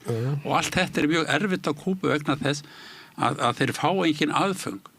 Þeir geta ekki keypt til dæmis tölvu ef það er einhver smá hlut af tölvunum sem er búin til í Bandaríkjunum, þá er bannað að selja Kúbu þennan hlut eða þessa tölvu til dæmis. Og það gildir allt mögulegt svona. Evrópusambandið er líka virkt í þessu og auðvitað er þetta erfitt fyrir yngra fólk og fyrir allar reyndar að búa þetta áratugum saman, að það er alltaf skortur á mat, það er alltaf vesen, það er myrkur kannski stóra hluta dagsins og svo framvegis. Þetta er mjög erfitt og það sem gerðist þarna var það að það kom fólk út á göturnar og í einum ákveðnum bæ San Antonio de los Baños, held ég hún heiti, réttur utan Havana og hérna sagði við viljum meiri mat, við viljum meira þetta, við viljum meira þetta. Þetta beindist ekki beint gegn stjórnvöldum, þetta voru kröfur þessa hluti. Svo voru að halda miklu stærri mótmælagöngu þar sem að það var krafist þetta viðskiptabanni væri afnumið. Og nota bene, það vitað og hefur ekki verið mótmælt að Bandaríki þau hérna, sem að eyða alveg ofboðslegum upphæðum í að reyna að knesetja byltingun og Kúbu bæði með því að reyna að drepa fórustuna sem er gert í gegnum árin með linnulausum áróðri sem að næri í gegn mjög víða með annars mjög sterkt hér á þessu landi hér að þeir lofuðu fólk ákveðnum upphæðum fyrir að henda sprengjum inn í gönguna, fyrir að kveikja lögreglubílum, fyrir að gera hitt og þetta og Kúban tóku mjög hart á þessu. Þetta fólk var tekið bakari fyrir þetta. Það var ekki tekið á bara eins og gerist gjarnan í mótmælum í Bandaríkjunum, heldur var það. Bara á Íslandi? Heldur var það sem það var tekið hart á þessum hlutum og fjölmiðlarnir tóku þetta upp og það er þess mjög fræg mynd sem var birt á forsíðu New York Times, sjálfur New York Times sem var frá mótmæl og var hér mótmæl og Kúba alltaf verða vitlaust. Og hver var þessi mynd? Hún var frá Havana. Þar sem verður að mótmæla viðskiptabannu með ýmsa frelsisetjur úr sögu Kúbu með hans filmingur sem var þar í broti fylkingar. Þessi sama mynd var svo tekin og sett á forsíðu Morgunblaðs eða frétti í Morgunblaðinu. Það voru sýndar myndir meðal annars bæði frá Kaíró og Buenos Aires sem átt að sýna hvað verið útbreitt mótmæli á Kúbu en þetta var á allt öðrum stöðum. Þetta var allt bara falsfréttir, mjög mikið af þessu. Og flest af þessu var borið tilbaka, reynda til þessu mynd sem var í Morgunblaðinu, hún hvarf svo einhver rölda vegna því að það var svolítið svona píljat fyrir New York Times að byrta svona mynd sem var frá allt öðrum atburði. Þannig að ég held að þetta sem gerðist 21. apríl, júlí svo átt að vera annað ríkisstjórnandi raunverulega að falla haustið en þau mótmæli urðu ekki að neinu sem átt að vera í október eða nóvember. Og þessar aðgerðir náðu meiri sér til Íslands en það var ekki sérstakur fótu fyrir þessu. Og ég held að sé líka mikilvægt við heilsugæslukerfi sem að Eyjólfur var að tala áðan og það er eitt náttúrulega sem að heilsuverðarsinnarnir skilja ekki. Þeir skilja það ekki að það fari læknar sem af eigin hvötum í sjálfboðaliðar, læknar, hjúkrunarfólk til afskiptustu staða í henni ýmsu lönd í heiminum vegna þeirra einlegu samstöðu þeirra með öðrum og til þess að hjálpa hjúkra öðru fólki. Þeir sjá þetta fyrir sér ef þú fer svona til útlanda þá er það að gera þess að græða sem mest að peningum. Það er þetta samkenndarleysi sem að lýsir Vesturlöndum svo vel. Og þessi Kúbanar sem hafa gert þetta, þeir fá náttúrulega eitthvað ákveði fyrir það en obbin af þess að við farið svo til dæmis í Venezuela, þar hefur verið á afskiptustu stöðum í Venezuela, þessi læknar í Venezuela fara ekki til að hluti af þessi hefur notað til þess að borga upp olíu, það er alveg rétt. En Bandaríkin reyna að teikna þá mynd að þetta sé raunverulega mansal, þetta séu þrælar, kúbanski þrælar sem vera að senda til útlanda, segir áróðuskinni, vegna þess að þeir eru fyrirmunað að skilja að það sé eitthvað annað sem kveiki fólki, annað en þörfin á að græða peninga. Þeir líta á þetta sem samstöð, þeir Kúbanir líta á læknar líta á þetta sem endurgjald fyrir til þrælana frá Afríku sem að margir þeirra koma raunverulega frá. Og eitt af fyrsta sem Kúban ásegið sem Kúbanir gerði eftir byltingunum var að taka aðalfangaeyjuna á Kúbu og breyttum nafn og hvað er æskueyjan og þar voru skólar það sem fyrir nemendur frá hinum og þessum vanþróðuru löndum þessi fólk lærði til dæmis að vera læknar og svo framvegð og þeir eru að senda arakur og læknum og hjúkrunarfólki til þessari landa og núna er eitt af því sem Bandaríkin að gera, þeir eru að segja að þetta sé mansal og þeir eru að hvetja þjóðir undir ógnunum það að setja það frekari tolla og þeirra vörur ef þeir drægti ekki tilbaka og ég las bara í fyrra dag að í Guatemala eru þeir farnir að hafa þeir látið undan og er að segja kúbönsku læknunum að fara heim, læknar sem verið hann í 3 áratugi. Hvernig eru sóknarfæri fyrir Íslanda að styrkja vináttusambandi við Kúbu og bjóða þeim á bráðmóttökuna sem liggur undir? Já, það var alveg vel hægt sko. Að því að þið nefndu Venezuela og maður eiginlega kemst ekki hjá því að nefna Venezuela í samhengi.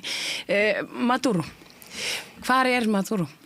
Hann og Silja Flores, eiginkona hans, sitja í fangelsi í New York og það hefur ekkit engar fréttir, það er að verða núna 2 mánuði síðan. Eina sem ég vissi, ég fylgist með Telesúr, var að þeir voru kölluð fyrir dómara í upphafi janúar og vistust hvergi kvika sko að dómarinn baði að segja til nafns og þá þuldi þau sko að því að Silja Flores heldur ekkert einhver puntdama, hún sko lögfræðingur og hefur verið í á þinginu og hefur verið í baráttu sko aftur í tíman. Ef menn hafa áhuga á þessu sem við geta fundið, það þættir sem heita Nicholas, sem leikni sjónvarpsþættir þeir eru á YouTube, sem segja þessa sögu og það fer yfir, það útskýrir 1973 og aftur í tíman þegar því Venezuela hefur náttúrulega verið staðið líka í langri baráttu. Þá þuldi fyrir framan dóma, þá þuldi fósitin upp fullt nafn og sagði ég fósiti í Venezuela, bóluverkar lífveldisins og þá sagði dómarinn, já þú þarft nú ekki að segja þetta allt saman og þá endurtók hann þetta og svo gerði hún það líka. Það síðasta sem ég heyrði var að eitthvað hluti af lögfræðingateimi Julian Assange til hals og traust en þetta þegar þetta verður, nú veitum við ekki hvað gerist en þá þetta bara sýndarréttarhöld því þau eru, fyrir að fyrsta náttúrulega má ekki ræna þjóðhöfðingjum, þeir hafa fríhelgi og með 2 þá má ekki rétta yfir þeim í öðru landi, það þarf að gera þetta í heimalandinu eða annan hátt og gerir ekki árás á landi og þú veist, drepur 100 pluss manns og á óbreytta borgara líka. Þau eru kærð fyrir, það á að ákæra þau fyrir 4 liði meðal annars sem sagt hún fyrir 3 vopn, eiturlyf og eitthvað annað. Hann fyrir samsæri gegn Bandaríkjunum með eitthvað áleika en síðan hefur bara ekkert heist. Nú náttúrulega er staðan Delcy Rodríguez varafósettin orðin sittandi fósetti, það gerir sjálfkrafa, það gerir það í held í 30 daga eða 60 daga svo það endur nýjað, 3 mánuð eitthvað sluðis, að við vitum ekki hvað að gerast því það koma eiginlega fréttir að því en það þú veist, fólk að skrifa alveg eins og fólk gerir gegnum Amnesty, það skrifar bréf til yfirmanna í Bandaríkjunum og í þetta fangils og sendir inn post og það svona þrýstingur sko. Það náttúrulega áhugaverð staða líka í Venezuela varandi að þau eru sko gegn því að það slakað á viðskiptabanninu sem átti að reyna að eyðileggja Venezuela líka en það tókst ekki að þeir eru núna bandarísk olíufyrirtæki eru að koma inn í Venezuela og kaupa olíu af þeim en það samt þessi bólivianska stjórn sem hefur verið sem stýrir því og það svona margt í gangi þar en vanandi Maduro og Flores vitum við ekki meir sko.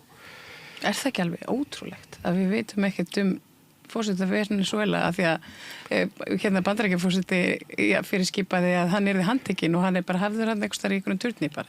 Já, handtekinn fyrir hvað? Fyrir að vera fíknefna eiturlyfjasmygglari. Staðreyndin svo ef maður skoða tölurnar að eins og dæmis Bólivía og Venezuela og fleiri lönd þegar þeir losuðu sig við DEA, bandarísku eiturlyfjaeftirlitið eða hvað hann heitir, fíknefna deild Bandaríkjanna, þegar það fór út á landinu þá fyrst fjall magna eiturlyfjum í landinu og þeir eru með eins og Kúba með zero tolerance þeir hjálpa Bandaríkjunum mjög mikið það er eitt sem sagt að ef Kúba leiti ekki við að þá væri bara rauninu opið fyrir eiturlyf mjög mikið inn til Bandaríkjana þannig að þetta er bara hræsni sko, ekkert annað því miður.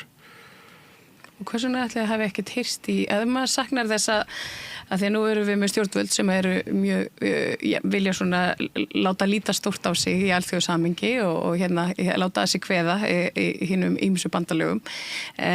Hvers vegna ósköpunum ætli við heyrum ekkert af fordæmingu aðgerðum gegn Kúbu og svo fangelsun Maduro og Já, þeir segja nú, trekk segja að það sé svo mikilvægt og þess vegna séu nú í NATO og svo framvegis það þeir segja og þessi grundvöldu fyrir okkar tilveru það sé að alþjóða lög séu virt og það er svo mikilvægt að það sé gert og það gera Vesturlöndir en maður átti sig ekki alveg að hvort þið sé að gera grína þeim sem eru að hlusta á eða hvers vegna er að segja svona vittleysu vegna þess að í gagvart Kúbu náttúrulega er þetta náttúrulega bara rugl. Það verið að gera álitanir trekki á allsherjarþingi Sameinuðu þjóðanna.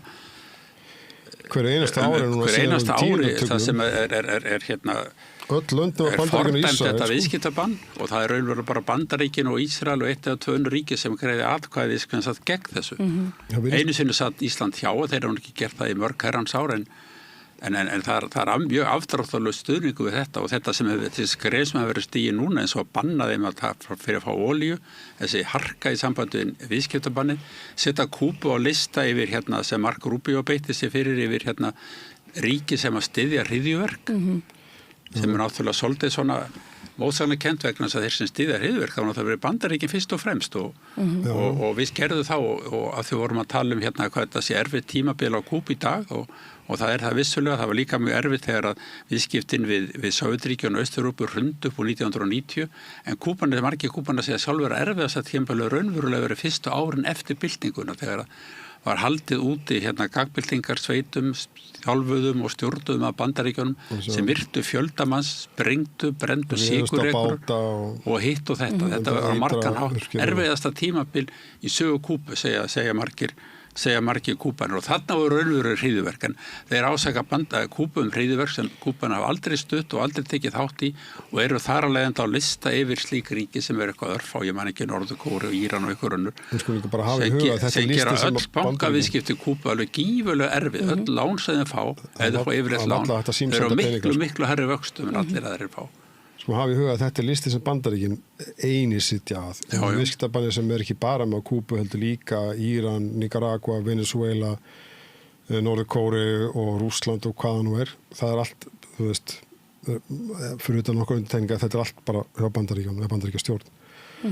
Og hugsaður hörkuna í miðju COVID þegar Kúbanir er sjálfur búin að þróa sín eigin lyf til þess að bólusetja fólk af COVID þá koma Bandaríkinn vekk fyrir að þau fáin sprautunálar. Það þurft alveg rosalega átök til þess að fá sprautunál til að geta bólusett fólk. Já, þetta er markvisst og þetta er allt úthugsað. Það er verið að svelta fólk sem eru auðvitað líka... Þetta er hægfara þjóðum sem búið að gefa meira í. Sko, mér líka bara hugsa rökfræðina bak við þetta að því að eitthvað leiti þá láta Bandaríkin eins og þessi viðskipta þvinganir höft og allt það sé ekki til og reyndar hefur Trump sagði þarna í þessu spjalli sem er hann í flugvélinu öðru kóru það er, þeir kalla embargo sem þýðir bara viðskipti með til 2 landa en þetta heitir blockade, þetta er bara höft, almennt að það er meðan sagt þetta ef að sósíalismin eða svona vinstri hreyfingar eru svona hræðilega, þú veist, okkur láta það ekki bara falla sjálft sig, okkur þarf að eða svona svakalega miklu peningum að því að það tekið saman, þetta er alveg rosalega fjármunir og tími og ár og áratugir og það hefur ekki ennþá tekist þegar er síðan skrúa fyrir að því að sko, ef þetta er svona hræðilegt, okkur þurfa þá skrúa fyrir olíuna líka, að því að ef þeir halda, það er svo Gylfi var að tala á hann, sko, heimsvöldarsinnandi, þeir skilja ekki samstöðu, þeir skilja ekki það að þú standi með fólkina þegar meira segja fólki sko, sem er núna á Kúbu að lendir í þessu, það er alveg dagskýrt og ljóst hver er aðilinn bak við þetta, það var alltaf verið það er alltaf mismunandi varandi, þú veist, gegnum tíðina, en núna er það bara, já, það er Bandaríkin. Þeir skilja heldur ekki samstöðu svona fólks. Þeir átt að reyndar Kennedy gerði það. Kennedy ætlaði sér að ráðast inn á Kúbu eftir að Sýnaflóinnrásin mistókst og hann lét sér starfsfólk reikna þá út hvað myndi þetta kosta mörg mannslíf og þeir kom upp með það tölu að það myndi kosta tæplega 20.000 manns, bandarísk mannslíf bara fyrstu vikuna eftir innrás á Kúbu. Og þá sagði Kennedy, ok, við skulum sleppa þessu. Og það er raunverulega ástæðan fyrir því að þeir eru ekki þorað að fara inn og ég er alveg samfærum það að það er meira hátt að mál fyrir þá að ráðast inn í Kúbu og ætla að taka Kúbu, þeir munu að mæta. En er það eitthvað sem þið sjáu fyrir ykkur svona? Nei, ég sé það ekki fyrir mig. Ég held að þeir haldi áfram. Þeir munu halda áfram, þeir munu gera meira erfiðara fyrir, til dæmis fyrir Kúbani sem er að vinna í Bandaríkjunum og senda peninga til sinna fjölskyldna eins og er gert í öllum heimsvartalöndunum og þar sem fólk vinnur, það sendir ykkur hluta af sínum launum til annara. Þeir hafa skorið þetta meira og meira, þeir geta halda áfram að skera þetta, þeir eru að halda örgla áfram að djöflast gegn þeim sem hafa viðskipti við og þeir mun halda áfram að djöflast gegn kúbansku læknum í öðrum löndum og svo mun halda áfram sem sagt áróður en það sé allt óstjórn á Kúbu, hafa ekkert með viðskiptabönnur raunverulega að gera, þetta sé mannsal á fólkið að senda kúbanska lækna þegar annara þjóða. Þeir eru búin að gleyma því að þegar byltingi var að gera á Kúbu 59 var einmitt að lesa þetta bara í gær eða fyrir þetta, að þá voru vel á annan tug vændiskvenna á Kúbu. Getið ímyndað eitthvað ástand þetta var svona reiður mafíu ósanna að geta komið þarna og tekið þátt í alls konar veðmálarugli og vændu og öðrum viðbjóði sem þar viðgengst, að þeir vilja koma þessu á fót aftur.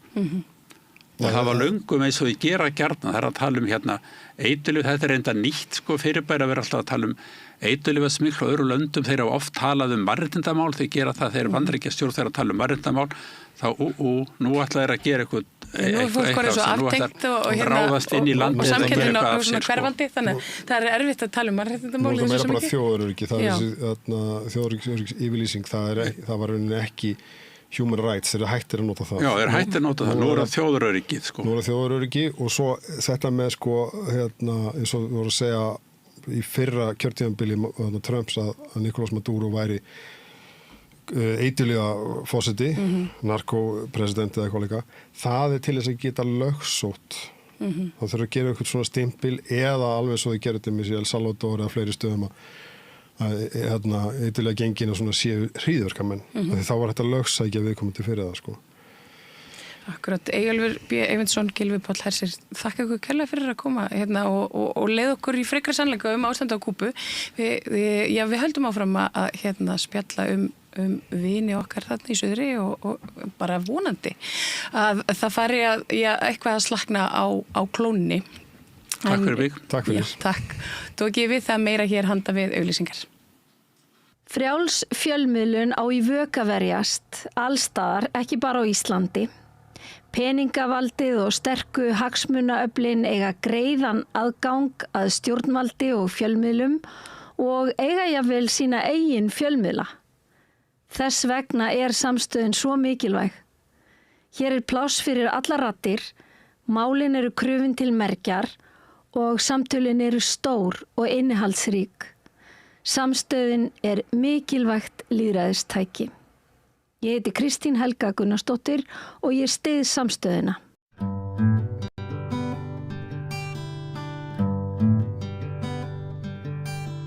Já, komið sæl aftur og velkomin að Rauðaborðinu. Ég heiti Marja Lilja og hjá mér er góður gestur að ræða Qigong. Þorvaldur Ingi Þórsson, velkomin. Jónsson, já, takk. Jónsson, fyrirgefðu. Hvað er Qigong? Qigong eru nú fræði sem hafa verið stunduð í Kína í 5.000 ár og Qi-ið í okkur er lífsorkan og í kringum okkur er lífsorka og þegar við raunverulega fruma móður og föður sameinast og við byrjum að verða til að þá eignast við okkar Qi, okkar lífsorku. Og Qigong er aðferðafræði eða aðferð til þess að draga að sér lífsorkun og passa upp á að halda góðri lífsorku í kroppnum sínum, nánast þar til maður gespar gólunni og fer á annað svið. Og þetta er svolítið spurningin með Qigong, hvernig getum við nýtt þetta og skilið þannig að okkur líði betur og að við stöndum vel með okkur. Við séum góðar og gefandi manneskjur og þetta er eins og minn fyrsti lærimeistari Gunnar Eyjólfsson sem hefði orðið 100 ára núna 24. febrúar, blessa sér minning hans og megi hún lifa okkur. Og þá erum við svolítið að horfa til þess í okkar samfélagi þar sem er svona mikið áreiti. Hvað veldur kvíðanum, hvað veldur óörygginu, okkur líður okkur svona frekar illa og við erum kannski svolítið hrædd og erum svolítið í svona fight móti í staðins að njóta lífsins og trúa því að við ætlum að vera góð hvert við annað. Og það er svolítið þetta Qigong og við og Gunnar byrjaði að svona leggja inn línu þannig að í okkar qigong sem við erum að stunda á Íslandi þá erum við að leggja áherslu á öndunina og við erum að leggja áherslu á hugleiðsluna leið og við hreyfum okkur og styrkjum okkur líkamlega og ég nú svona sjálfur svolítið ofvirkur og þannig að það passa mér að hreyfa mig og gera hugleiðslu, ekki sitja bara svona þó að það sé gott líka en við erum og það sem svo gott við qigong að það engin trúarbrögð heldur við raunverulega bara viðurkenna að við erum hluti af náttúrunni og við þurfum að gefa okkur tíma til þess að tengja okkur móður jörð og himninum og baða okkur í lífsorkunni hlaða á batteríinu okkar En af hverju þetta mikilvægt að við jarðtengjum okkur aðeins? Sko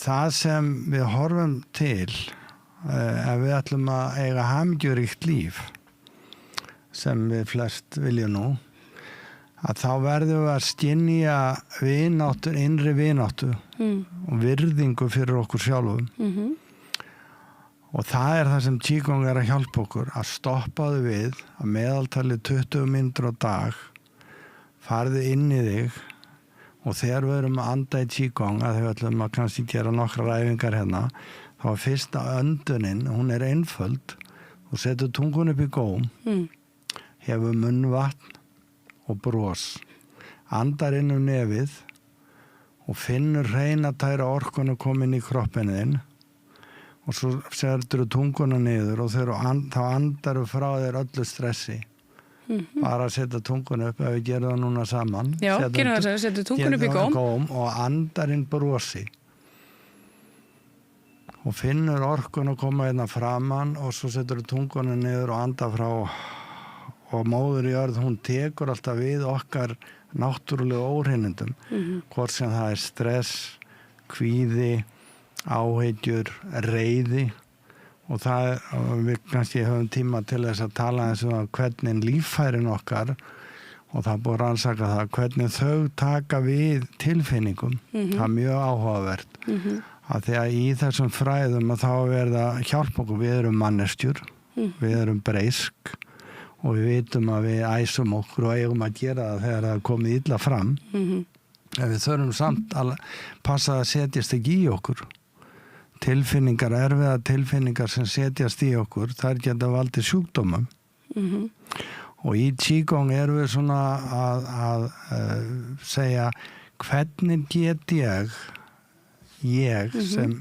einstök manneskja og einstök vera passa svolítið upp á mína heilsu ekki að hugsa heilbrigðiskerfið það lækna mig þegar þó að það sé gott þá eigum við að taka miklu meiri ábyrgð á okkar heilsu alveg frá fæðingu og þess vegna þurfum við að fara að tala miklu meira það hvað við sjálf getum gert fyrir okkur til að viðhalda heilsunni og heilsa og hamingja að tengja saman en við segjum þegar við erum að anda svona djúpt inn þá byrjum við að anda fyrir friðin friðurinn grunnur að allri hamingju og svo segjum við öndum inn fyrir friðin öndum inn fyrir heilsuna og langlífi gott líf og leiðum að gera þetta og næra losum alla spennu í líkamannum þá fer líkaminn að heila sig þannig að við verðum sjálf okkar sterkust og bestu heilarar og þetta ekkert sem sagt flókið Þetta snýst í rauninni bara að tengja sig við líkamann sinn og taugakerfið og taka sér tíma yfir daginn eða í að svona afstressa sig Já og svona stilla sig af og hvernig við tökumst á við sko eitt sem alveg gefið í lífinu að við fáum fullt af erfiðum verkefnum það sem skilur á milli þeirra sem eru hamingjusamir og þeirra sem sagt, fá í sig kvíðan og ónot og veikindi þess vegna svolítið hvernig við tökumst á við erfiðleikana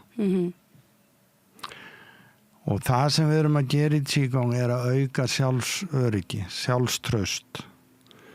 Þannig að Gunnar til dæmis, hann benti alltaf á það, jú, þetta er öndunin, anda inn brosinu, finna hjartað brosa, hjartaði keisarinn í líkamannum. Og svo erum við að hreyfa okkur og við erum að meditera og svona róa hugan og allt það. En síðan er þetta bardaginn. Og hvað snýst nú bardaginn? Einmitt, hvað snýst nú bardaginn? Hann snýst það að við stöndum með okkur, óhrædd. Og við líðum ekki ofbeldi. Í lífsmáta Qigong segir við ætlum að það er pláss fyrir okkur öll. Við ætlum að okkur líður best þegar allir í kringum okkur að njóta sín. Þá líður okkur vel og við getum notið okkar líka.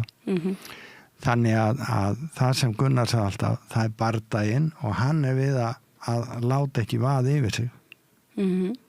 Þannig að leið og styrkur okkar á að vera sá, að leið og einhver kemur að okkur og ekki að koma fram við okkur eins og okkur þykir sæma, þá er að stoppa og spyrja, byrju nú, okkur ertu hagarði, okkur finnst þér þetta?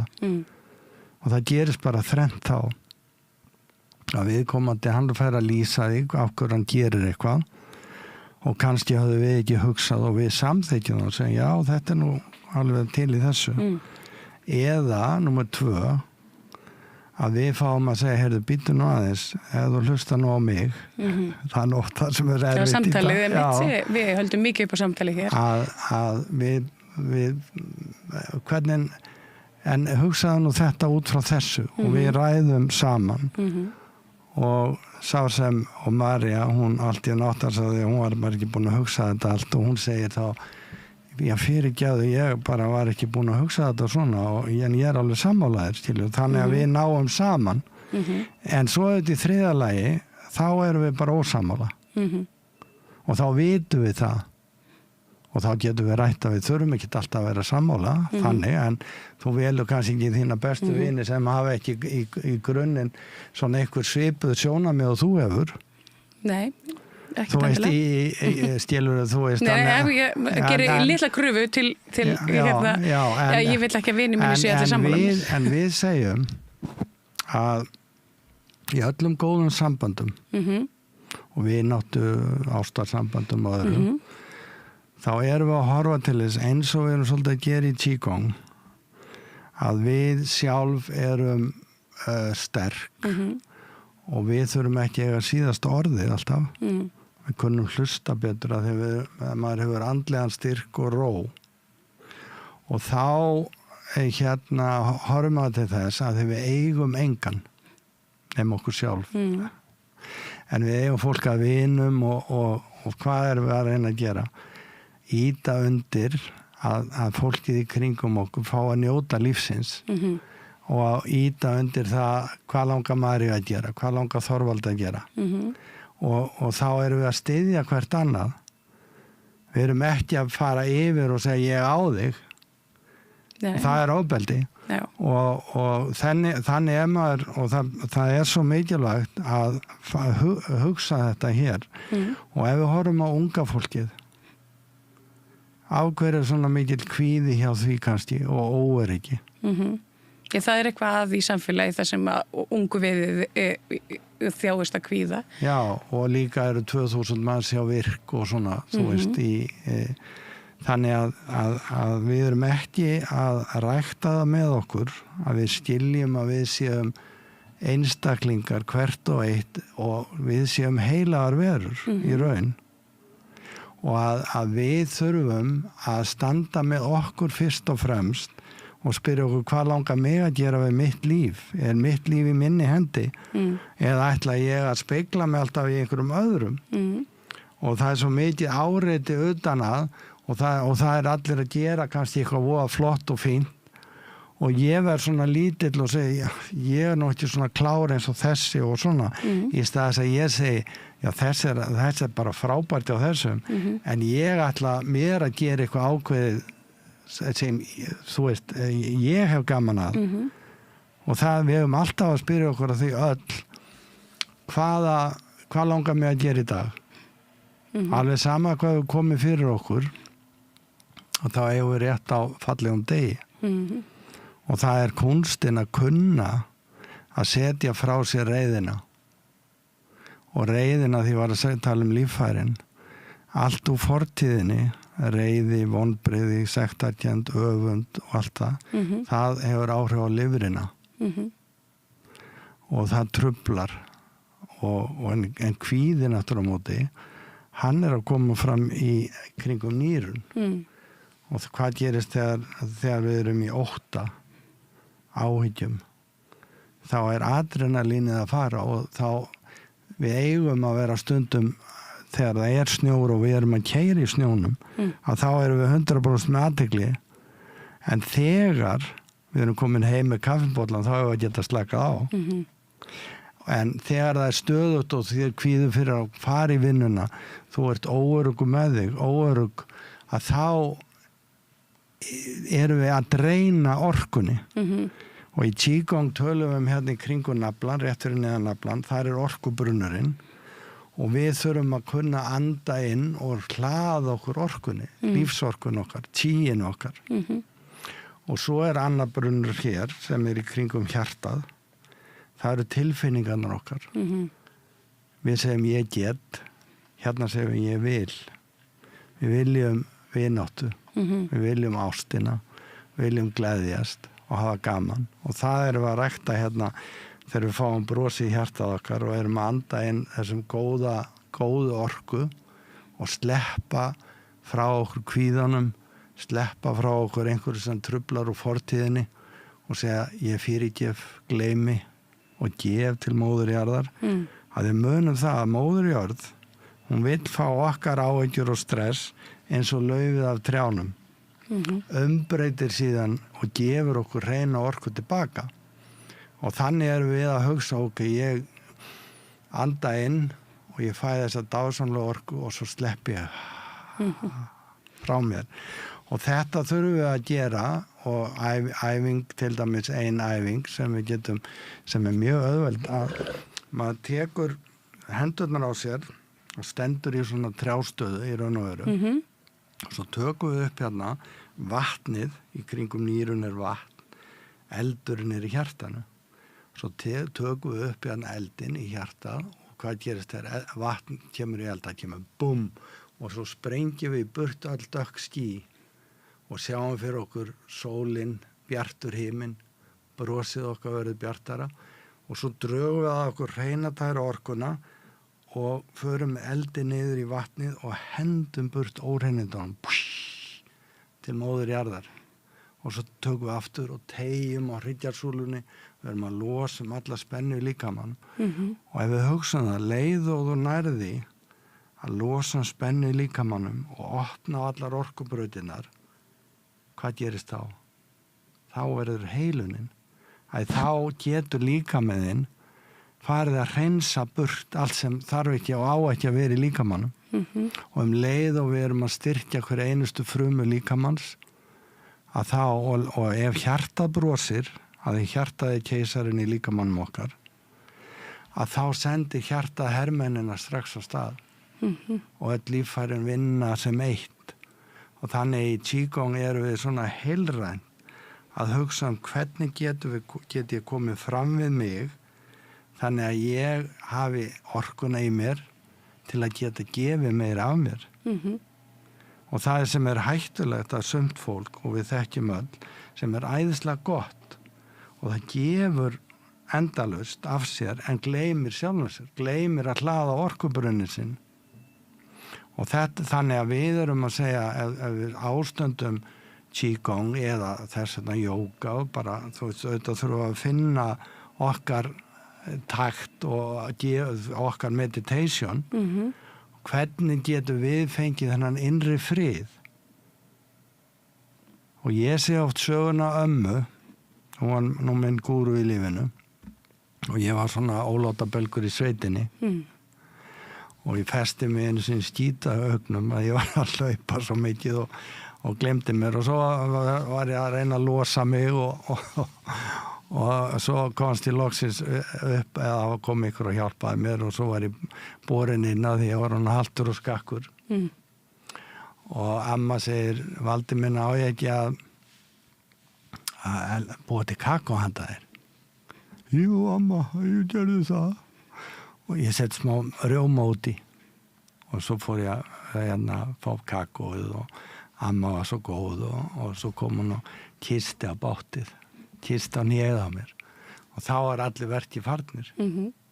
Og þetta svolítið það sama, við finnum að við í öruggu og það aðhlynningin þess vegna best fyrir að bæta heilsuna þegar okkur líður vel hvort sem við með flensu eða eitthvað annað að við náum að slaka og við finnum að það einhver sem elskar okkur og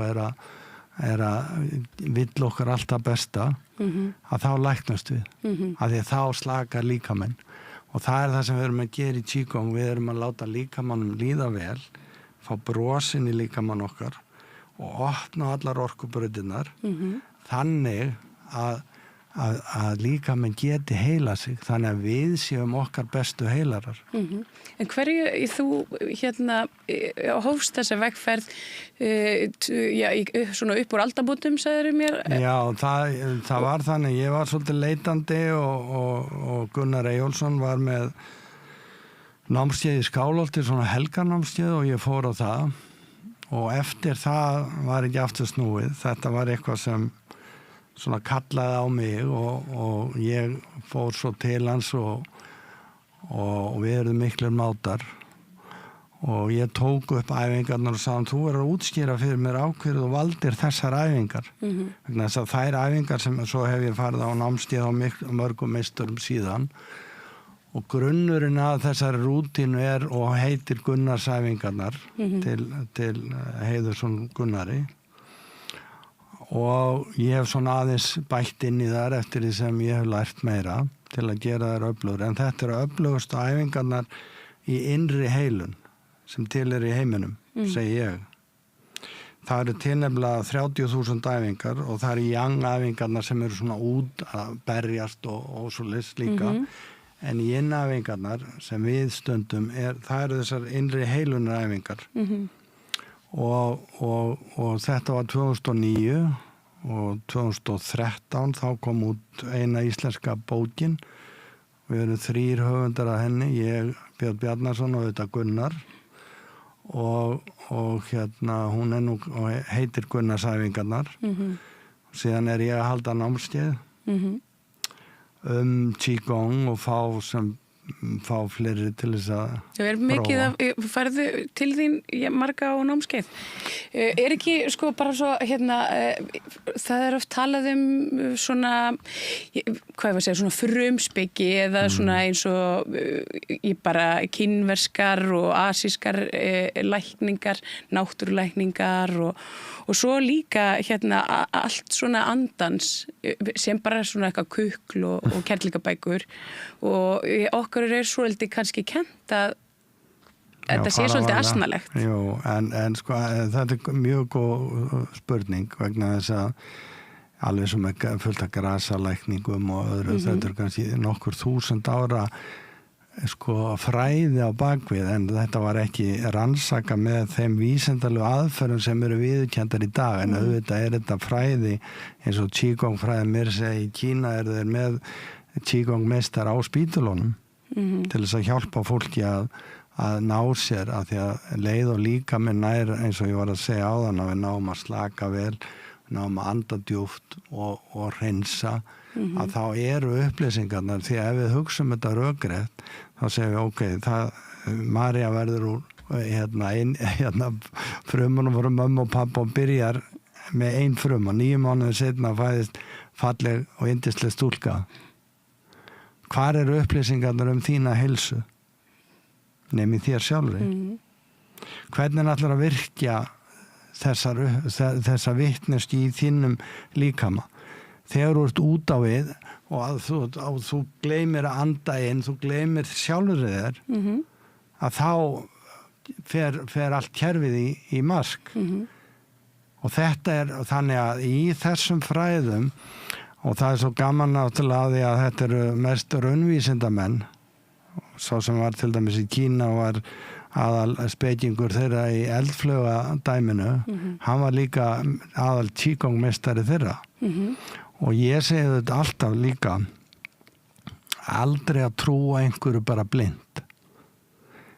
Það sem ég segi í þessu að ég að segja, ég kem ekki fram sem einhver gúru og segi ég get bjargað Maríu, ég get bjargað þessum með einum, trúð á mig. Heldur ég að segja trúð á sjálfa það. Ég að gefa mér svona tæki til þess að fara inn, losun spennuna, skilja betur þinn mátt. Og það ég að segja við unga fólkið, skiljum hvert og eitt, að við erum mikilvæg, við erum heilug hvert og eitt og þess vegna hefur líka komað vel fram við erum að virða hvert annað og vera rosalega ánað þegar allir að blómstra í kringum okkur. Það pláss fyrir okkur öll.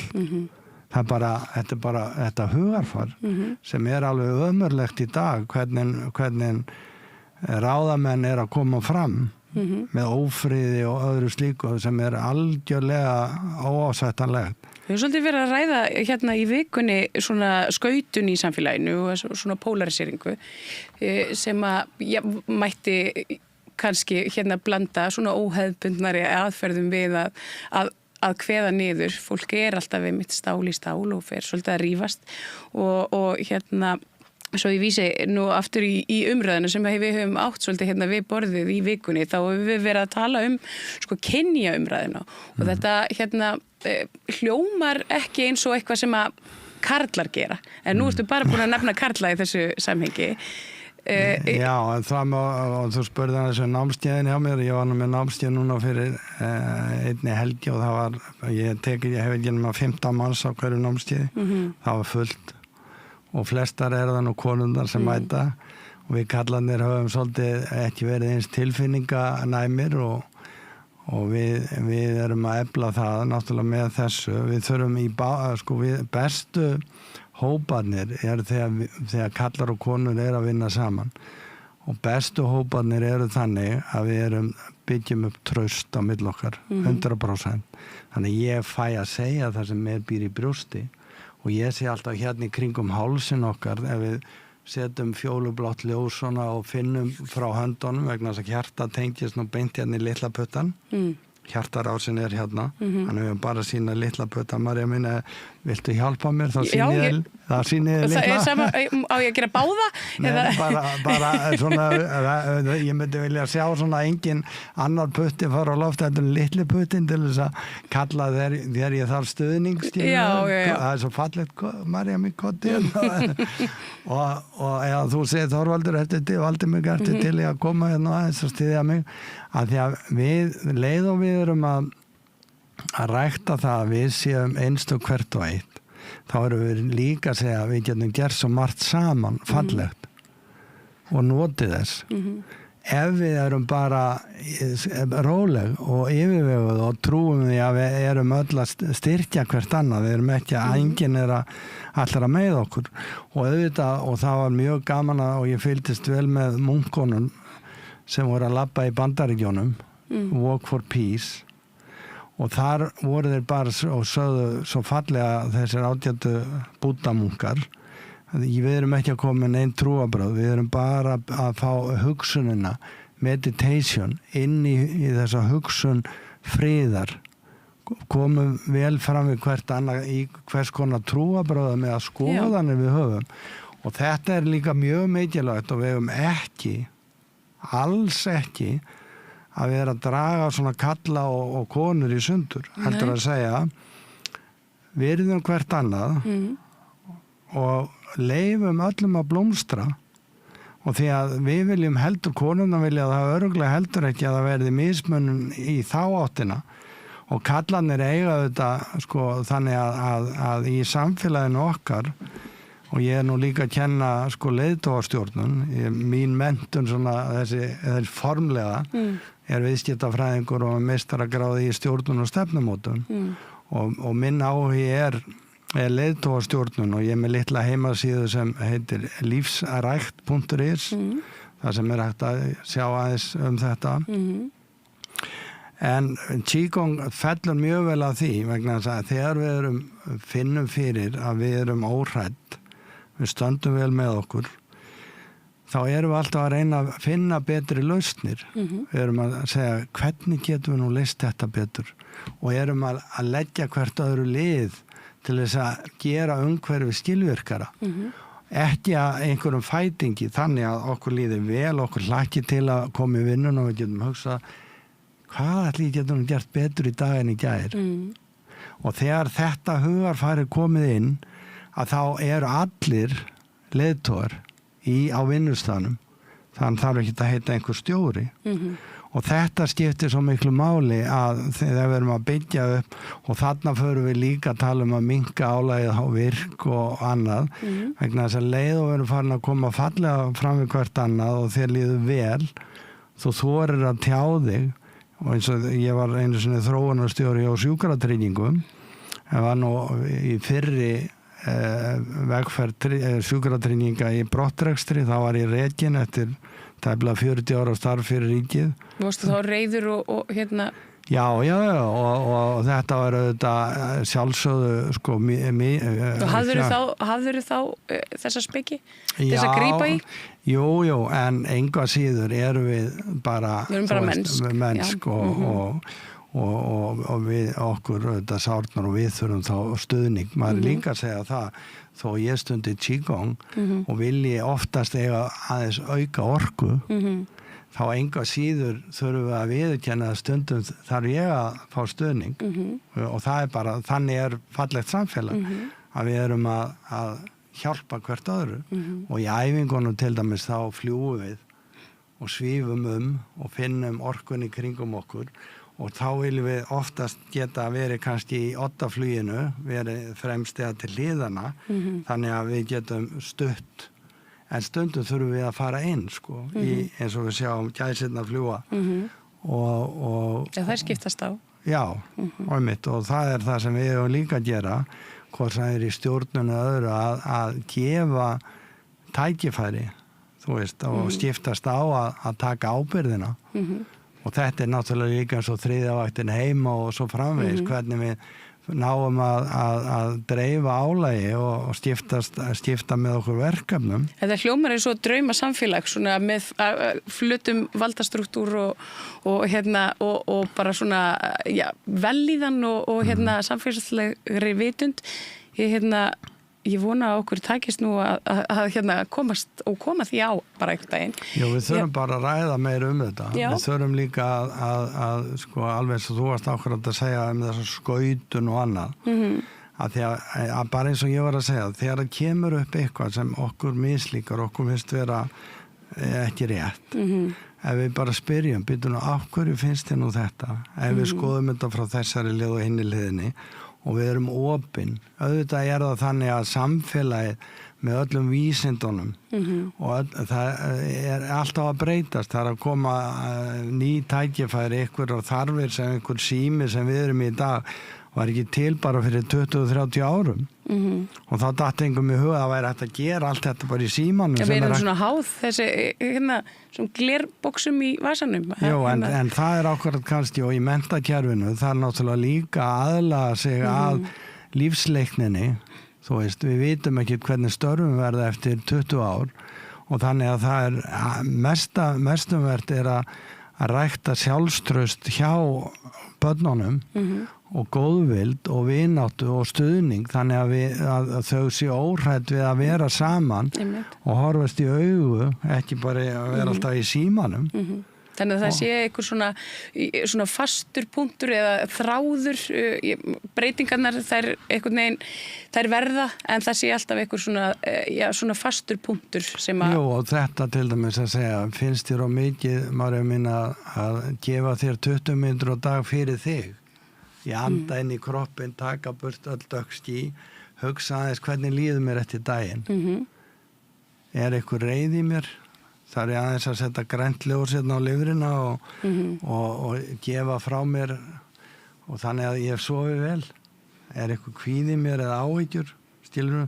Þannig að maður fari aðeins yfir og þakki fyrir daginn og svo að það situr eitthvað í okkur og segja ég ætla nú bara að taka þetta fyrir á morgun að þegar við erum að fara í æfingarnar sem taka þegar við förum í rútínuna hún tekur svona 45-50 mínútur við endum í djúpir hugleiðslu þar sem við förum inn í hryggjarsúluna og sjáum fyrir okkur allt taugakerfið og allt innra og trúum því að það sé alltaf starfi eins vel og hugsast getur að þá maður að reyna að tryggja það að þessi innri heilunamáttur að við séum alltaf að virkja hann þannig að við náum að halda okkur heilum og annað líka sem gerist sem er mjög mikilvægt það að okkur laki til að ég sé búin að ég þori að gera eitthvað nýtt að ég sé það gaman og þegar við erum að fljúga það áttum við okkur að þeir eru svífum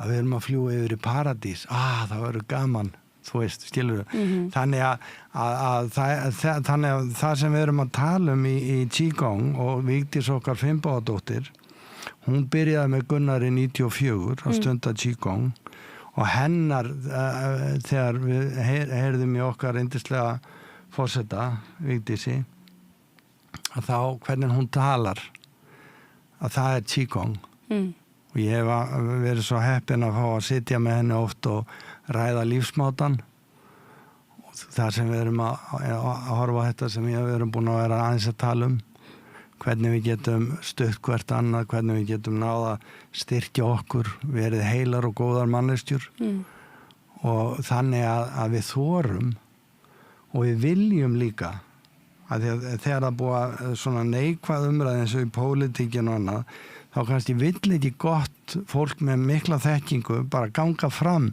að það verið að, þú veist, níðast á fólki og þetta er náttúrulega það sem við þurfum að breyta og það er þetta sem við þurfum að tala vegna þess að við höfum fullt af þekkingu og við getum gert svo margt til þess að blómstra og búa til fallegt samfélag þar sem okkur líður vel og minnka líka það er alltaf verið að tala bráðamóttök og það verið að tala þetta og hitt en auðvitað ég að byggja ramma og reyna að tryggja það að þeir sem eru virkilega lasnir að þeir fái góða þjónustu en við höfum líka og miklu meira að tala við fólk og láta hvern og einn spyrja sig að því hver er mín ábyrgð á minni heilsu? Hvað get ég gert sjálfur og sjálf til þess að styðja mig? Til þess að passa upp á mína heilsu? Hvað ætla ég að labba mikið? Hvað ætla ég að gera til þess að horfa á eitthvað fallegt? Að í æfingunum erum við líka að fara inn í skynfærin, lokum augum og hendum þeim út og brosum leið. Þá erum við að styrkja augbotnana og styrkja að það verði ekki augþurrkur við erum að læra að hlusta vel og við segjum líka ilmurinn, hvað ætla ég að gera? Ég ætla að rækta fallega garð þar sem rósirnar eru fallegar, þar sem mér líður vel ég ætla ekki að vera í garði sem er órækt en ég í minni hendi hef ég máttinn til þess að ákveða hvar ég ætla að vera Akkurat. Þorvaldur Ingi, þakka kærlega fyrir gott spjall. Þetta er mjög áhugavert og ég held að margir geti haft mjög gott að þessu. Áður en að ég kveð, við kveðjum að fullu frá Rauðaborðinu í dag, þá ætla ég að biðja þig að kannski ljúka þættinum á einni svona góðri æfingu sem er hægt að grípa til í amstri dagsins, bara í stólnum. Og fara yfir hana með okkur svona. Það er kannski, ég veit ekki hvernig myndverðið er, hvort það er hægt að standa Nei, það er kannski eiginlega best að þú gerir það bara sitjandi. En sko, það eru tvær æfingar sem ég langar að þessi sem við vorum aðeins og við segjum er vatnið niðri við naflan og í kringum og er hjartað okkar og við ætlum að hafa bros í hjartað og viljum að hamingjan okkar, við finnum fyrir hamingjulínun okkar við hjartað og svo þegar við vöknum eftir æfingarna þá er hugurinn líka skýr en við hvílum hann í æfingunum þannig að þetta taka vatnið og teygja sig, bara standa og teygja sig henda frá öllum skýjum og finna sólin vaknar og brosi verður bjartara og svo tökum við að okkur hreina orku og förum niður, beigjum okkur aðeins niður og út og svo opnum við hérna, gerum þetta kannski svona 10 sinnum. Á morgnana þegar við erum að fara út í daginn, segja nú eða stundum einhver ský í kollinum á manni og þá hendum við þeim frá og segjum þetta verður góðu dagur hjá mér. Svo ein skemmtileg æfing að við förum í vangadans við okkur sjálf og þá setjum við höndina hérna fyrir aftan bak, aðra, vinstri höndina fyrst og svo drögum við hérna upp og fyllum lungun og tegjum á og finnum svo orkuna frá lóanum, frá hjartanu, alveg inn í merg og bein og höldum og styrkjum lungun og svo öndum við frá og finnum hvernig öll óhreinindin fara og við lyftum upp svo hinn í hendinni og erum svona að dansa, liðka okkur aðeins, fallegan vangadans. En hvað erum við að gera hérna í hugleiðslunni? Við erum að sýna okkur virðingu, vináttu, finna hvað við erum einstök og þetta svo mikilvægt að fara, gefa sér tíma og svo lyfta upp og svo að finna orkuna frá lófunum og svo sleppa. Og þetta og svo bara segja það að nota tækifærið yfir daginn þegar við situm og erum kannski orðin þreytt að setja tungun upp í góm, reyna að losa svolítið munnvatnið, anda inn og finna reyna orkun að koma inn í kroppin okkar, setja tunguna niður og anda frá og rugga sér aðeins í stólnum, losa hryggjarsúluna. Það er kannski best að enda þessu, anda inn, brosinu, finna fyrir hjartanu og svo anda frá öllu stressi og öllum leiðindum og segja ég ætla að búa mér til fallegt líf og ég ætla að meta mig, ég ætla að finna og þakka fyrir mitt einstaka líf og ég ætla að vera góð og gefandi manneskja og að þegar þetta hugarfar er komið inn hjá okkur að þá hlustum við ekkert á leiðindin og segjum hvað getum við gert til að bæta og ef það er einhver sem kom að okkur með leiðindin þá segjum við þú ert bara mengunarvaldur í dag